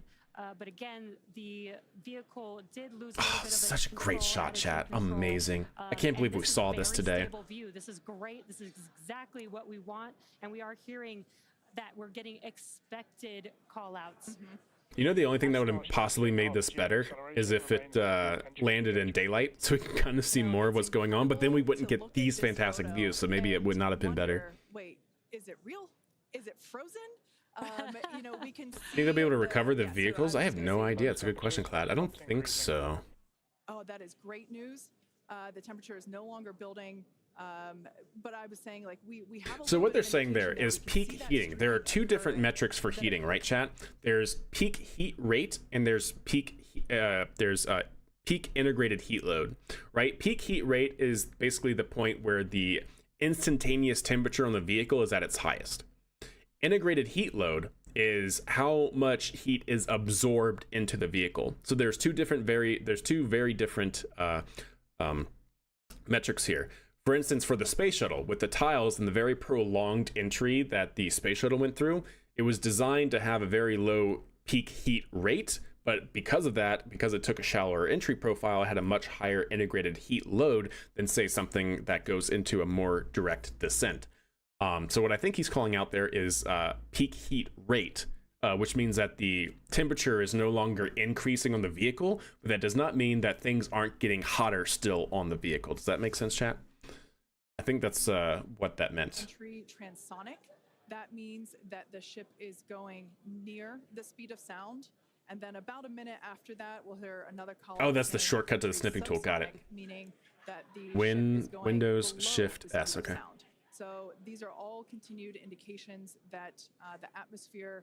That sounds right, Lump. Yeah. Back down. It is getting through the more dense part of because it's the integrated heat load, so it's the amount of energy that you bring into your vehicle over time, over the entire time, right?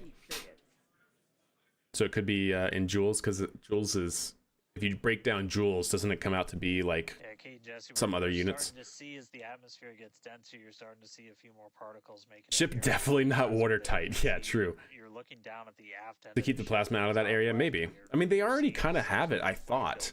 Like, I thought they had a similar thermal protection system as they have on the aft flaps, which they basically have like a strip right along that wall, which is kind of like a strake, I guess, but I'm not sure. And to see in real time.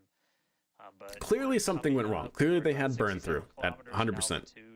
Our last signal with the ship on flight 3 was Ah, at Clad, of 65, course. so we should Big be brain. making it past that point See, it looks fine here, chat. But see, this is what I was talking about. Like I said earlier, it looks a little bit more violent than I was honestly expecting. And you see like parts of like the thermal protection system actually burning off, like the heat blanket burning off. That's what we just saw, like kind of blow by. See that? That's part of the heating blanket that's underneath the tiles. So somewhere on the nose up here this way, it's starting to burn the heating blanket, which is supposed to be underneath the tiles. So yeah, that's not great. Yeah, bottom right looked toasty as well, indeed. We have some experience with. We did in our suborbital campaign. Startup rapid chill. Starship will eventually I can't believe they actually landed this though. get down to its terminal velocity as it's floating down to the water. That's just about 200 miles an hour or so.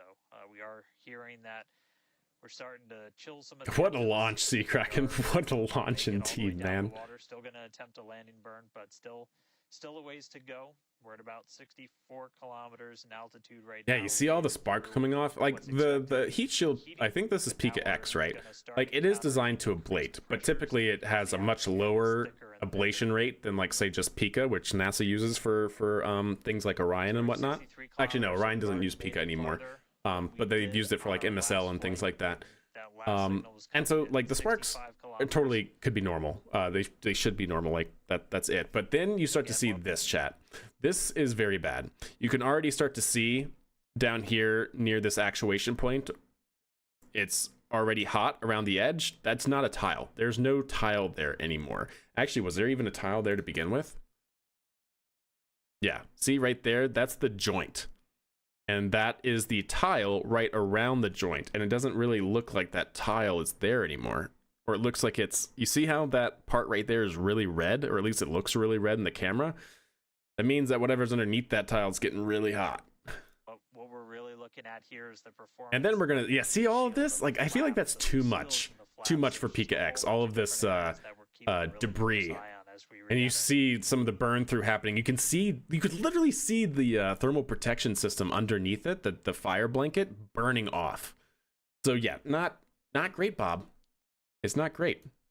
And then something happens there, and I'm wondering if that is, you see that big like flash that occurred? I'm wondering if that is where multiple tiles just broke off underneath. Of the heat shield, See, and the watch. flaps of the seals and the flaps. There's just a whole bunch of different areas that we're keeping a really Where close is it? eye on as we re-enter. See that? That's not that right there does not look good.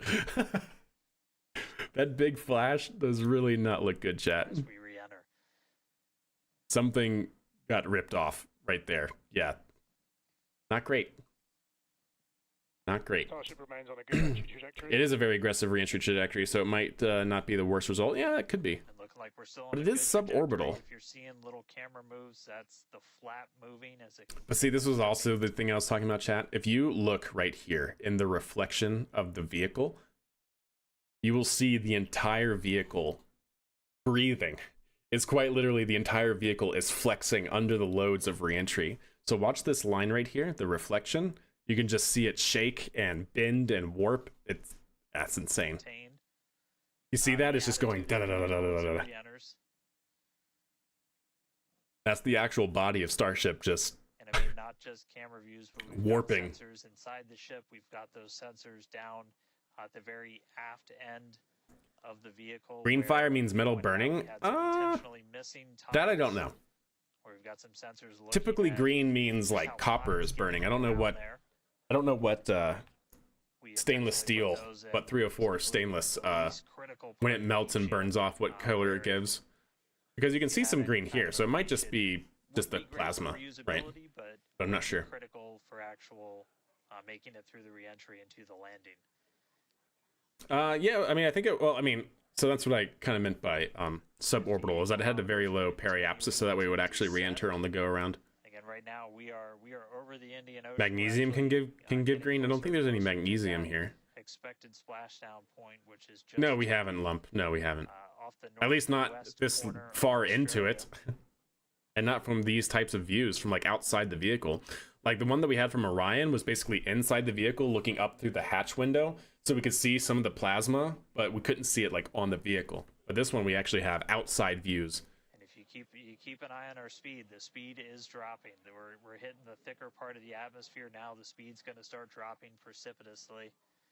We're gonna Then start typical getting orbital, yeah, into but also remember that it ultraviolet has to come back pretty from the moon and Mars, soon. After that, so we'll get into subsonic, higher where elliptical we're- is we're a better. little less than the speed of sound, but Oh, that just looks so wow, bad, so chat. far. That looks so bad. Oh, you can see, yeah, you see? That's the burn through. You see it starting to, yep.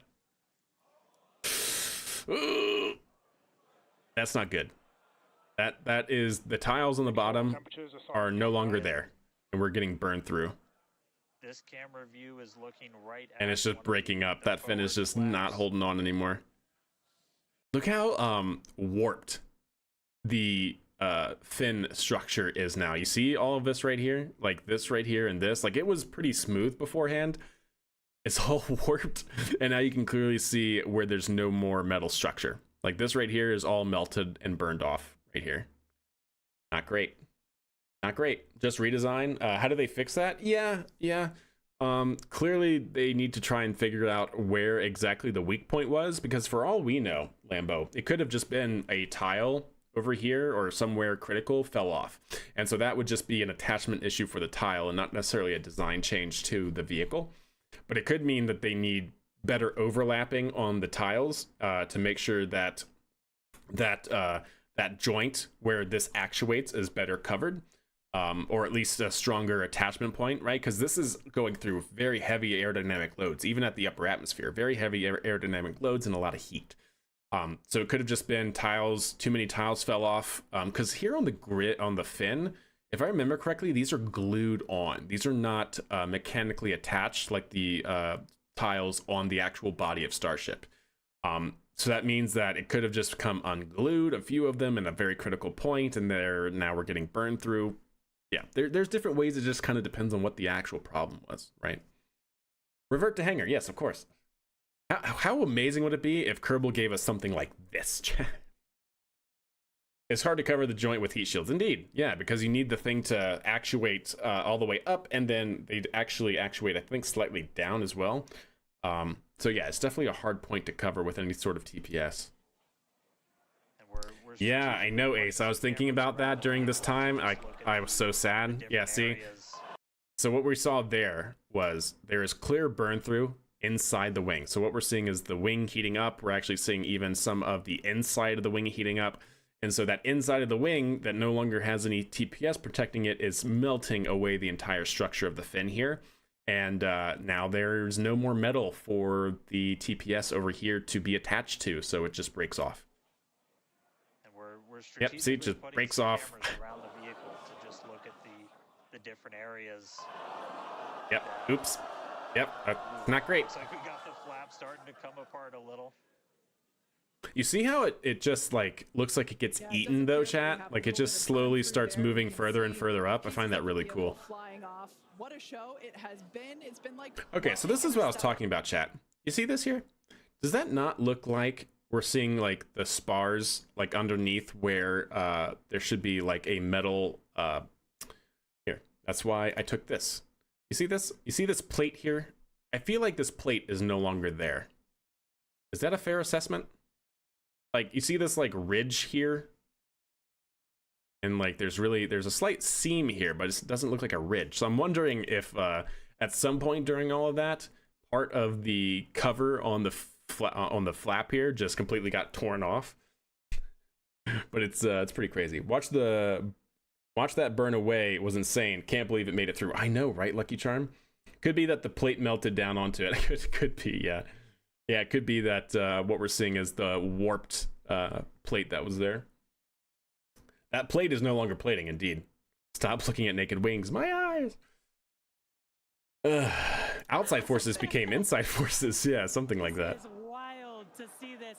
Oh, man, that's not good. But see, you can actually see one of the connection points right there. And then it just gets ripped away. And then you have another connection point there. Like, it somehow holds on, chat. Eventually, we don't have any of this. Oh, you see that? Do you see it expand? Oh, that's so cool. See, watch. You see how it is there? And then we go back a little bit. You see that? That change? And if we go back further, oh, man. Watch the entire thing just heat up and start to expand. Keep your eye on the altitude in the bottom right-hand corner. We're at 54 kilometers. Oh, right there now. it goes. It's starting to warp. Now, ultimately, the data is the payload today. We've been seeing multiple times where our teams are sitting reviewing this data live, learning not great. Where the hot spots are. As you can see, not great. The shuttle actually survived lost heat tails prior to failure, but there was stainless steel underneath those lost tiles. It was why they even decided to attempt re-entry with the vehicle instead of taking some other emergency measure. Indeed, yeah, they thought it would be fine, but unfortunately. All the way down and perform that landing burn. Yeah, it's catching the air exactly random. Exactly right. We will see. Again, this is a test. And we are gathering as much data as possible, visual data as well, which we can see here. We are getting a lot of debris covering the camera on your screen, but we can still see need camera wipers. Either that, or you know how like the horse jockeys just wear multiple goggles and then they take them off. There are some launch vehicles that have done that in the past as well, where they have a lens that will just pop off to clean it. That camera lens just cracked. Yeah, the camera lens cracked. See it? Ship's getting a little beat up, but that's to be expected on a test flight. You got a little hot, chat. The good news is we still got. You see that? Just cracked 50 kilometers and closing. The good news is we still got. Looks like that camera lens just. I know, right, Ace? Indeed. It's safe to say ship's getting a little beat up, but that's to be expected on a test flight. We are still. So to remind you of what we're looking at here, chat, we are looking at this.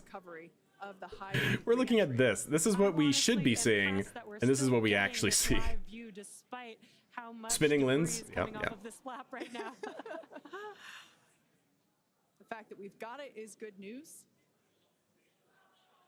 And no, we're fine. We're fine. Don't worry. It's gonna come back. I apologize. Like a tearaway? Yeah, like a tearaway. Look at that. It's back. Camera's on crack. Yeah. And the teams here at SpaceX are excited, as you can tell by the cheering behind us. Yeah, nice, Cruzo. Interesting. Sizable crowd Makes sense. Mission Control Center, Hawthorne. A splashdown is expected Side by side? in just about 4 minutes from now. Yeah, let's see. 1 second. Give me a side by side of this thing. Let's actually see if we can't take this and stop it right about there. Prop. And then let's go ahead and save it. Save it. Delete. Open.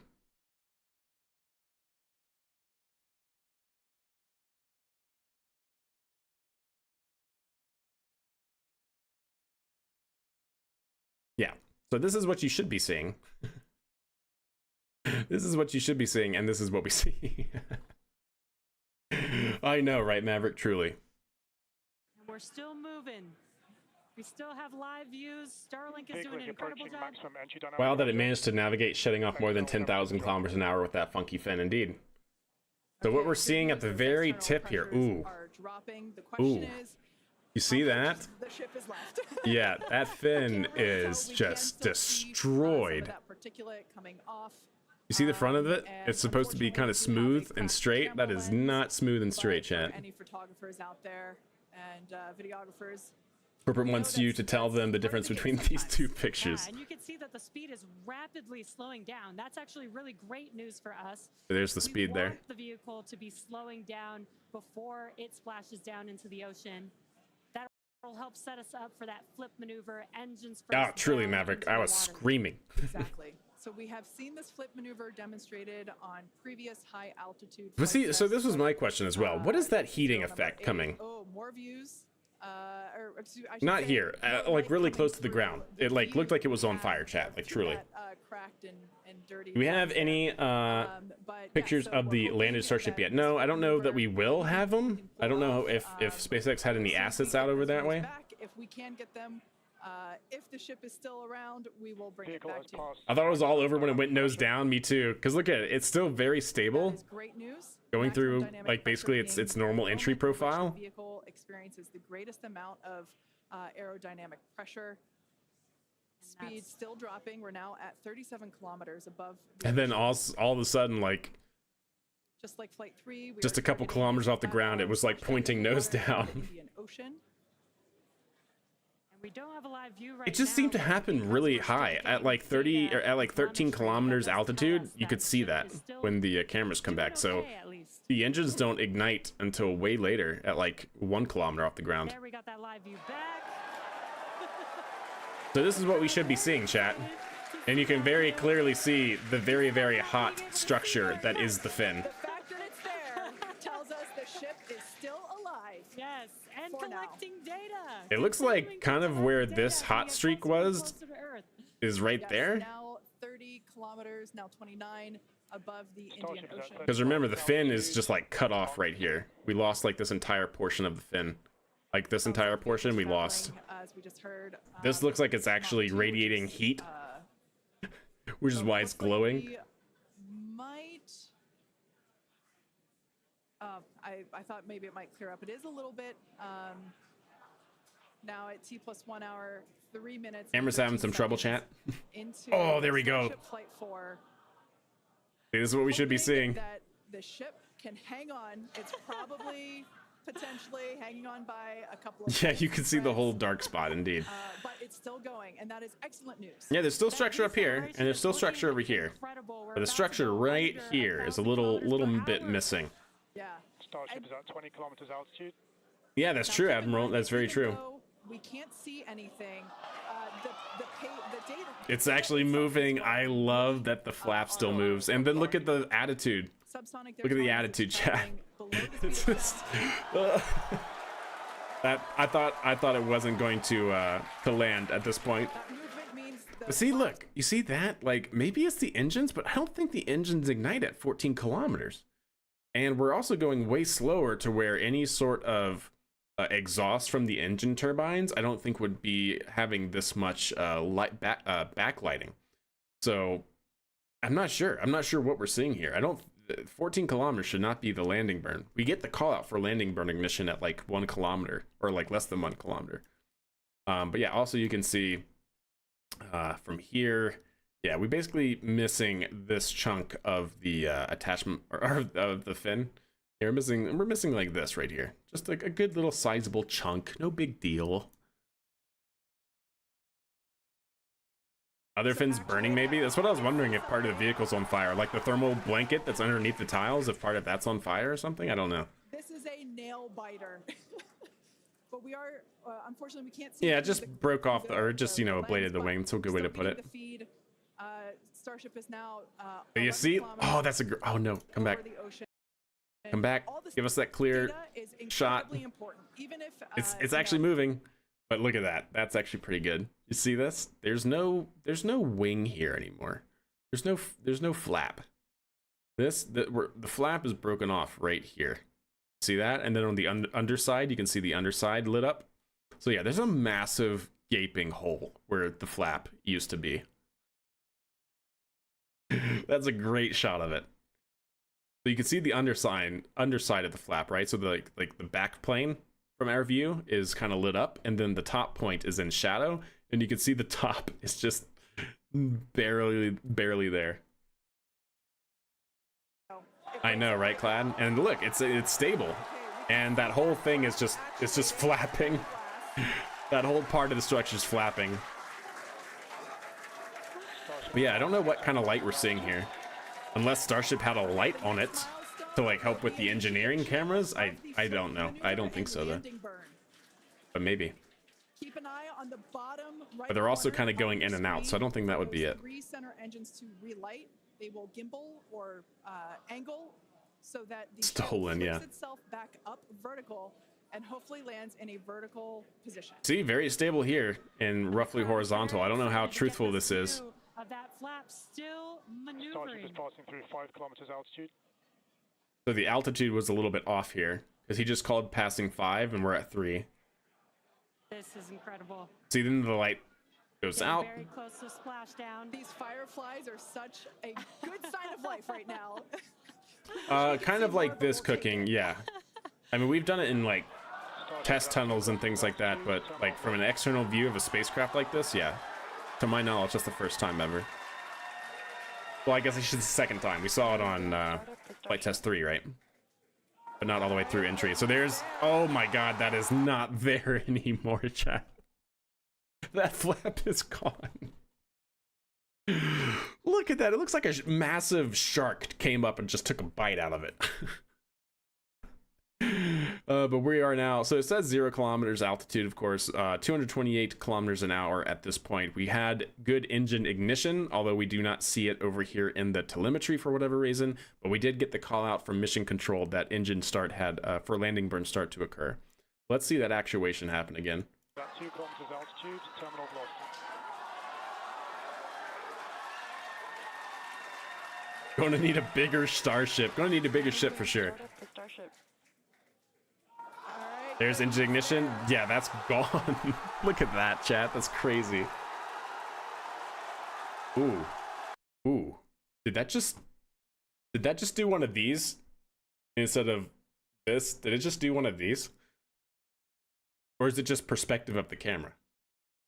Did y'all see that? It's supposed to do this, right? But I swear it looked like it just went like this. Very bendy. I don't know if it's just camera perspective or not. Starship. All right, good news there.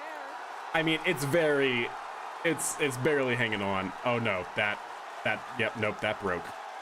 That is not looking good. Yeah, that I don't think is the same angle as this. That's a telling sign, chat.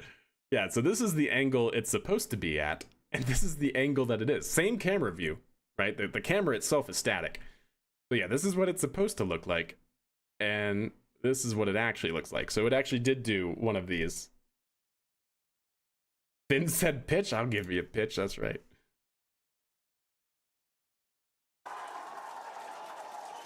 It's held on somehow. Starship is in landing burn. Landing burn, Shepard.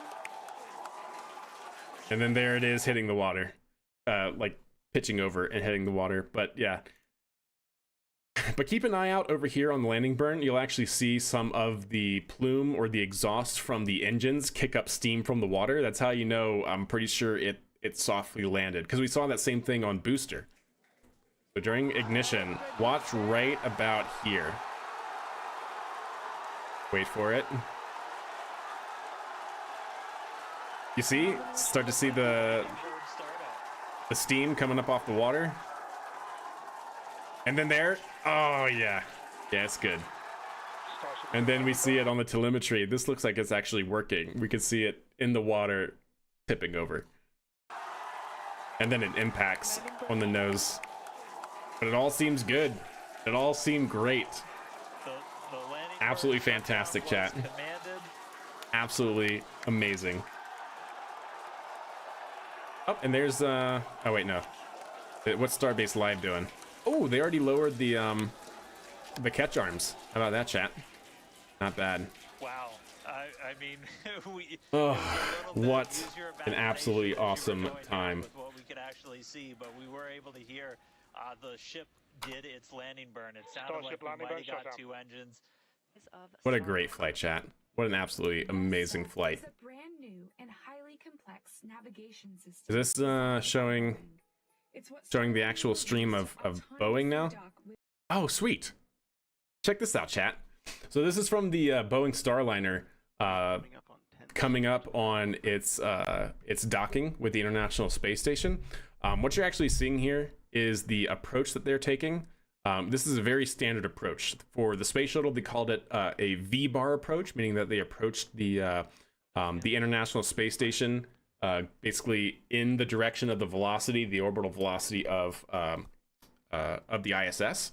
And so what you can also see is they basically did loops to try and come up to the ISS very slowly. And so I think that's what we're seeing here. And basically you're seeing the different gates that they entered. That's actually really cool. But yeah, we had a good burn there. Oh, look at the, wow. Look at the camera tracking for Starliner. That is awesome. What a great day for spaceflight, chat. What a great day. But anyways, chat, I am going to have to head out because it is almost 10 a.m. or sorry, almost 9 a.m. my time, and I got to get to work. So we are going to raid EJSA. I hope you guys enjoyed the stream. Go say hi to EJ. He's streaming more of the Boeing Starliner, more of the space stuff, all that jazz. For those of you holding out things in YouTube, guys, thank you very, very much. Much love to all of y'all. What a great day. I'll try to get some YouTube shorts out for all the different things that we saw from that flight, chat, because that was absolutely wild. So anyways, I'm out. Have a wonderful, wonderful rest of your Thursday. Starting on a high note for me. Can't wait to see what the rest of the day holds. So much love to you. Go say hi to EJ for me, and I'll check y'all later.